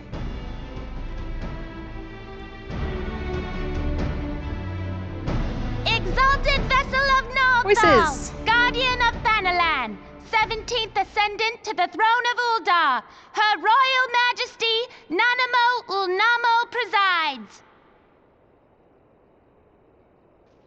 Long live Nanamo! Oh, God. Glory to the Sultana! Forever may she reign! The voices.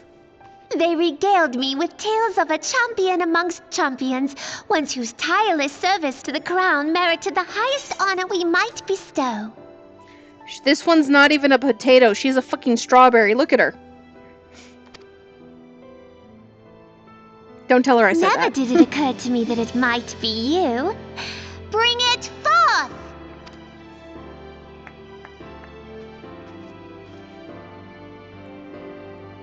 You have handed me nothing.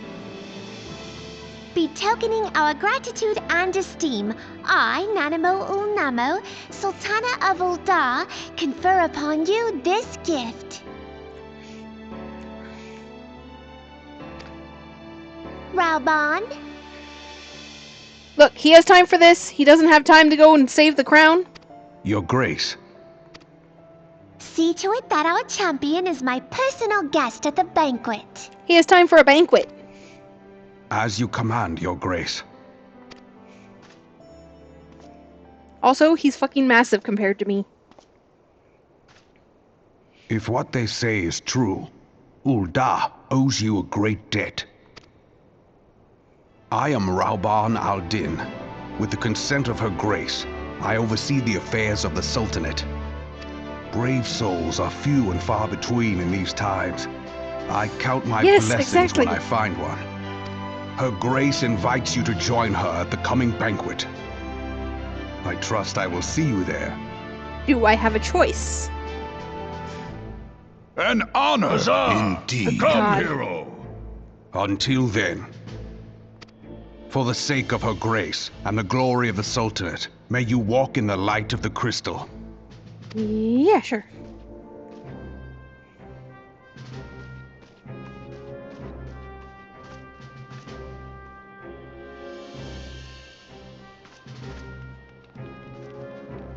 Off the little strawberry goes. Anyways. By the 12, Corey, for an adventurer to receive a personal invitation from Her Grace is unprecedented. Seats at these banquets are offered only to the most distinguished individuals. You'll be dining with some of the most influential people in Ul'dah. I really don't want to. I'm fairly certain all the most influential people in Ul'dah are assholes. Just from what I've seen, you know, since I've been here.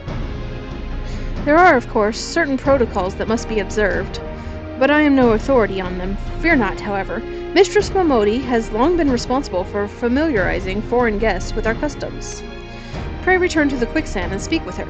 She will tell you all you need to know.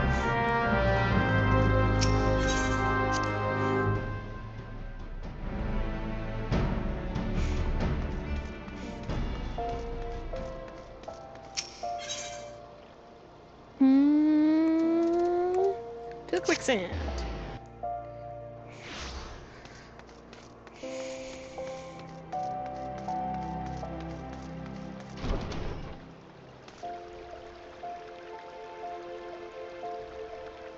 Alice. Oh, she does look like a little Alice, doesn't she? Boop. Jump. Miqo'te, I got invited to a banquet. What should I wear? Welcome back, Corey, and congratulations on your invite to the big soiree. To be honest, I never imagined I'd be explaining these procedures to you.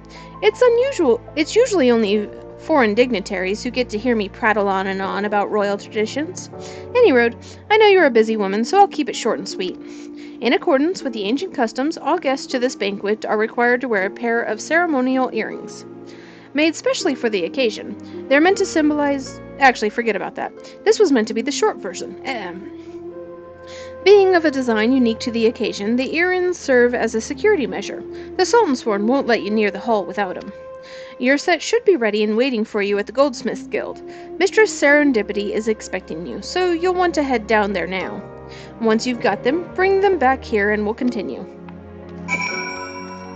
Take off your clothes. No. I am going to go to the market board and I'm going to get myself an outfit suited to a banquet. I'm gonna get me some dress clothes. I want to look good. I need money. Hold on.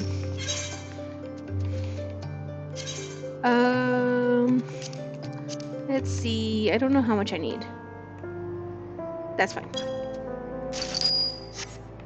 I just need a little bit.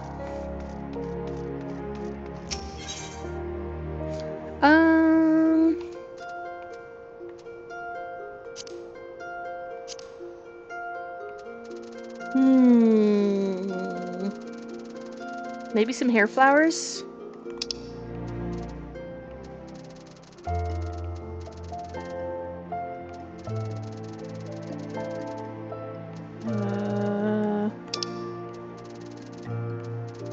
Let's see. There's the ones I like. Let me grab these.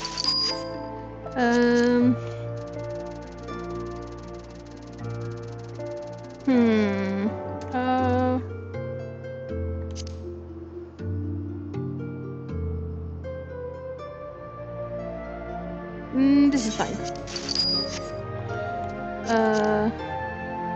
Need some manner of gloves. Alright. I will be here. Looking.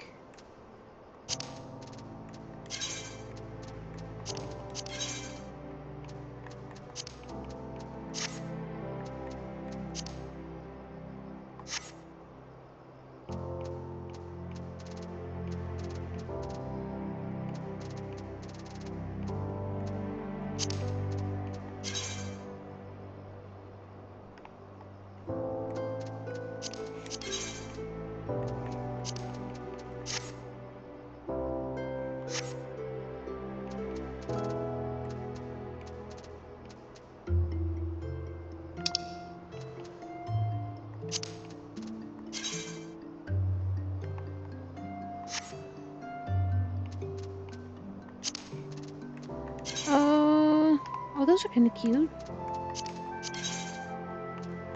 They look kind of expensive, actually. Well, that's actually neat. Very expensive.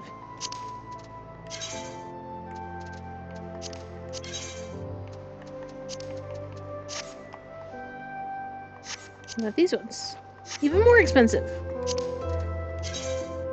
Definitely not. Okay, this is fine. We'll just go with...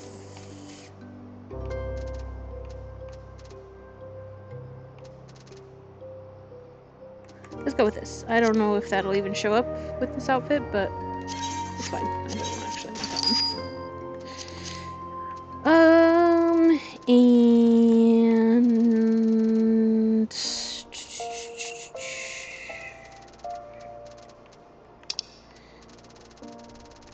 There it is. This. And shoes. Oof. Need shoes. What kind of shoes do I want?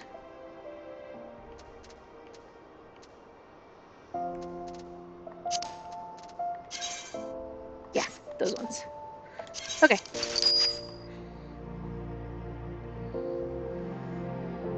Perfect. Yeah. And I'll put the rest of the money back.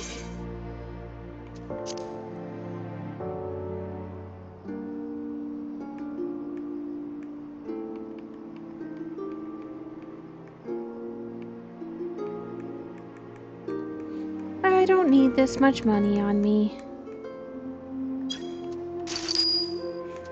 But I do need move like, I don't know, 200? Oops.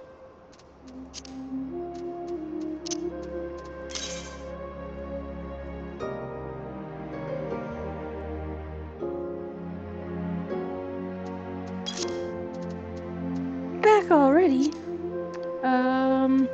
Move like 200. Okay. And I'll take some of these too. Like 100. I don't use these as often. Okay.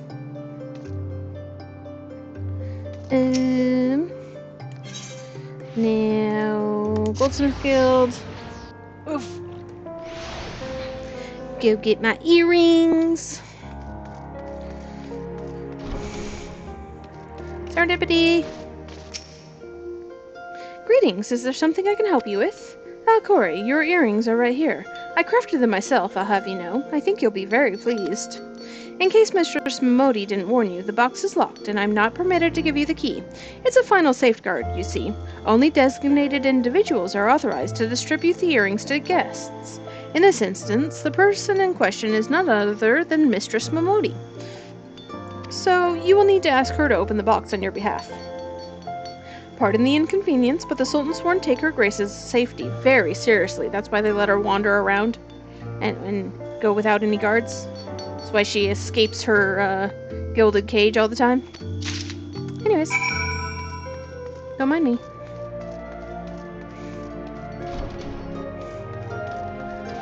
Miqo'te!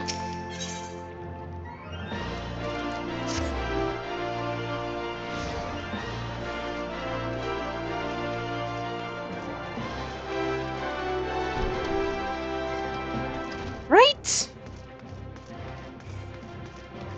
Okay. First of all, I need to repair my stuff.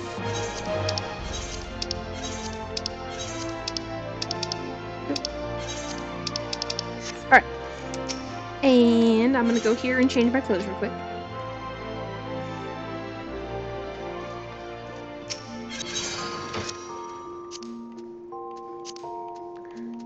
This goes in here. And this goes in here. Actually, a lot of this goes in here, but for now.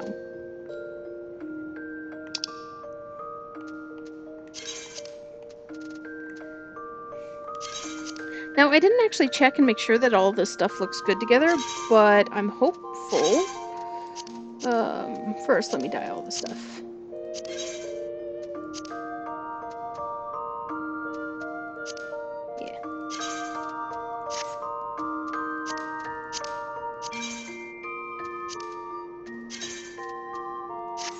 And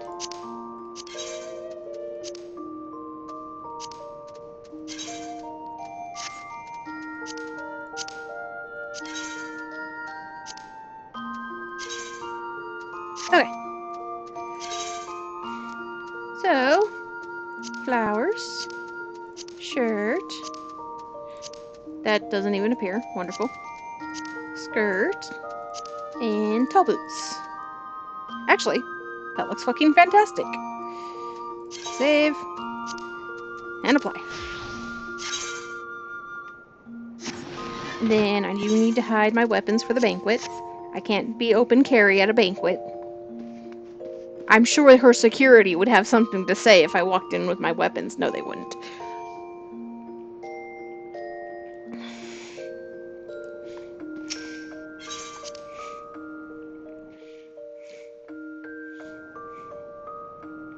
Okay.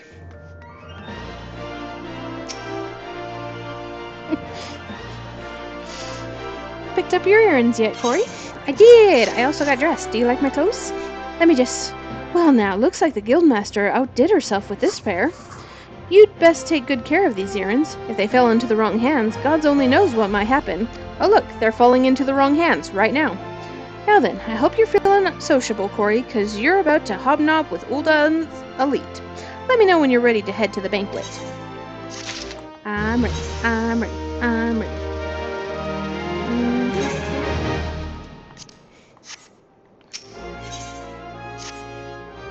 This is it, Corey. Your big debut in Ul'dahn High Society. I don't wanna... The banquet is being held in the Fragrant Chamber. Head over to the Royal Promenade and Bartholomew will show you in. Oh, but be sure to put on your earrings first or he'll send you packing. Alright, well, I reckon that's everything. Try not to let all the pomp and ceremony get to you. Just be yourself and you'll be fine.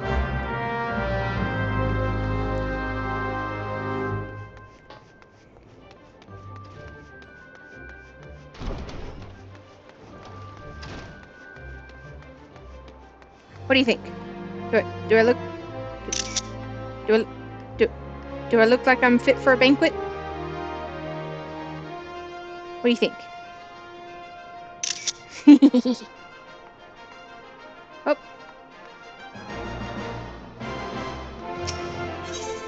I'm adorable. Sure.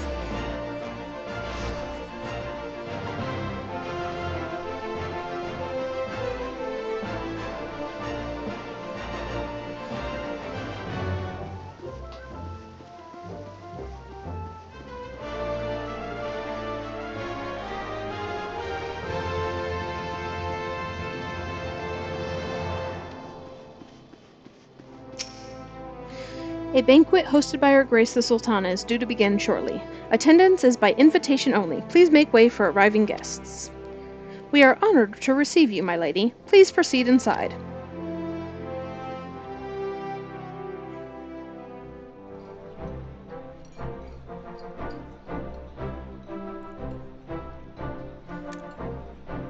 I think I'm probably the best dressed person here.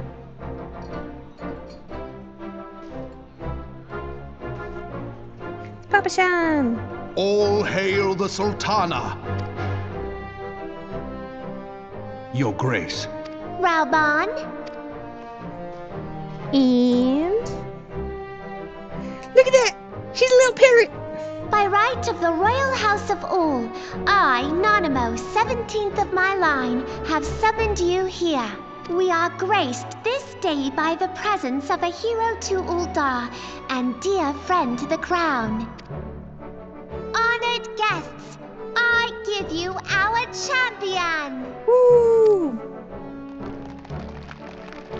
And with that, I bid you enjoy the feast.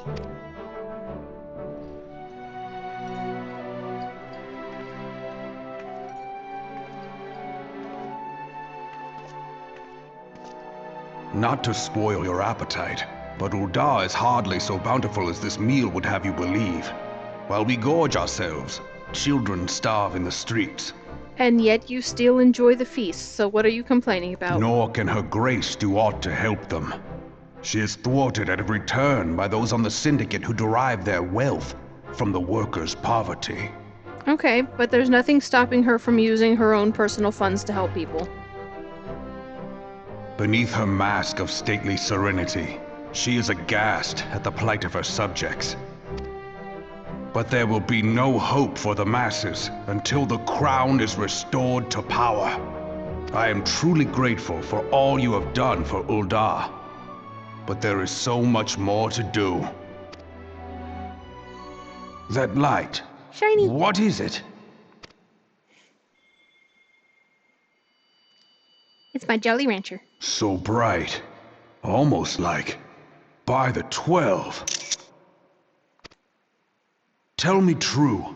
Have you been troubled by strange dreams of late? Visions of the crystal? Mayhap you put them down to an excess of ether? Well, now that you mention it.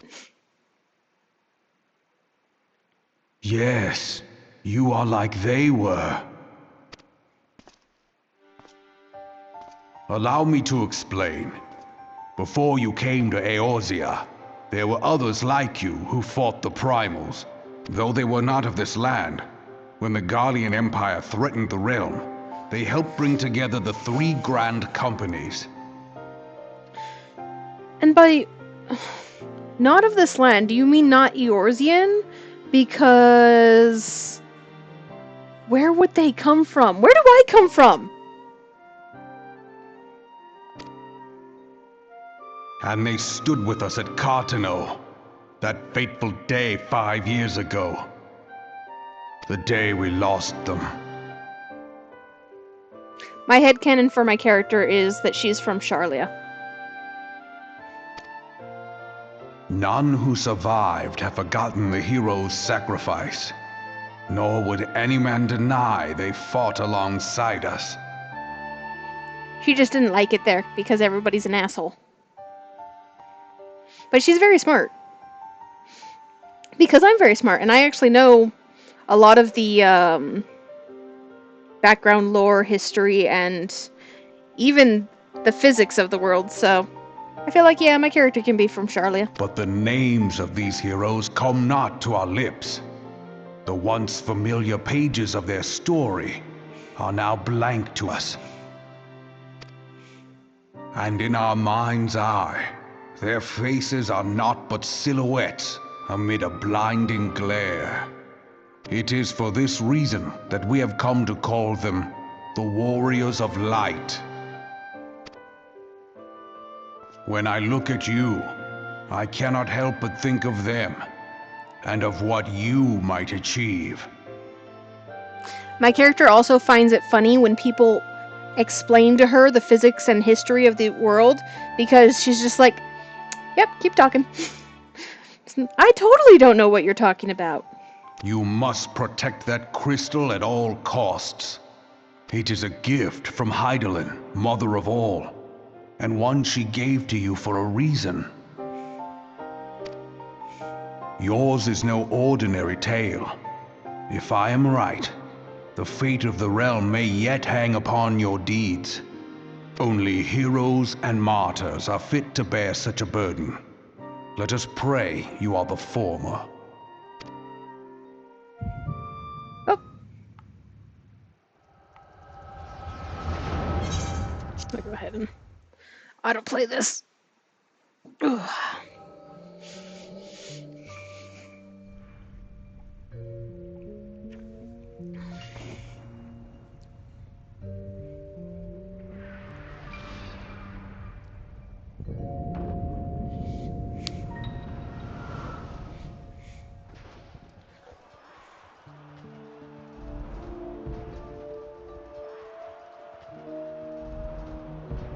Flames to the fore! Victory belongs to the bold. Show those Imperial whore sons what we're made of! The left flank buckles. Divert the barracudas. Bid them hold that position, though it costs them their lives. The yellow serpents are in need of succor. Pray, send the white wolves to their aid. The adventurers risk life and limb for our cause. We must not fail them. This cutscene kinda sucks, just because the voice acting is... I feel like they don't got enough direction.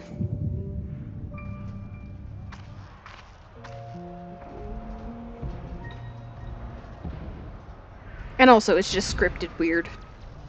Is aught amiss? No, it is nothing. Right? Bloody hells! They sound like they're not in the middle of a fucking The war. barrier won't go down so easily! Eyes forward!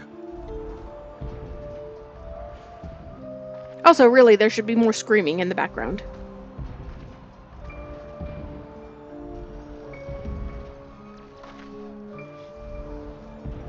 We are being watched.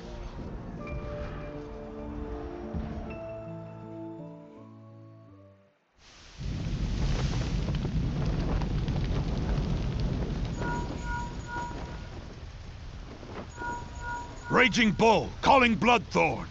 Bloodthorn, respond! Respond, damn you!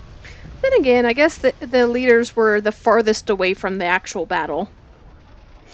Like, they're not the ones dying for this war, their people are. Who cares?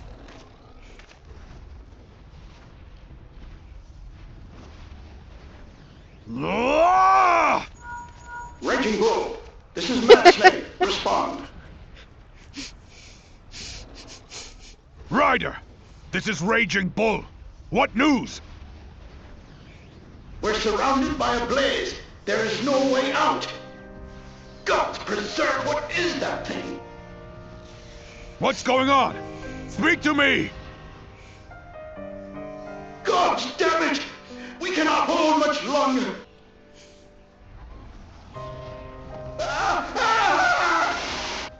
Mad Snake! Mad Snake! Answer me! Also, why did he get down on his knees to take a call? That's... Damn it! Damn it all to the 7th hell!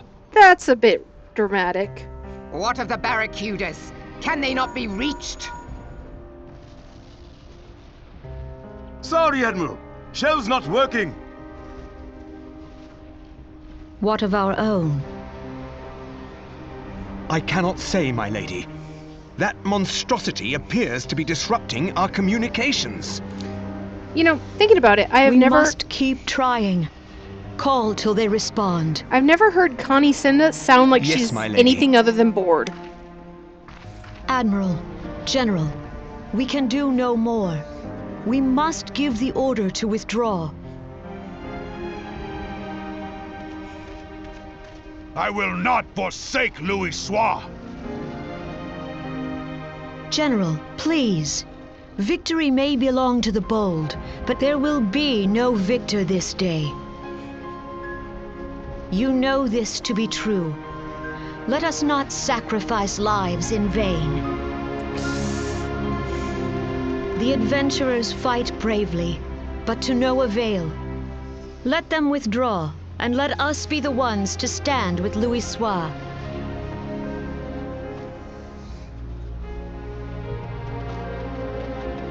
Belay previous orders. All Maelstrom units are commanded to fall back, effective immediately. Give the foreign levy priority. Let the main host cover their retreat and bring up the rear.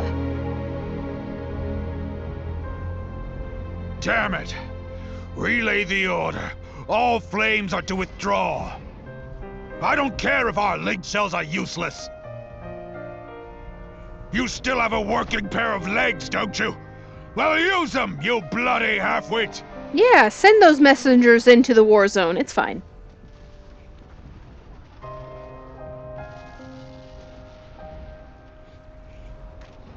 The outcome of this battle was long since decided.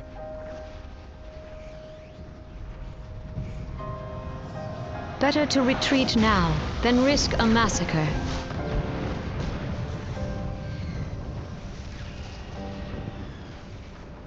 Spooky guy back there. This dark, stifling presence. Who or what?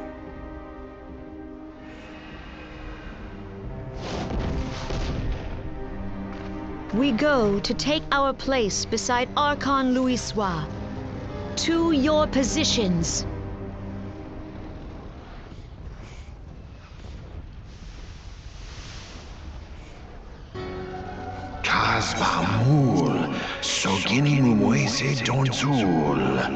That I should live to behold Bahamut once more.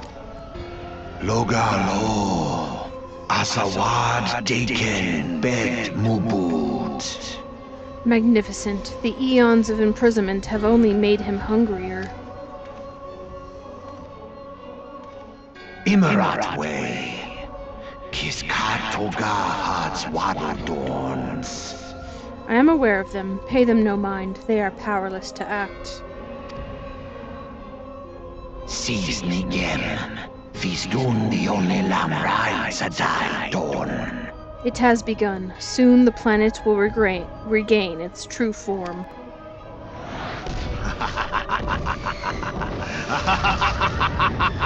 Yeah, laugh it up, Laha Bread. You're gonna get yours.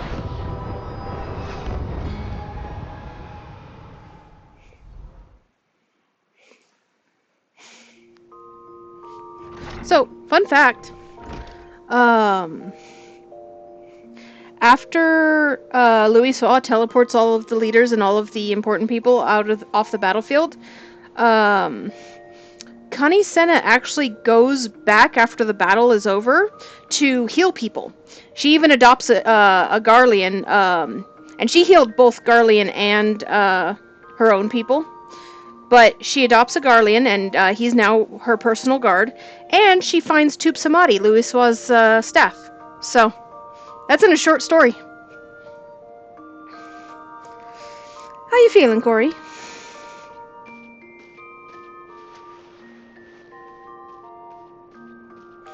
Like I hit my head on the way down. They said you fainted in the middle of one of the general's stories. I had to have you carried back to the hourglass. I reckon you made quite an impression on your fellow guests, though probably not the sort you intended. You sure you're getting enough rest, Corey? Rest? What's that? I have been going non-stop. The only time I've gotten rest is when I've passed out with visions. Random catnaps is all the sleeps I've been getting. The life of an adventurer can be pretty taxing. Any road, I'm glad to see you back to normal. No offense, but looking after you was getting a bit tiresome. How long was I out? Oh, before I forget, the general left a message for you. Said that when you were feeling up to it, you should come and see him at the Hall of Flames. Probably wants to finish the story he was telling you when you fell asleep.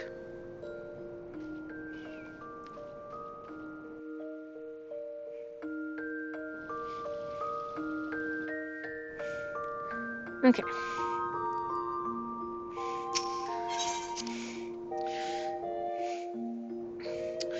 So I almost can travel. So what I'm going to do is I'm going to go to the places and pick up all of the job quests or class quests and professions. And I'm going to do all of the side quests in the main cities next time I stream. Because I want to unlock the...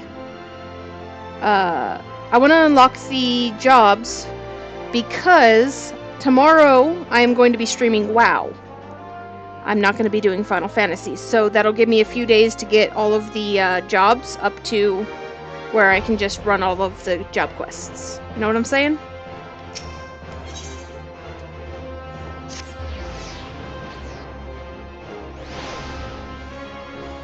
Yeah.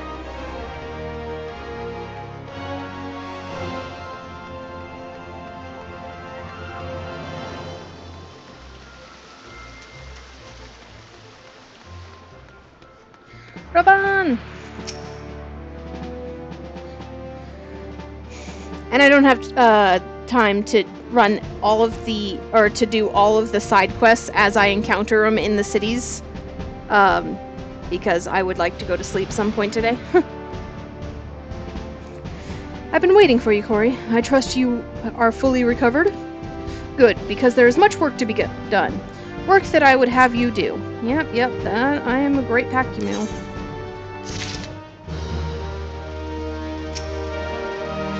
Listen well, Corey. This will take some time to explain.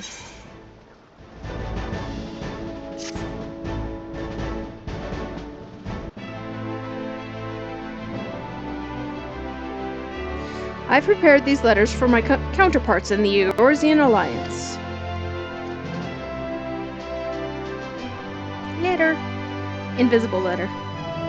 5 years ago, we looked on, powerless, as our brothers and sisters were taken from us at Cartno, first by the Garleans and then by the thrice-damned Primal called forth by their treachery. Not a day goes by that I do not think of my fallen comrades, especially Mad Snake, right? And the Warrior of Light, of whom no trace remained.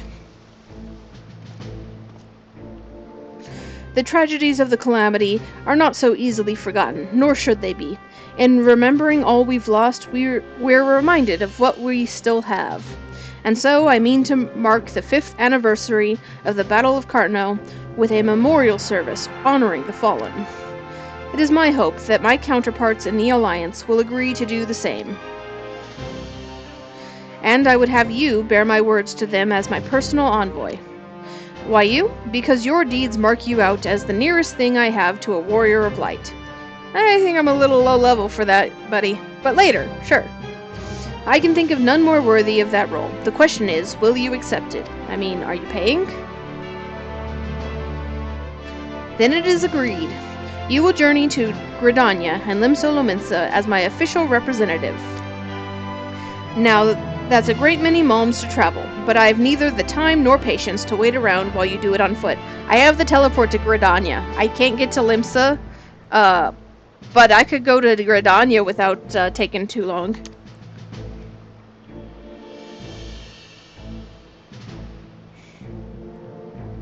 I hereby grant you permission to use the airship routes connecting the 3 city-states. This pass serves as proof of your privilege. Gone are the days when airship travel was available to all. The ever-present threat of Imperial attack has forced us to impose drastic restrictions out of concern for public safety. These passes are only granted when circumstances demand it, as is this case. Though there were others who insisted you be granted one regardless. Aye, Corey, I'm not alone in seeing it. Your potential is plain. But I've said enough. In the name of the Sultana, I bid you go forth. See for yourself the wonders of the realm for which the warriors of light risked all. Rise to your calling and fulfill your promise. And should your path be barred by man or beast, strike fast and true, for victory belongs to the bold. Now go, Corey, and heed the crystal's guidance, should you ever lose your way. So what you're saying is random murder is okay. Understood.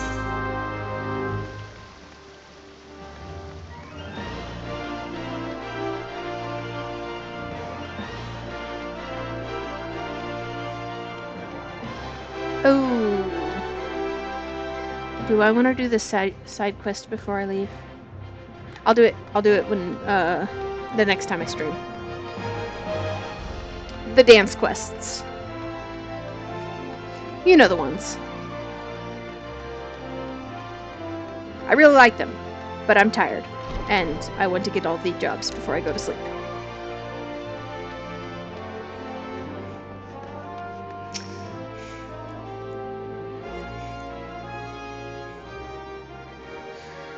Back from your meeting with Raban, are you? What did the big man have to say?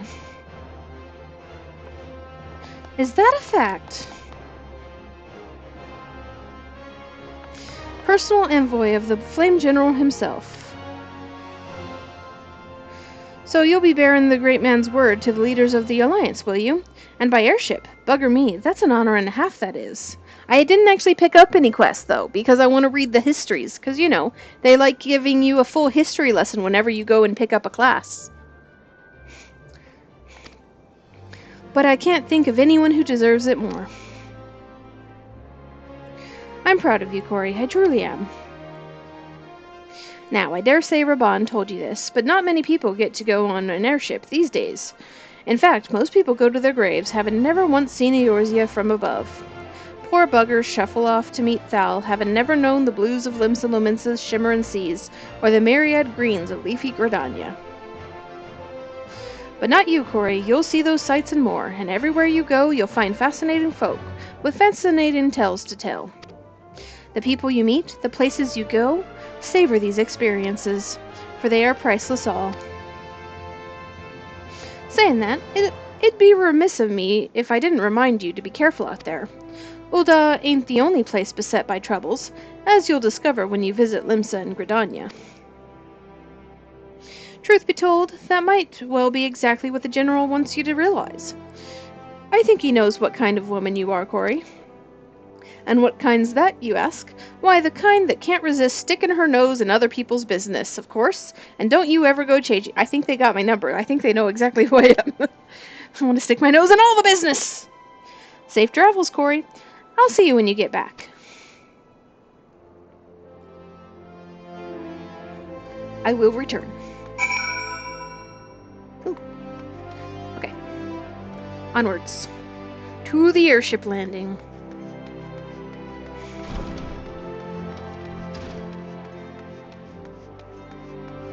Put me somewhere and the trouble will find me, I promise, right? Okay.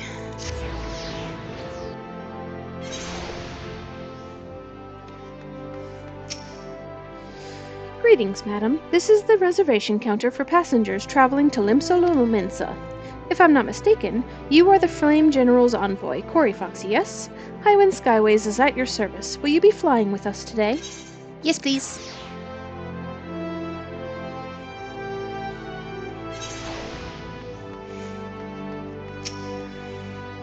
Off we go. Board the airship, yes. I like how they had to ask me twice if I really want to go. Attention, all passengers. The airship bound for Limsa is about to depart. Please make your way to the boarding gate.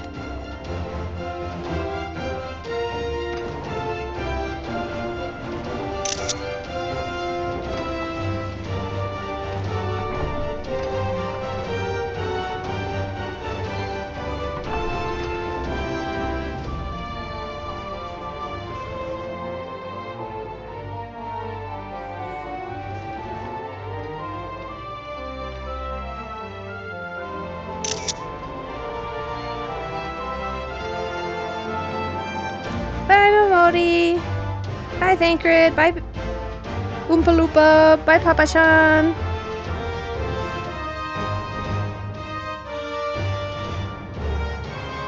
Oh. Bye, Badass and Strawberry. When first we met beneath the Sultan tree, I sensed there was something unusual about her. I wonder if they will feel the same. Godspeed, Cory. Godspeed. If I'm right, they'll be singing your praises from here to Farreach before long. May you always walk in the light of the crystal. Woo! Off we go in the wild blue yonder.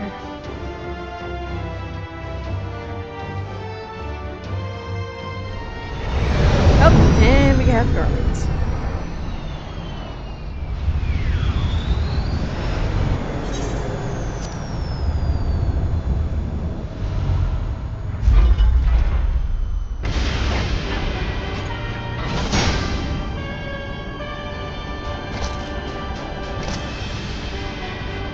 It's Darth Vader. It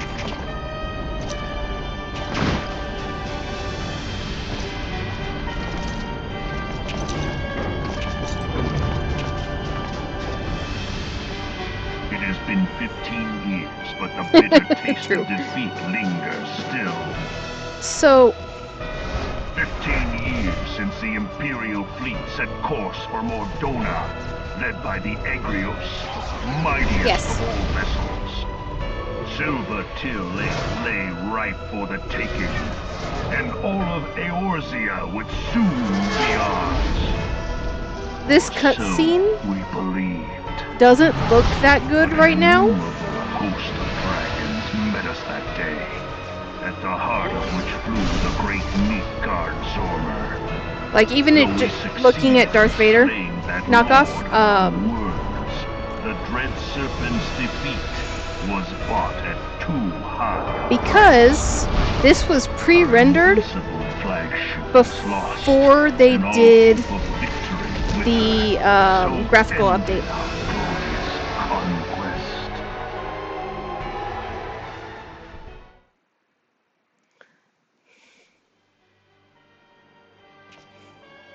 See, now it suddenly looks better because it's no longer pre-rendered. A blighted realm, riddled with false gods.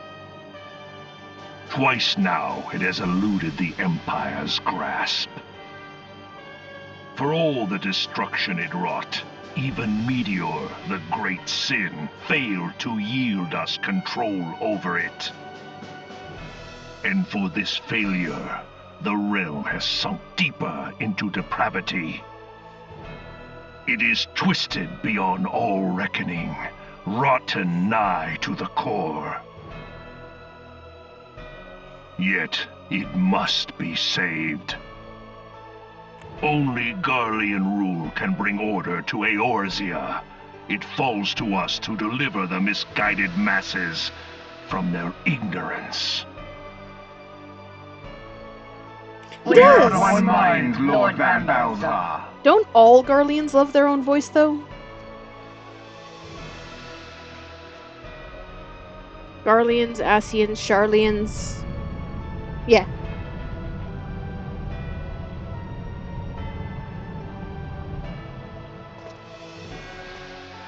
Senior engineers, please report to Miqo'te research following scheduled inspection.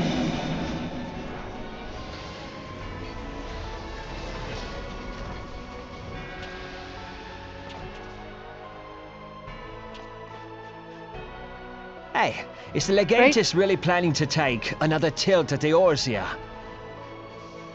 Hey? What hole have you been hiding in? We're in the midst of preparing for a new campaign, and a huge one at that. Like,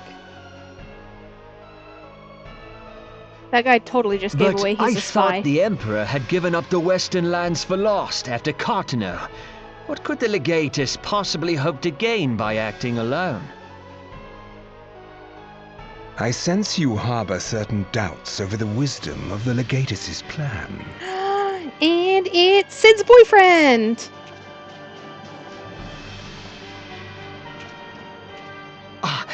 My lord! Please, call me Nero. Tell me, where were you born? Ul'dahn, my lord. Alamigo, my lord. Ah, codename Hummingway, I presume. Pretty sure his sword is longer than his body. I thought he preferred hammers. I don't know what you... Silence. Your denials will not change your fate. I assure you, Frumentarium sees all.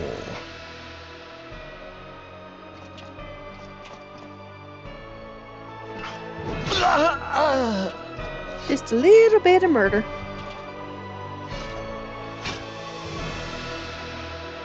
Clean up this mess, and do not miss any, or I shall be most displeased. At once, my lord.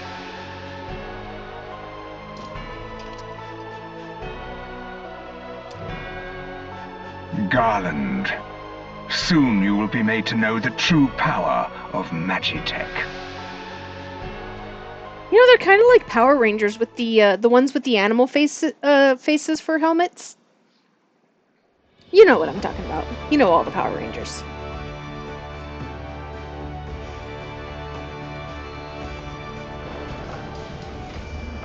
We have made it to Limsa Lominsa.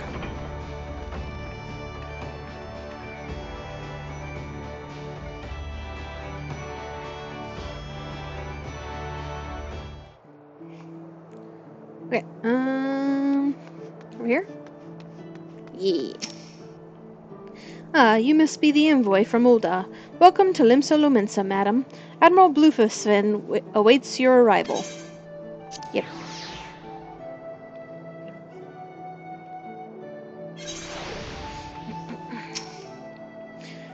You are the Ul'dahn envoy. Welcome to Limsa Lominsa.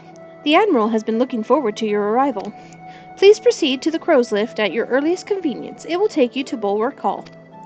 Once there, pray speak with Xanthiel. He will be pleased to show you into the Admiral's command room on the bridge. Okay. Bulwark Hall. Okay. Right over here. You know what? This is going to be a long cutscene. Let me go get the classes.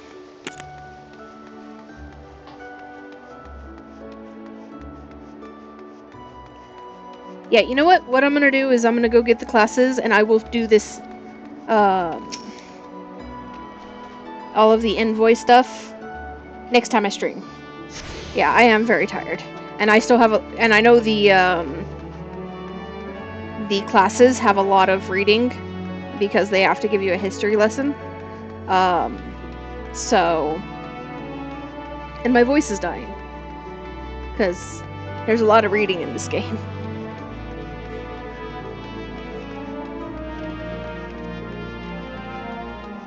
Yeah, I'll get all of the classes, and then I can teleport to Gridania, so I'll just go there and get all of the classes too.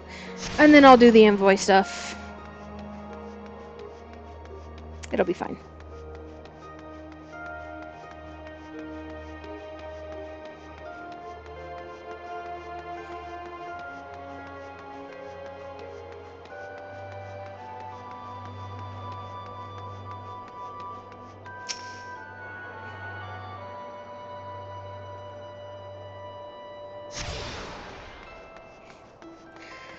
Oh, and the Arcanists have one of the longest history lessons. Welcome to the Arcanist Guild. It is here that we research and develop the field of Arcanima. Arcanima is the science of employing arcane geometries, intricate patterns that map the unlocked mysteries of existence to draw forth and manipulate the body's etheric energies. I mean, reading all the quests, and this is a whole book series. Yes! Like, especially because I'm doing all of the side quests. But the reason I'm doing all of the side quests is because nobody ever reads the side quests. If you prefer an arcane art built on structured thought and precise reasoning, then your discerning intellect may find a home here at our guild. Might you consider enrolling yourself as an initiate? Yes. Just as I predicted. Before we proceed any further, however, let us first feed your appetite for knowledge with a morsel of guild history. The roots of Arcanima can be traced back to the esoteric calculations practiced by the people of the South Sea Isles. It was these island folk that first discovered a method to express natural phenomena in mathematical terms. Building on this process, the existing mathematical formulae were further developed into arcane geometries, precise patterns that allowed a practitioner to weave aether into specific magical effects. The mages who invoked this new form of magic became known as Arcanists, and the School of Arcanima was born. Many such mages, wishing to expand their understanding of the world, took to the seas aboard trading vessels. Upon their arrival in Limsa Lominsa, Arcanists found themselves welcomed into the academic elite, and soon secured positions in the realms of governance and council. The knowledge of an Arcanist, however, is traditionally passed on from master to chosen disciple. As such, Admiral Merlvib, counting several wielders of Arcanima among her personal staff, became concerned that this exclusionary practice would lead to the eventual extinction of the art. So, at the Admiral's express orders, an official Arcanist Guild was established, and funding was provided for research and training. The complex and demanding nature of Arcanima, however, remains the greatest threat to its own future. If you invite such cerebral challenges, then you have but to reaffirm your commitment to joining our guild. Yes. Well, have you decided to enroll in our guild, or are you now intimidated by the thought of excessive thinking? Dude, I was made for this. Yes. Your sound judgment is to be commended. Now, standard practice dictates that I introduce you to our guildmaster, that you might convey your intentions in person. Due to extraordinary circumstances, however, he is unreachable at present. Instead, you may speak with Mistress Thurbergame. She has shouldered full responsibility for the guild's leadership in the interim. You will find her just over there by the bookshelves. You needn't be shy, though her mind is sharp and critical, her manner is always most welcoming. I do like this guild leader. This person. She's amazing. She's very motherly, and she keeps on telling me to sleep and feed myself. Yes, I am Thurbergene. Greetings and welcome to the Arcanist Guild. As Marie has doubtlessly explained, I am serving as acting guildmaster until our wayward leader deigns to return. I assume our capable receptionist also spoke of our art's origins. Allow me, then, to expound upon its nature. Arcanima taps into the living energies of aether. The evidence of this is represented, most aptly perhaps, in our ability to manifest the arcane entity Carbuncle, and the manner of magic which this ethereal ally employs at our command. I mean, you're not technically manifesting it, you're giving crystal living form. By the way, that's in the Chronicles. Or the Encyclopedia. I keep on calling it the Chronicles. But yeah, the Encyclopedia Eorzea describes how carbuncles are made. It's literally turning crystals into giving them life. So, that's the thing. The core of the discipline, however, is found in the pursuit of definitive solutions to any potential quandary, even on the field of battle, nay, especially on the field of battle. This principle takes precedence. If one wishes to make certain the question of victory, then one must apply the most effective strategy. An arcanist is measured by her ability to calmly analyze a situation from moment to moment, and respond with the most appropriate spells at hand. The study of Arcanima will test your mental faculties to the point of perplexity. Are you prepared to reason your way through predicament after predicament? Hell yeah! An unambiguous response, the kind I most prefer. Let us now see if the clarity of your words is matched by the sharpness of your mind. Here, take this grimoire in hand, and we shall next judge your aptitude for our discipline. Yay, book!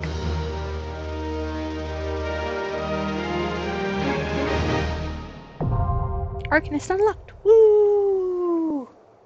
And, peace out. I'll be back later, I swear.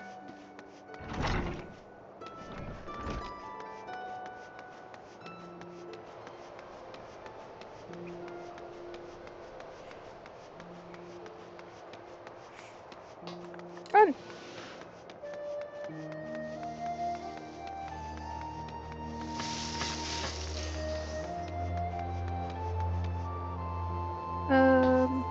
Yeah.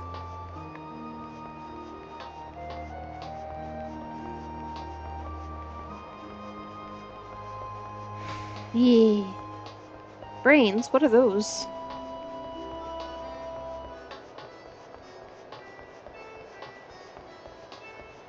Oh god. I just realized I'm going to have to read out loud all of the fishing puns. Let me prepare myself mentally.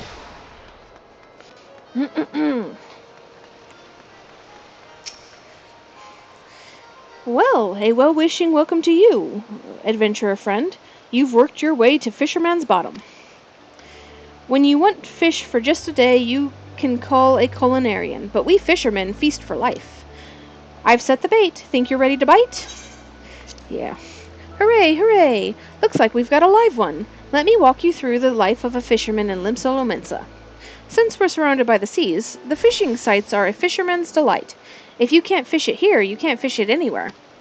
While some of us rope our fish in with rods and reels, others skim the seabed with nets for creepy crawly critters.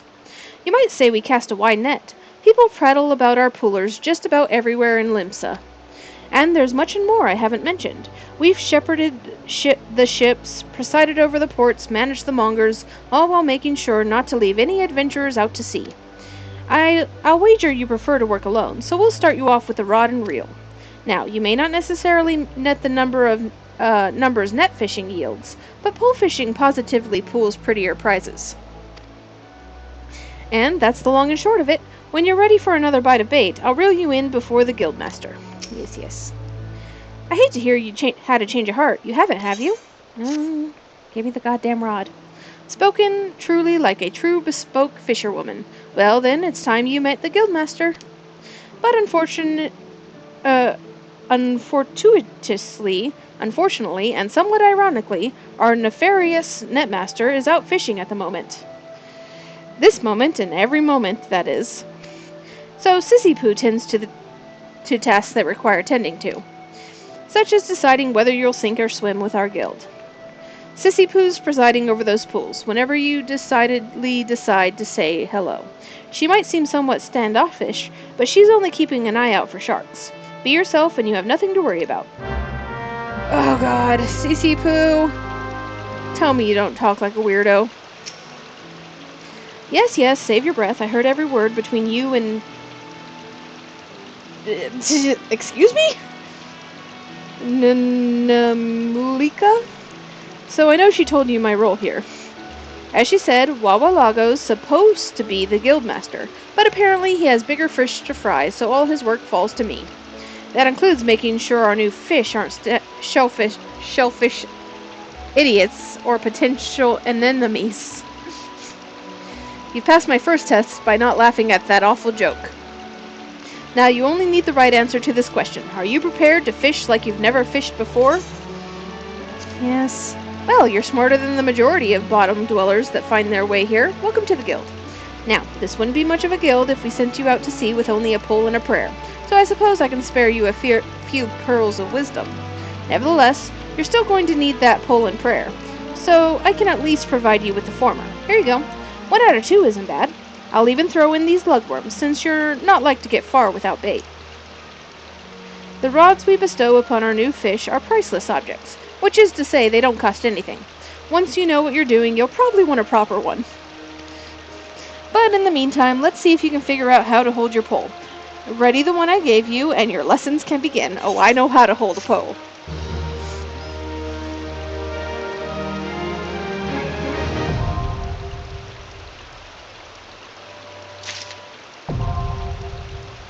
Alright, peace. Okay.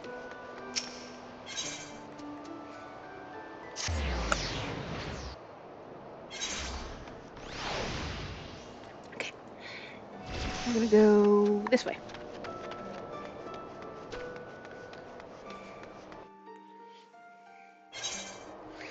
And this is the Culinarians Guild. Sweet. This is right where I wanted to be.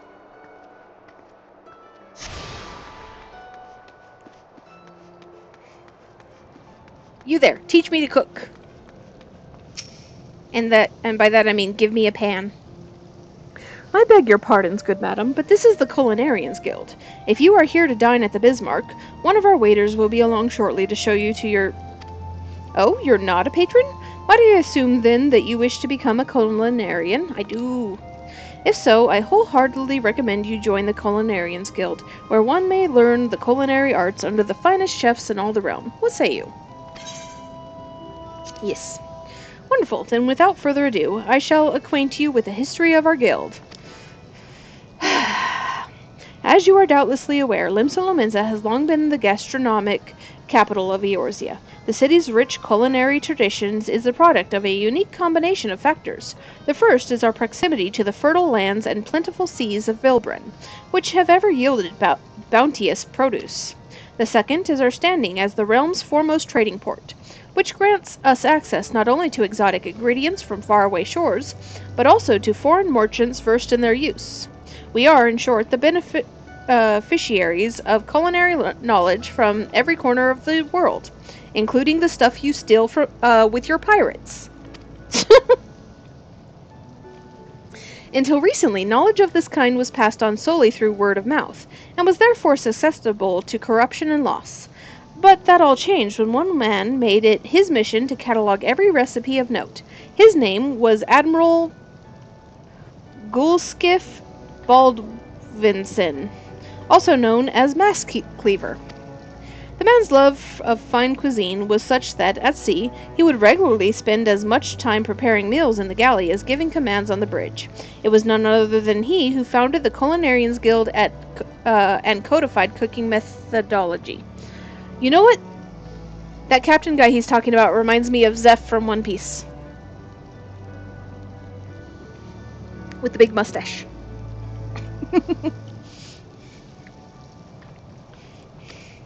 Today, the guild carries the Baldwinson legacy, though the scope of our endeavors have expanded significantly. Not content with simply preserving existing recipes, we labor tirelessly to devise wholly novel culinary creations with which to delight the senses. To this end, our doors are open to folk from all walks of life, including adventurers such as your good self. One may liken our guild to a great pot of stew, and each member to an ingredient imparting a unique flavor. I don't want to be a stew. As with every dish, however, adding ingredients willy-nilly is certain to spoil the taste. Before you may take your place in the pot, you must be deemed a worthwhile addition by Guildmaster Lingzath, a man whose passion for cookery burns hotter than any oven. Before troubling him, I must warn you that ours is a truly sweltering kitchen. As such, you would be well advised to ask yourself, can I stand the heat? If you earnestly believe that you can, speak to me once more, and I shall be glad to guide you through the enrollment process. So, have you resolved to walk the path of the culinarian? Yes, give me a pan. Wonderful. Then you must speak to Guildmaster Lingzath at once. This will come as no surprise, but he is the finest chef in Limsa Lominsa. His skill and dedication are second to none. You will find the Guildmaster up the stairs yonder, keeping a watchful eye on his charges. Impress upon him your desire to learn, and he will surely find a place for you in his stew, by which I mean the guild. Okay, give me a pen. Actually, I'm going to take a quick break, just like for a minute, because I gotta go to the bathroom.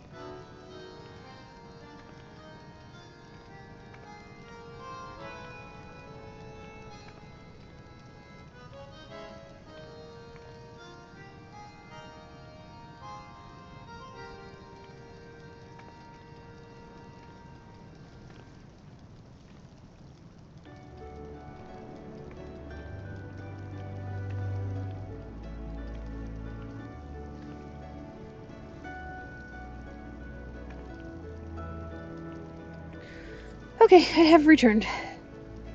Oh, alrighty then. Give me frying pan. Well met, Venturer. I take it you want to join our guild? Let's have a look at you then. Bah, what an underfed whelp like you know about cooking. Excuse you, I may be skinny, but I do like to eat. I'm a cat. Judging by them scrawny arms of yours, you'd struggle to lift a spoon, never mind a skillet. Rude. I jest. It don't take muscle to be a culinarian, else it don't even take talent, at least not on its own. No, lass, more than anything, becoming a good cook boils down to passion. If you got that, there ain't nothing you can't achieve. So tell me, have you got it? Sure. That's the spirit. Aye, your passion for the culinarian arts is plain to see. And you'll be needing every bit of it if you want to become a master culinarian. Why, if mastery was a 12-course dinner, I'd hardly have finished the soup. Make no mistake, our trade's as tough as old mutton, and passion's the only thing what gets us through the grisly bits. But enough talk. What do you call yourself? Well then, Corey, welcome to the guild. To mark the occasion, I present you with your very own skillet. Ain't much to look at, but it'll more'n serve a novice like yourself. Now then, let's see what you can tell, whether you can tell which end's which. Aye, I know. I said you'd struggle to lift a spoon, but you've won me over. Now, show me you can hold a skillet, and I'll get you started on your first task. I'm gonna steal your skillet and run. Thank you. Peace. Ooh, Marauders Guild next. I love being a marauder.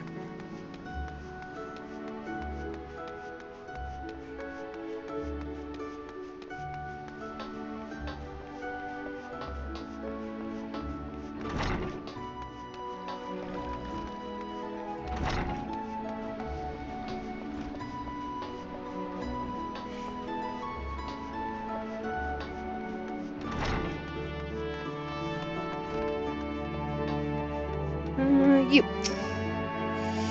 Ho there, adventurer. Curious about the Marauders Guild, are you? Any axe worth wielding needs 2 hands on the haft, and as a blade what can chop clean through a galley's mast. That's the kind of weapon our members train to use with deceptive swiftness and brutal force. If you're of a mind to make the Marauders art your life's work, then our guild welcomes you with open arms. What say you, lass? Keen to join the ranks? Yes. Well then, here's a bit of guild history so you know what you're getting into. It all started with ships, you see.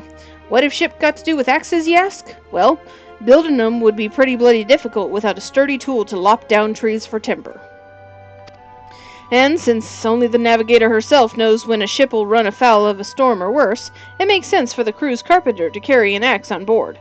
But any tool on a ship can become a weapon, and the axe is perfect for hooking yourself over the rail of an enemy vessel, letting loose a whirl of steel, and generally laying waste to all about you. As more seafarers took up the axe as their weapon of choice, so did the bloody art of the marauder begin to take shape, especially among pirates, where strength and skill decide your place in the world. With an eye to assembling crews of battle-ready raiders, the pirates started teaching the proper way to wield a chopping blade to their new recruits, and that's how the Marauders Guild first came to be. After the Galadian Accord was signed, though, the Marauders Guild was never the same. It was taken over, restructured, and purged of its pirate element. It had been reborn as an institute dedicated to naught but the teaching of axe fighting. The members of this new Marauders Guild were no greed-driven cutthroats, neither. They were warriors, which sought to use their martial prowess for the good of society. Still keen, are you? Think it over. Then let me know if you decide to join our ranks. Yes. Give me an axe. You've decided, then? You're ready to join the Marauders Guild? Alright, then. All that needs doing now is to speak with the Axemaster himself. Sounds simple. I've seen folks slink out the door rather than put themselves in the path of that unnerving glare. And that's the bloke right there in the middle of the room. Wernzone's his name. Put some steel in your spine and look him straight in the eye when you talk to him, lass. Good fortune to you. Those look pretty big. Let's see. Wernzoen.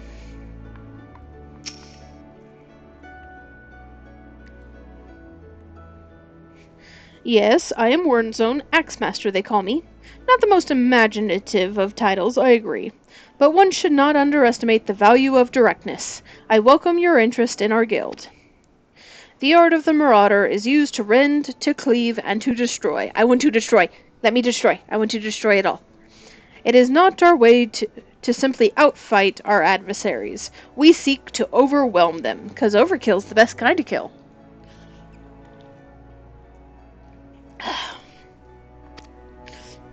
A marauder must be the most powerful and enduring presence on the battlefield. We must account for the most enemies defeated. Our role in combat is that of a steel whirlwind, dealing death and destruction without equal. Oh yeah. No doubt the question has already been put to you by Miqo'te, but once more shall I challenge your commitment. Are you prepared for the bloody carnage that awaits an initiate of the Marauders Guild? Fuck yeah. Also, considering that right now warriors are the most powerful class, his description actually really fits. Very well. Your name? Attend me well then, Corey. Hold fast to this moment of dedication. The path of the Marauder is a jagged and perilous one. The blood that spills at your feet will ofttimes be your own. I present to you this axe, yay, axe, as a symbol of your commitment. Your first lesson shall be how to hold it. Now, grip the haft with both hands and set yourself in a solid stance. He is the first person to tell me how to hold the weapon he just handed me.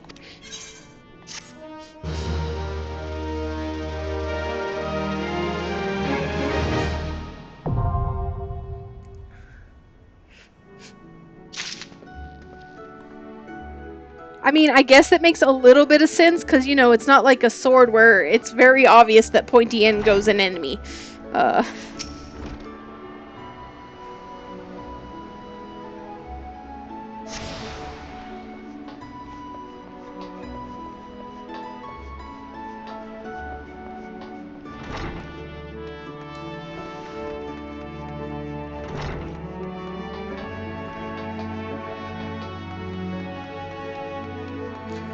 Okay, so...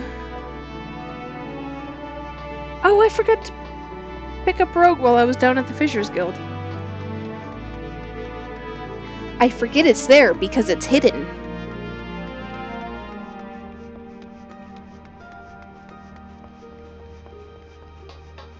It's fine, I'll pick up Blacksmith and Armor and then I'll go get Rogue. Rouge! Oh, I'm out of soda. That's not good. I have been... Oh, I got all of them. Yes, let me go. Alright.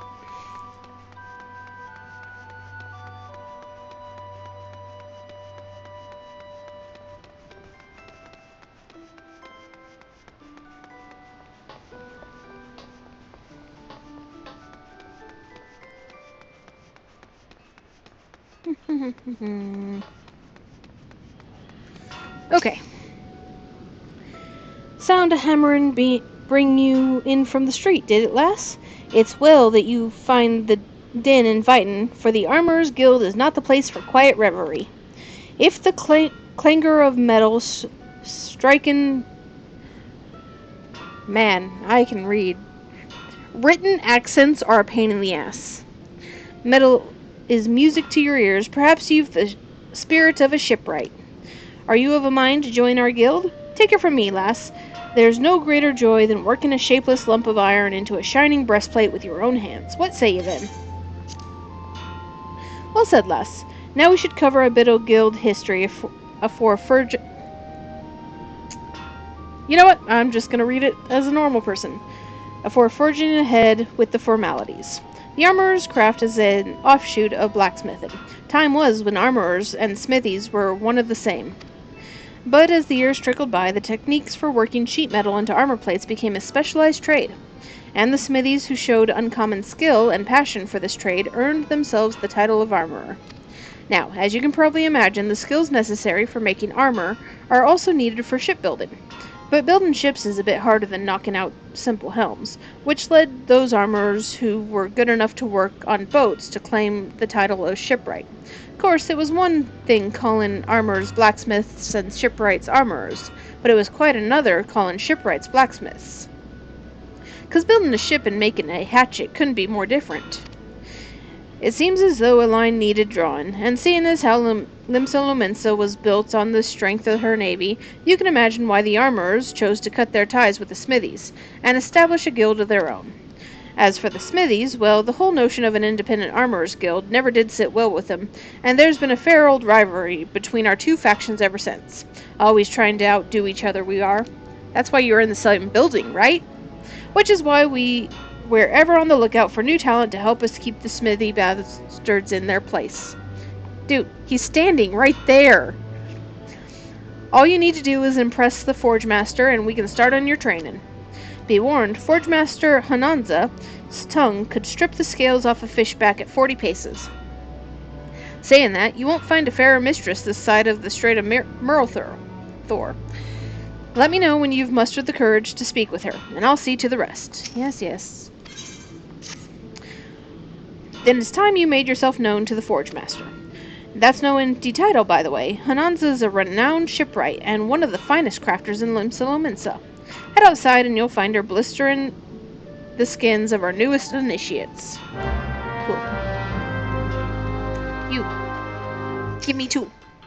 Another aspiring armorer, are you? Welcome. I am Hananza, Forge Master of this guild.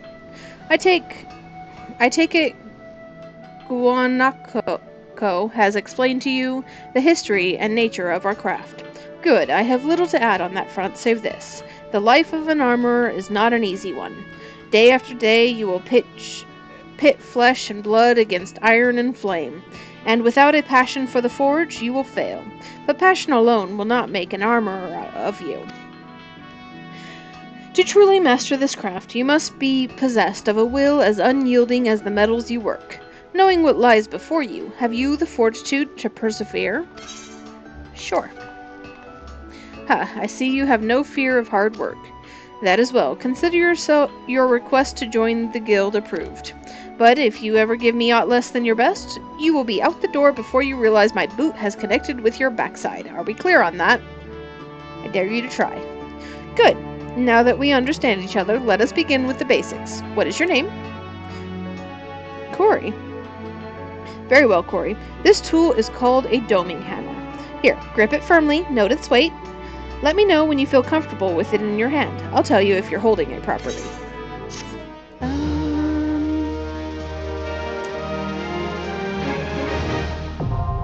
Armor unlocked. I'm gonna go join your rivals. Unless you're blind and deaf, I presume you've wandered into our forge of your own accord, drawn to the siren song of our smithy's hammer, no doubt. In these hollowed halls, Lominsa's finest pound metal into all manner of tools and weapons. And when I say Limsa's, I mean the whole bloody realms. Make no mistake. You need more than a big arm to join our ranks. I do not have big arms. But if you got iron in your veins and the builder's blessing, speak up. Yes. Well, you're not short on confidence. I am short, though. But do you truly know what you're getting yourself into here, lass? Ours is a trade born of blood and brine. For as long as pirates have sailed the Rotano, smithies have forged their weapons and fitted out their ships from keel to cannon. Of course, till sea swallows all ain't just an idle saying. Brine'll eat through even the stoutest iron given time, and our forebears long struggled to forge more rust-resistant alloys. Lucky for us, the smithies of Eld were a determined bunch, and clever too. So when they learned that the kobolds knew something of advanced metallurgy, the smithies set out to make it their own. They stole it, you mean? Like they stole everything from the kobolds. You know, because every single little thing that the kobolds managed to get a hands on, the Lominsans take. Thanks to the kobolds' wisdom, which they generously gifted us with only the merest hint of pirately prompting, threatening, Lominsan smithing came on leaps and bounds. 'Twasn't long before the Gridanians and Ul'dahn started eyeing our knowledge like we did the kobolds, though. Good! And so, some 150-odd years ago, two particularly forward-thinking men named Theor Naldic and Bryce Vamelli had the bright idea of establishing a respectable business. Being fair-minded fellows, they sell their wares to anyone who had the coin, pirates and foreigners included. And when folks weren't inclined to pay, they made sure to remind them that we hadn't completely forsaken our pirate ways. Times have changed, though, and we're a wee bit more willing to share our wisdom these days. The company's been running the Blacksmiths and Armorers Guild for years now, welcoming any soul with the necessary talent and will to work. As to whether you've got enough of either, well, that's for the Forge Master to decide. Speak to me when you're ready to present yourself to him. Yes. So, what will it be? Reckon you've got what it takes to train with the best goddamn blacksmith in the realm? Yes. That's the spirit. If you'd taken any longer to decide, I'd have told you to bugger off no matter what you said. Can't have half-assed adventurers wasting Forge Master Berthiel's precious time, see. He's got a lot of irons in the fire. That's why me and the other lads make a point of keeping idlers and imbeciles and the otherwise unqualified from getting in his way. Anyway, it's time you went and paid your respects to the man. He's the one over yonder making a face like he's carrying the weight of the world on his shoulders.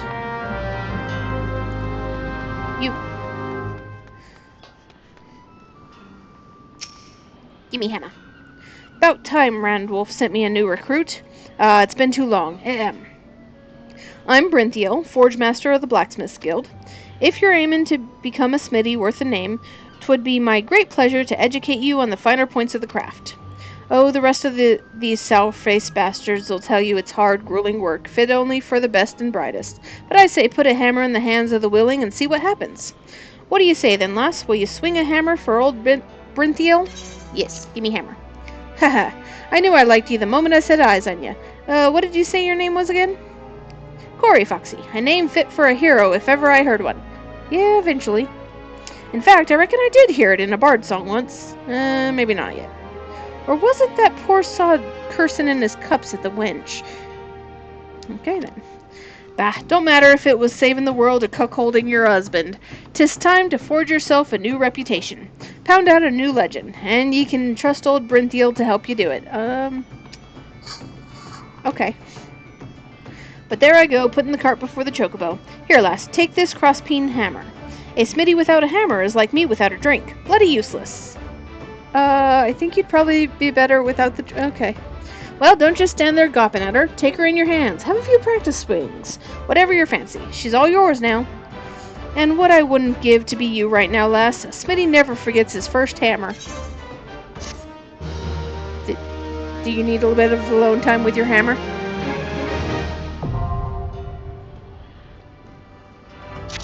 Alright, peace.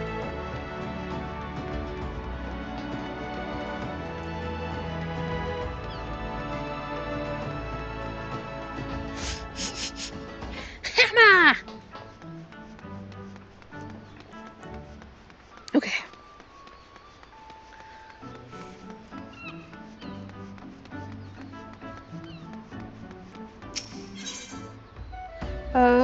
Back to the Fisherman's Guild. I've got to pick up Rogue.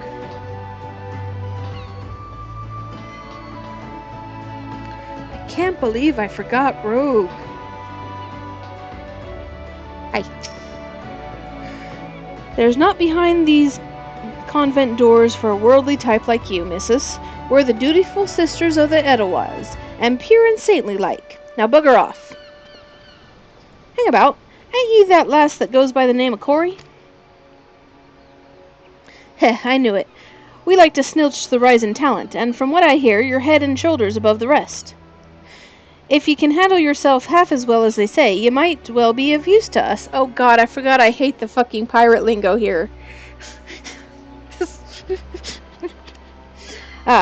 Forget all that sister of the elderwise bollocks. That's just a bit of fun to fob off the curious gulls. We're a guild of rogues, lass, and it's mainly our mark as does the preying. Me and mine work in the shadows of Limsa, taking a keen edge to the rooks and cacklers would have earned themselves a millin. We don't tout for members, but every now and again we might offer a promising young cove a place in the ranks. If you've an interest in joining us, tip your daddles and we'll put a hilt in each one, just like the gods intended. So, what do you say? Fancy learning a new trade? Yes.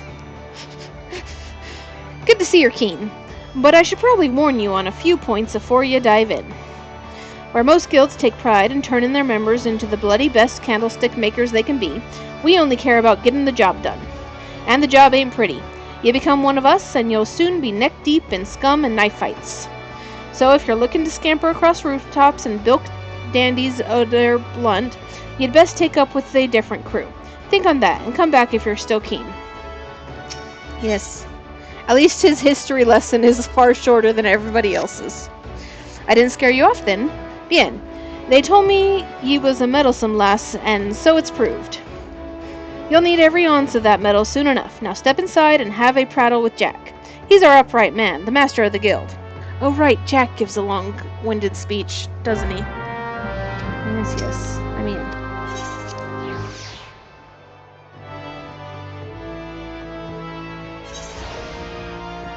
Give me daggers.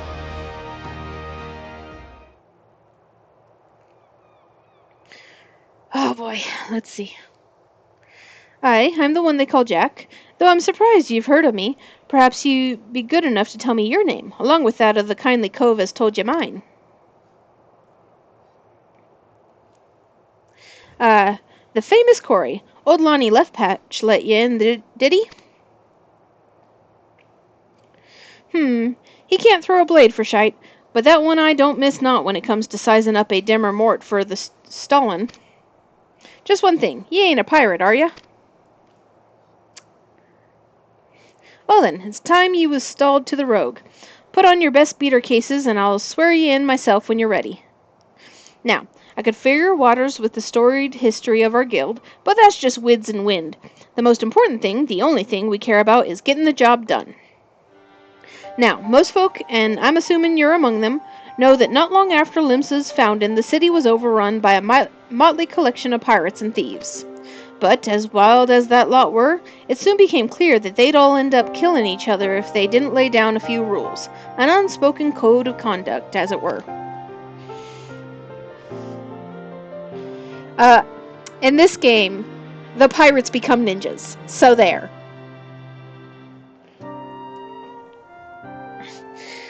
One, you don't bite the purse your fellow Lominsons. 2, you don't rook a crew out of their spoils. And 3, you don't trade coals like they was chattel. I'll admit the finer points of the code are a mite murky, but most agree on those 3 at least. Okay. So you don't... Wait. Don't steal from fellow Lominsons. Don't steal another person's winnings. And no slavery. I like the last rule. Now, you might be thinking none of that amounts to a sack of dillberries now the Admiral's outlawed piracy, but in the back alleys and black markets where Merlwyb's grip ain't so tight, the code's still alive and well. And just as the law is enforced by the Yellowjackets, the code is regulated by us rogues. We go where the shadows are darkest, and hand out justice to them as break the code. Some rum-soaked cove steals good from the wrong coal, and we steal him back. That's the job, my natty lass. Jesus. Of course, we don't hop the twig when blade work's called for, neither. You'll see there's more to our dagger play than just sticking coals with the pointy end. We'll weaken a mark with poison, fade away and strike in the dark man's, whatever it takes to get the work done. You know, we don't use a lot of poisons for being rogues. Could use more poisons. Well, Corey, what do you say to that? Got the guts to do a rogue's job? Hell yeah. Alright then, first off, we'll have to get your kit sorted out. A rogue needs to be light on her dew-beaters to stay on a mark's trail. The job might have you fighting across the deck or weaving through a mob, and the last thing we want is a bleeding great battle axe what hooks itself on every rope and post. That's why we stick to daggers. They let you slip through the streets just as easily as they slip through a rook's ribs. Here, take these stabbers and let's see how they look on you. Just don't get so excited with your new toys that you forget to dress for the role. You'd be surprised at how many colts come back to me in their bloody small clothes. Yeah, totally never done that.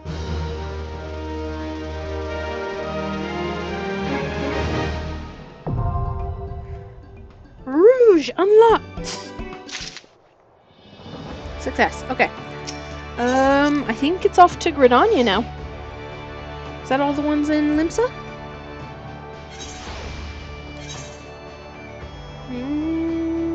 Yep. Yep, okay. Off to Gridania.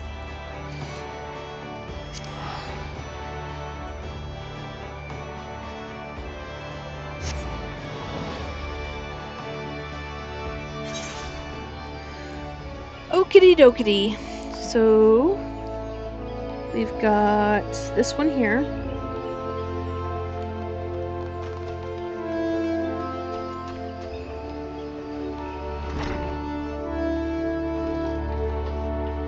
Nope, I missed him.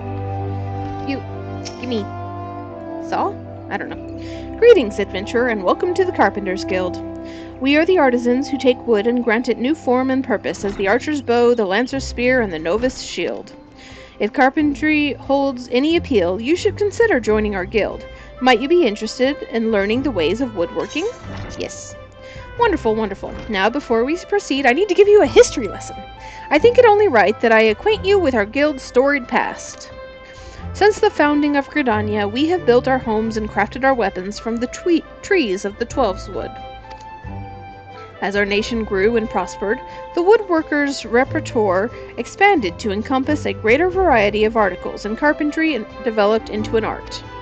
At first, there was no association of carpenters. Each individual worked and sold his services independently. However, the advent of watermills meant that more efficient construction methods were needed, along with formalized maintenance regimes, all of which necessitated organization. The Carpenters Guild was founded to oversee the operation of watermills and promote cooperation between woodworkers. Now, I must mention at this point that we owe much and more of our prosperity to the Great Loam Growery. Thanks to the hard-working botanist, I'll go do that next. Well, not next, but eventually. It's on my list. We are blessed with the finest lumber in all Eorzea. This confluence of ideal circumstances allows us to provide all manner of goods and services to the people of Gridania. My apologies, that was rather longer than I intended. Still, I trust you have gained a greater understanding of our guild. We expect our members to drink deep of the collected wisdom that the guild has amassed over the course of its history, to actively seek an understanding of wood and the techniques required to work it, rather than simply waiting to be taught. We expect, in short, nothing less than total commitment to the craft. If you wish to start down this path, speak to me once more. I shall explain to you the enrollment process. Would you like to learn more about the enrollment process? Yes. Wonderful. I should mention at this point that Timbermaster Beaton assesses all would-be apprentices personally, so you will need to obtain his approval before you begin. Timbermaster Beaton can be a harsh and unforgiving man. His name is literally Beaton. I mean, he was probably bullied growing up. Just saying. But if you love the craft and have the will to learn, you could ask for no better tutor. He is, quite simply, the finest carpenter in Gridania. Of course, it will take you some time and no small amount of effort to comprehend the full extent of his teachings, but you may rest assured that he will not lead you astray.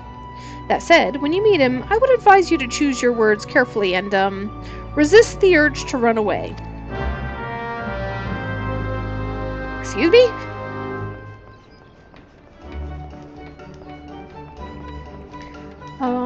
Hi? Another green adventurer come to play with saws. Yes, actually. Well then, I suggest you first speak with the... Oh, you met with Korg, have you? That as well, but know that the decision to initiate you into the guild rests with me. Tell me true, adventurer, have you a mind to devote yourself to the art of carpentry? Yes. The look on your face bespeaks determination, or mayhap trapped wind. Still, you look strong enough to hold a saw, and if your resolve is indeed genuine, I give you leave to remain, for the time being. However, you are useless to me in your current state. You are as a seedling, some potential perhaps, but no more like to thrive than perish. Experience is what you require, girl, and I shall give you the means to acquire it. Take this saw. It is old, yes, but sharp as needs be. Now, prove to me that you are not completely incompetent by taking up your new tool. Once you have done so, present yourself to me for inspection. Okay. And by that I mean... peace out. Bye.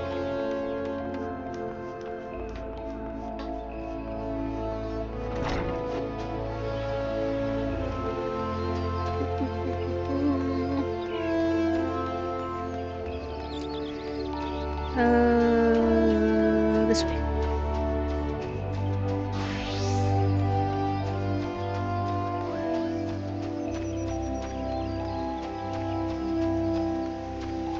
And this way.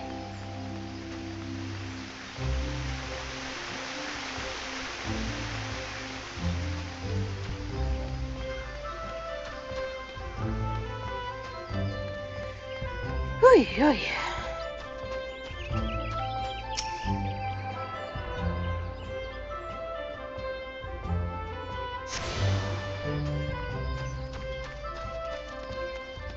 Alrighty then, now we become an archer.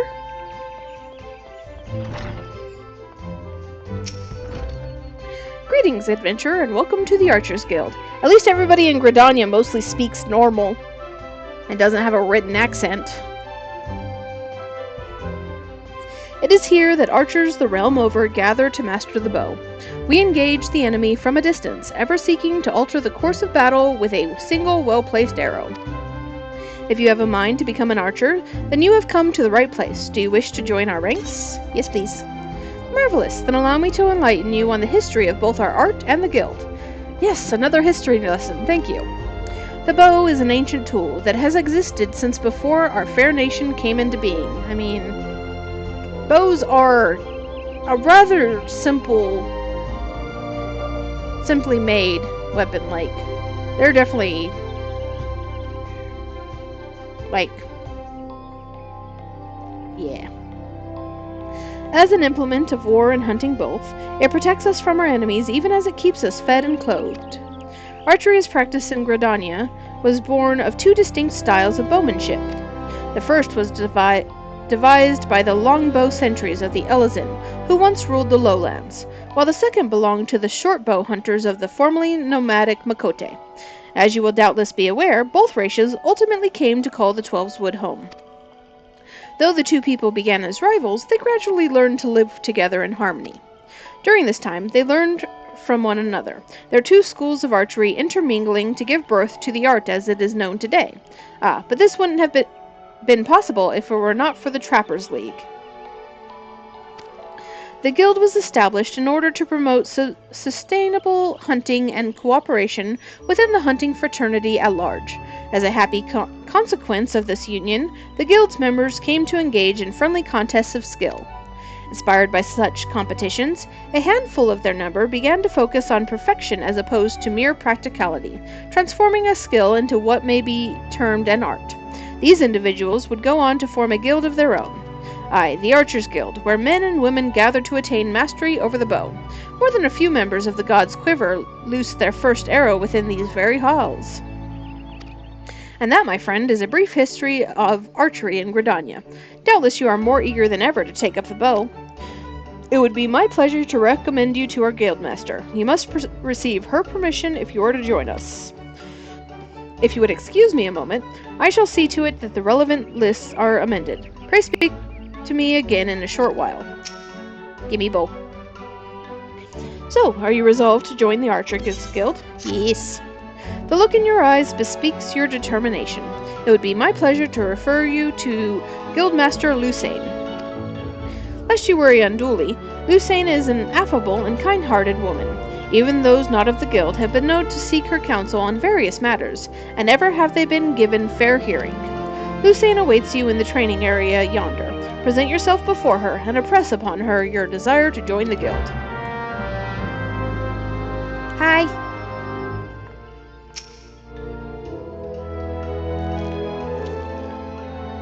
Oh, she's kind of pretty. Greetings, adventurer. I am told you wish to join our ranks. I am Ul'dahn, the master of the Archers Guild, and I bid you welcome. Our doors are open to all who have the will to learn. Allow me to explain the basics of our art, and offer you a foretaste of that which we teach the members of our guild. The bow's greatest advantage is its range. Unlike those arms used in other disciplines of war, it allows one to strike at the enemy from afar. Though the bow may not boast the destructive force of a sword or spear, its myriad strategic applications more than compensate for this shortcoming. Okay, do you have any idea how little damage a sword does right now? Like, yeah. An experienced archer can immobilize an enemy by striking a leg or sap its strength with a poisoned arrow. Rise to become a virtuoso of archery, and a veritable deluge of death will be yours to rain down upon your foes. Yes, rain of arrows. By fighting from a distance, we can better assess the battlefield, and thereby determine the most advantageous course of action. This is of paramount import, as our role in battle is to exploit the enemy's weakness. With a I'm just going to skip that word, I'm too tired. Placement and timing, but a single arrow may serve to turn the tide. To this end, the guild seeks to instill a discerning eye within its members, that they might learn to strike at vulnerabilities, swift and surely. Now, a half-wit can bend the bow, but it is no simple undertaking to become a skilled archer. You must be prepared for a long and arduous journey. Are you resolved to complete that journey? Yes, give me a vote. That is well. From this moment forth, you may consider yourself one of our number. Now, lend me your hunting log, if you would. I shall add to it the names of such creatures as would provide a fitting challenge to an archer. And to help you on your way, I bestow upon you this short bow. Yay, bow! Arm yourself with your new weapon, and then speak to me again. I would have you undertake a trial to gauge your fitness to join the guild. I'll get right on that, in like a million years. I will eventually do your requests, I promise. Okay, bye.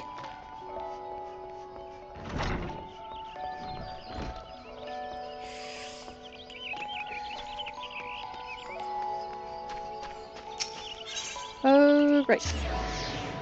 Let's go here, and then go this way.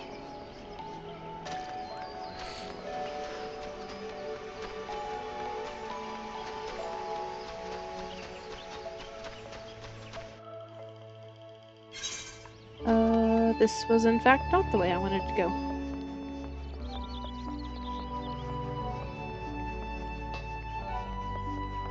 It's fine.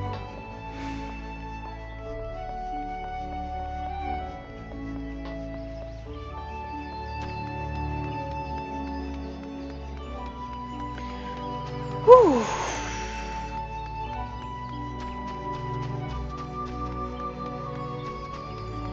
Almost done.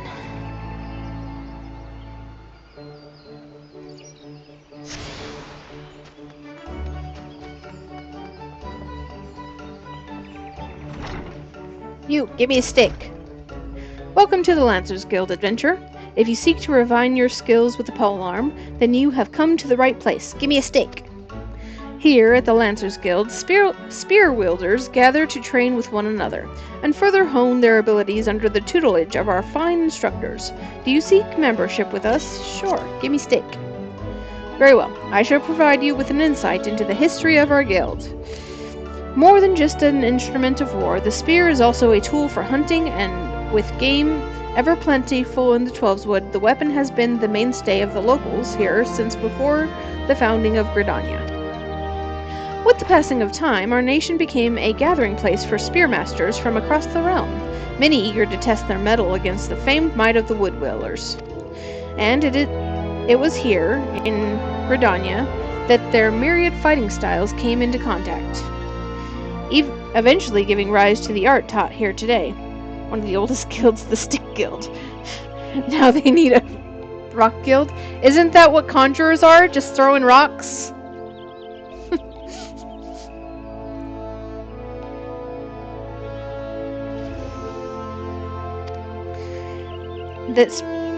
That spear technique could be formalized at all owed much to the founding of the Lancers Guild by Woodwhaler Captain Mistdale nigh on a century past.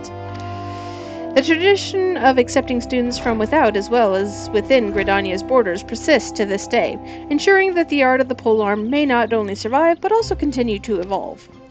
Well, there you have it. I hope this brief history of the guild has helped settle any doubts in your mind. The Lancers Guild is always eager to welcome new initiates. If you've a will to enlist, speak with me again and we can begin the enrollment procedures. Yes. Give me stick. Well then, have you made up your mind to enlist in the Lancers Guild? Give me stick. Excellent. I shall let Guildmaster Yawain know to expect you. All who seek admittance to our rank must present themselves before him. He will judge if you are fit to become one of us. Pray make your way to the training area within. Our guildmaster awaits you there. You, give me stick.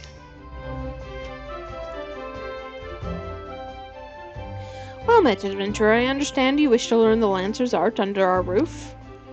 I see you have some combat experience. Yet it remains to be seen if such skills as you have acquired will avail you here. I mean, really, a spear is just a sword on a stick.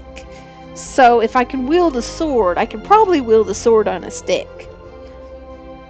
But no matter, in my capacity as guildmaster, I shall guide your training, beginning with the very basics, the principles of our art. There exist myriad fighting styles, each of which has its own unique qualities. None, however, can claim to be as offensively minded as ours. Our approach is ever one of attack, no matter who or what we face. An experienced lancer is able to wield a polearm as if it were an extension of his body. He transforms into a raging storm before his foes, delivering a barrage of devastating thrusts and slashes. Oh yeah, you like to thrust, don't ya? To facilitate such a relentless assault, we lancers forgo plate, favoring armor of leather and chain. Such materials as provide adequate protection without unduly hindering movement. A lancer's worth may be measured quite simply in how swiftly and decisive he can pierce his enemy's defenses. By its nature, the polearm is a simple weapon to wield, for good or ill. Even in a farmer's hands, it is capable of wreaking considerable havoc, thus has been a mainstay of every great army since ancient times. Yet know that a lance alone does not a lancer make. Faced with unfavorable odds, an unseasoned spearman will break formation and flee without a moment's hesitation. A true lancer, however, flinches not before his enemies, for he knows not the meaning of fear. Ever does he press forward, disdainful of the odds, that he might pierce the enemy line and open a path to victory. I do like putting myself in danger, and I have no concept of fear. This will work out great for me.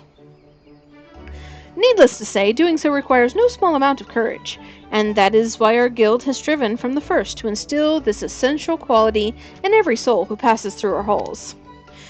Arduous trials await you should you join our ranks. Knowing this, have you the resolve to wield the lance? Yes, gimme lance.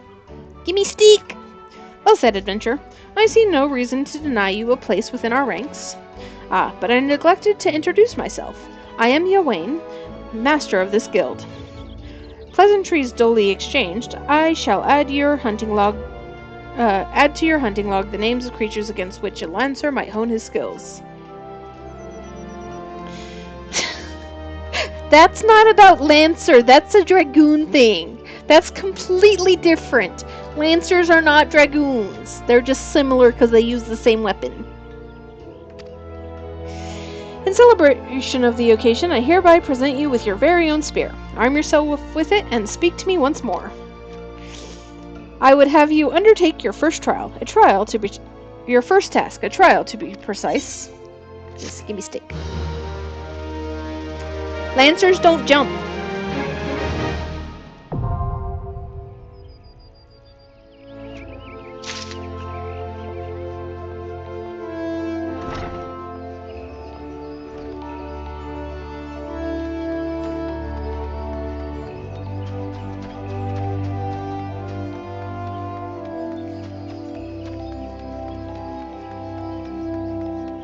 My soda is completely empty and I keep on picking it up and hoping there's suddenly liquid in it.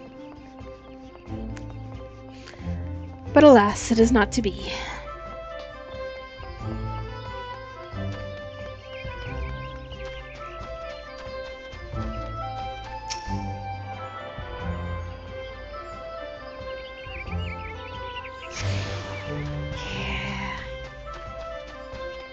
Okay, so here's the leather workers.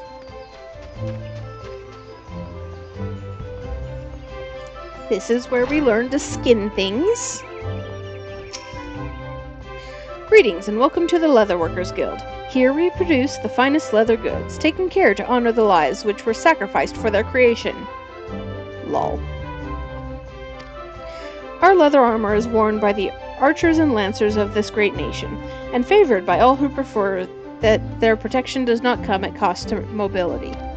If you wish to place an order, I bid you visit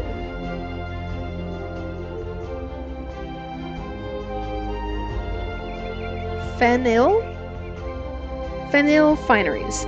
If, on the other hand, you have a mind to join our guild, I should be happy to assist you. Might you be interested in becoming a leather worker? Yes, please. nothing would make me happier than to welcome a new initiate into our ranks. However, it is essential that you first understand the burden that every leather worker must bear. It's leather, dude. It's not that deep. As you cannot have failed to notice, the Twelveswood is blessed with an abundance of life, and we Gridanians have long hunted the forest creatures for both nourishment and clothing. But Gridania is unlike any other place. The elementals that watch over the Twelveswood have never looked kindly on the taking of life, and those who would flout their governance do so at their own peril. Okay, here's the thing. The abundance of life thing could become a problem. Like, if you let life overpopulate too much, then it's just as dangerous as overhunting. The elementals decreed that life not be taken without due necessity, and so the Trappers' League was formed to regulate the hunting of animals. The Leatherworkers Guild was subsequently founded to manage the fair and equitable distribution of pelts.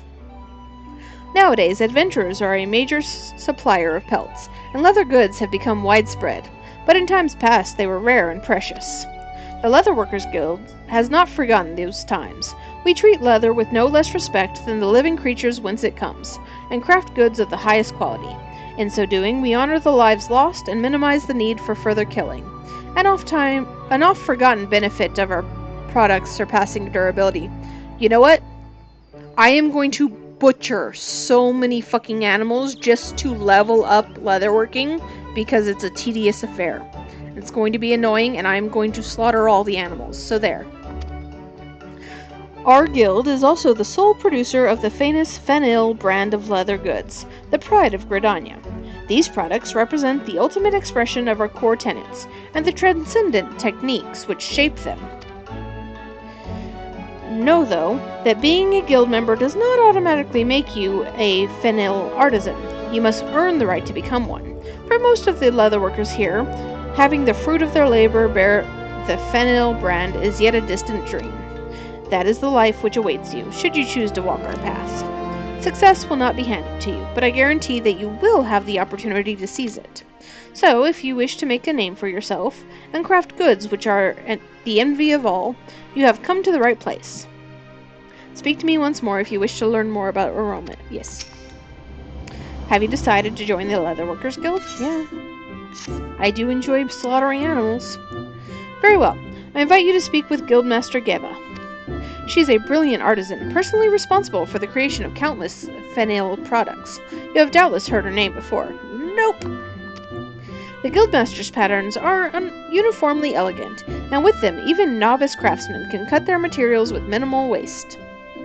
Considering the fact that half the time I only get like one tiny scrap of leather off of each animal, and it takes like 20 to make anything, there's a lot of waste going on.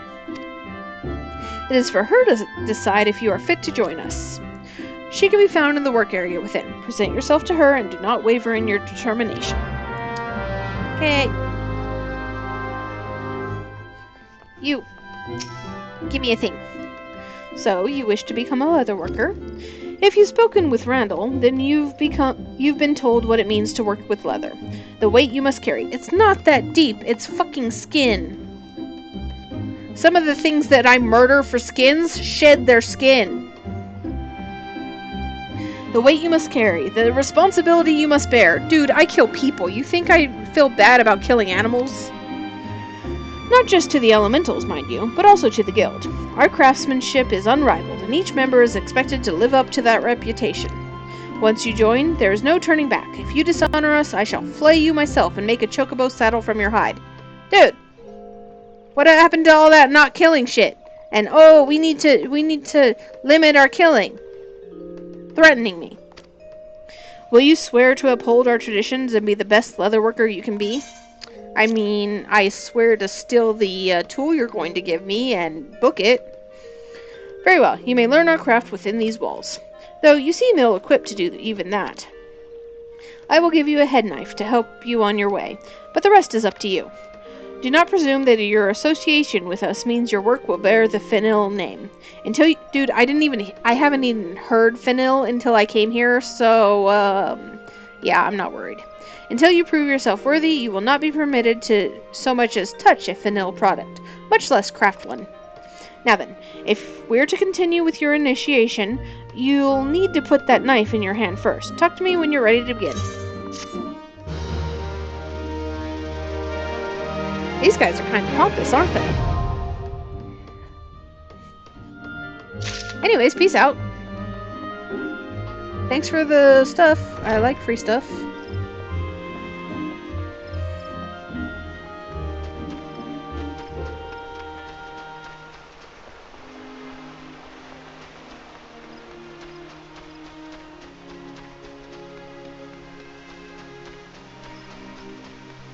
Now let's see, should I do botany next or conjuring next? There's a fork in my road. It's still empty.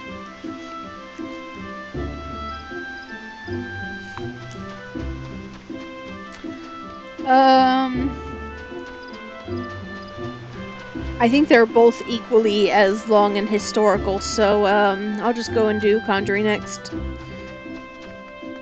So I can ask for another stick.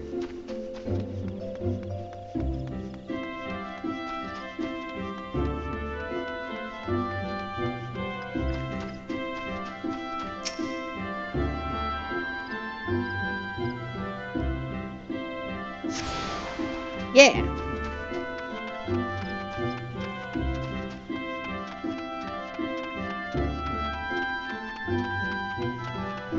Look, I have a Moogle with me. I'm totally prepared to be a conjurer. Okay. You, give me stick. Well met, adventurer. You are come to Stillglade Fane. Damn words. Home of the Conjurers Guild. We conjurers harness the power of earth, wind, and water that abound in nature, and thereby weave spells of healing and protection. Conjurer and White Mage quests, hate them so much. So, trying to think. I'm not a big fan of the Conjure ones. I'm not a big fan of the ARR White Mage ones, because that little brat is really annoying. But I think one of the later expansions White Mage ones is actually good. So, I like some of the later expansion Conjuring quests, or White Mage quests. However, they are all very annoying because you have 2 attacks. Total.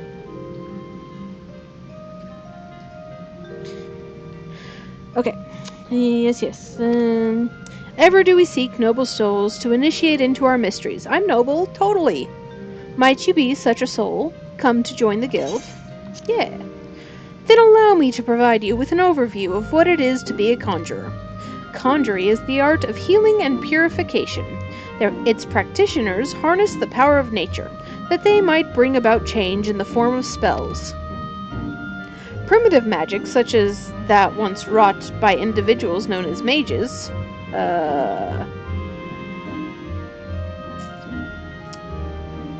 meaning those with the ability to manipulate ether, has existed since the dawn of time. It was not until some 5 centuries ago that conjuring emerged from its shapeless agglomeration of spells and charms, an event which led to the foundation of Gridania.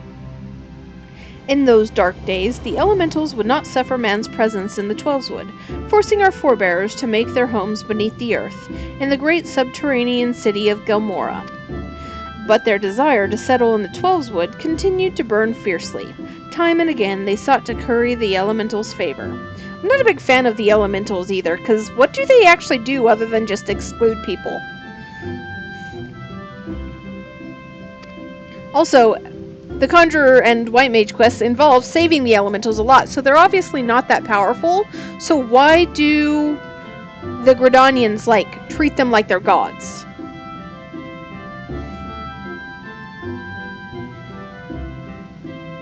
Unlike men and other creatures bound in temples of flesh, the elementals are beings of pure ether. Recognizing this, the mages of Eld reasoned that their talent for etheric manipulation might allow them to commune with these theretofore enigmatic entities. It took 5 long decades, but our forebears finally succeeded. Their reward? The elementals' permission to dwell in the Twelveswood. So it was that the nation of Gridania was born. Since that time, the elementals have taught us to live as one with nature, speaking to all Gridanians through the hearers, those mages who are able to commune with them. And, for their intimacy with the elementals, the hearers would go on to attain greater mastery over the forces of nature. Thus did they conceive the art of conjuring. And that, my most attentive listener, is a brief history of conjuring. If you have a mind to walk our path, I wholeheartedly recommend you join our guild. It would be my pleasure to explain the initiation process to you. Pray speak to me again when you're ready. Give me stick. Is your mind made up? Are you ready to join the Conjurers Guild? Give me stick. Good as well. I shall introduce you to our guildmaster, Brother Isumiyan. Brother Isumiyan presides over the Conjurers Guild, even as he serves the nation as a hearer. You will find him in the meditation area within. Go to him and make known your desire to join the guild.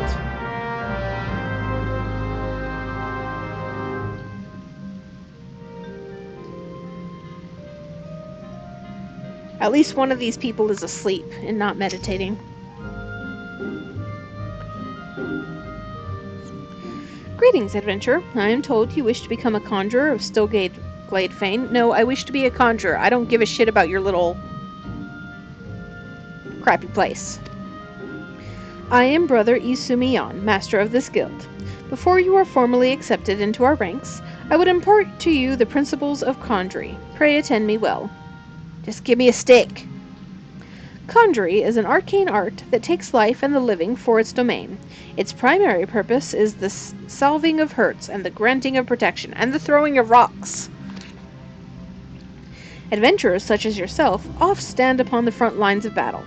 Owing to this, you are like to find yourself in many situations wherein a capacity for healing would be advantageous. It's a shame that it comes with such a fucking damage down. Mind you, there is more to conjuring than that. By harnessing the power of earth, wind, and water. Also, is there... How many water spells are there to a conjurer's kit? Because isn't it just earth and wind? Conjurers are also capable of weaving spells that wreak havoc. 2 spells. 2 spells that do damage. In terms of sheer destructive power, conjuring may pale in comparison to thaumaturgy. No shit. But its capacity to defend one against aggression more than compensates for this relative shortcoming. I wouldn't go that far. In mastering healing and purification, not only will you be able to mend wounds and purge afflictions, you will also be able to breathe life back into the fallen. More than simply healers, yet not true dealers of destruction, conjurers realize their full potential when they employ their powers in support of others. This, my dear adventurer, is what it means to be one of us. I mean, white mages are still the best, like, pure healers. And actually, I mean, they are the best healer that is available right now. You know, until they get nerfed again. They just don't do any damage. Mayhap that was too much to grasp upon a single hearing. I'm not an idiot. I can grasp things. But worry not, for the meaning of my words will become clear to you in due time. You will come to understand that conjuring is not the sole province of the conjurer. Should you wish to walk our path, I must needs ask that you solemnly vow to embrace nature, to heed the will of the elementals and the Twelveswood alike. Can you make this vow? Can I cross my fingers while making the vow? 'Cause I'm not heeding the will of the elementals. Those guys are assholes. Yeah, sure. I knew your answer ere your lips had parted, yet I am no less pleased to hear it. But by the power vested in me, I hereby name you a member of the Conjurers Guild. If you would be so kind as to lend me your hunting log, I shall add to it the names of such creatures as would pose a suitable challenge to a conjurer. And to mark this momentous occasion, I present to you this cane. Yay, stick! Though it may be old and weathered, it will serve you well as you take your first steps upon the path of the conjurer. Also, it's one of the better looking starter weapons. Like, honestly, I really like the starting cane for conjurers. Take up your cane, Corey, and present yourself to me once more. I would assign you to your first task as a conjurer of Stillglade fame. No, I'm good.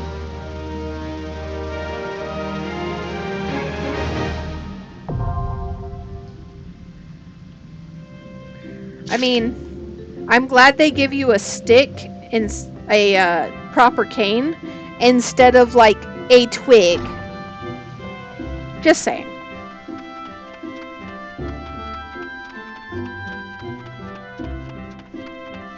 Because they could have gone with a twig for the starting tool.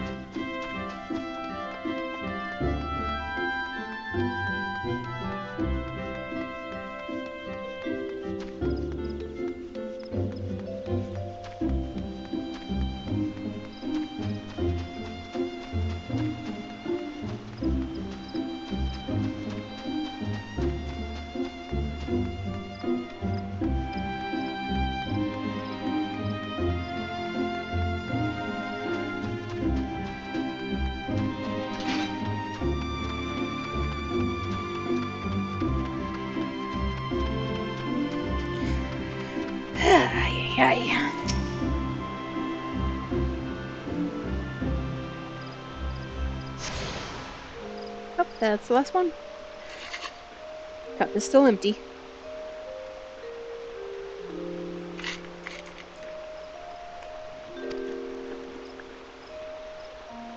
Ah, sad.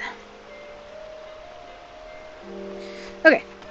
Botanist. I think that's my last one, right? Am I done? Yeah. Yeah, just botanist. Oh, that's not the right place. This is the right house. Yes, you. Give me a thing. Hello there, and welcome to the Botanist Guild. What brings you here today? Interested in becoming a botanist, are you?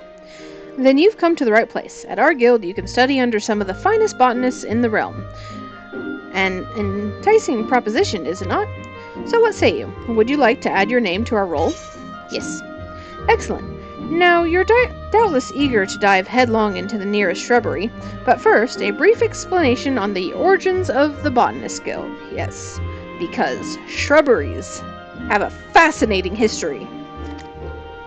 Our guild boasts a long history. Its roots can be traced back some 500 years, to when our nation was still in its infancy. It was around that time that a precursor organization to our own was established to facilitate communion with the elementals. Ah, but I suspect you're already confused, not being forest-born. Let me put it in a way that your kind would understand. Saying your kind is, very rude, first of all. Also racist. The Twelveswood doesn't belong to man, but almighty beings known as elementals. Yes, mansplain it to me more. It is by their leave that we Gridanians dwell here in the forest, and it is by their leave that we receive of its bounty, and it's by their leaves that you guys kiss ass. Ever since mankind settled in the Twelveswood, it has been necessary for us to obtain the elementals' permission prior to taking aught from their domain. Oh, I'm gonna take a lot from this domain, just to piss off the elementals. I'd like to see them try some.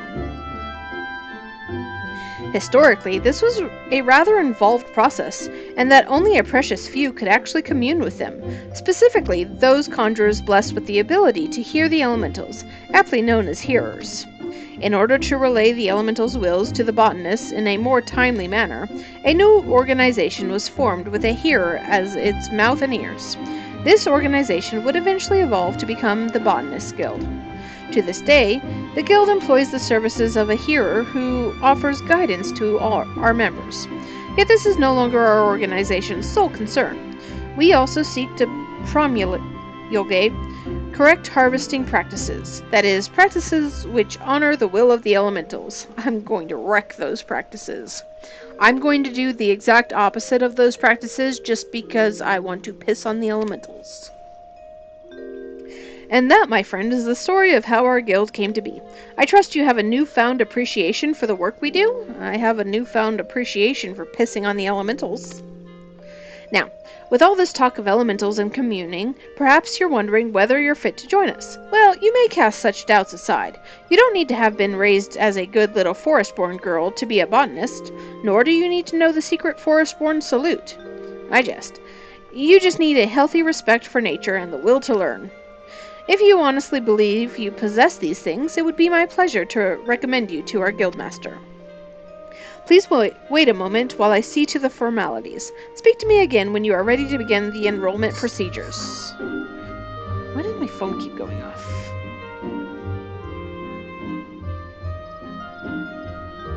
Because you're a weirdo. Oh my god. Hold on, I have to check this. This is a maintenance request.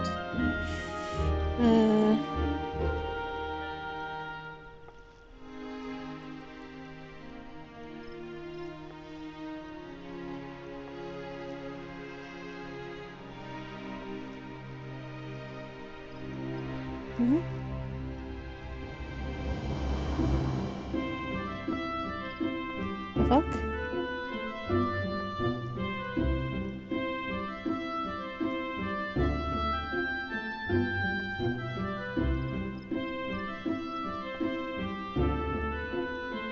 Oh my goodness. I don't know what's going on. Okay. Anyways, back to pissing on the elementals. Ready to enroll in the Botanist Guild, I take it? Yes. Give me hatchet. Music to my ears. It will be my pleasure to refer you to Guildmaster Fufucha. Our Guildmaster's knowledge of nature is second to none. One need only witness her uncanny knack for spotting the finest timber to see that hers is a truly God's given talent. It is for this reason that she holds the title of First Botanist. Oh, but you need not be overawed, for she is the kindest of souls. You will find the Guildmaster just outside this building. Seek her out and impress upon her your desire to become a botanist. Give me hatchet. You, little lady. Aw, she's on a box. I am Fufucha, the master of this guild. Pleased to make your acquaintance. I take it Lion Cult has given you an overview of botany already? Well then, I suppose I had better continue where he left off.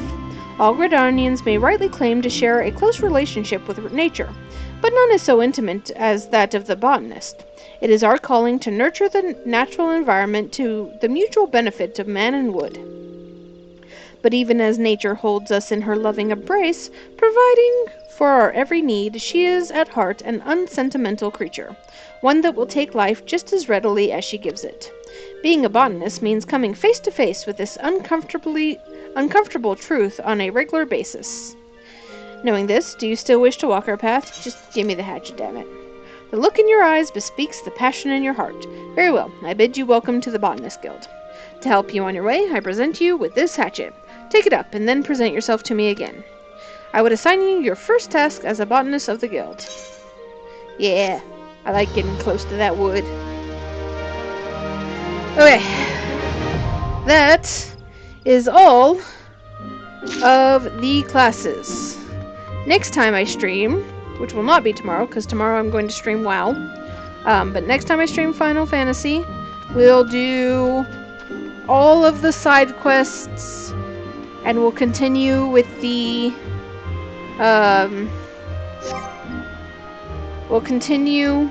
envoy stuff, and we'll be a proper little Ul'dahn envoy. But for today, thank you for watching. I appreciate it. I know this was a long one, so I appreciate you sticking it out even though I know you were busy. And I'll see you tomorrow. Bye!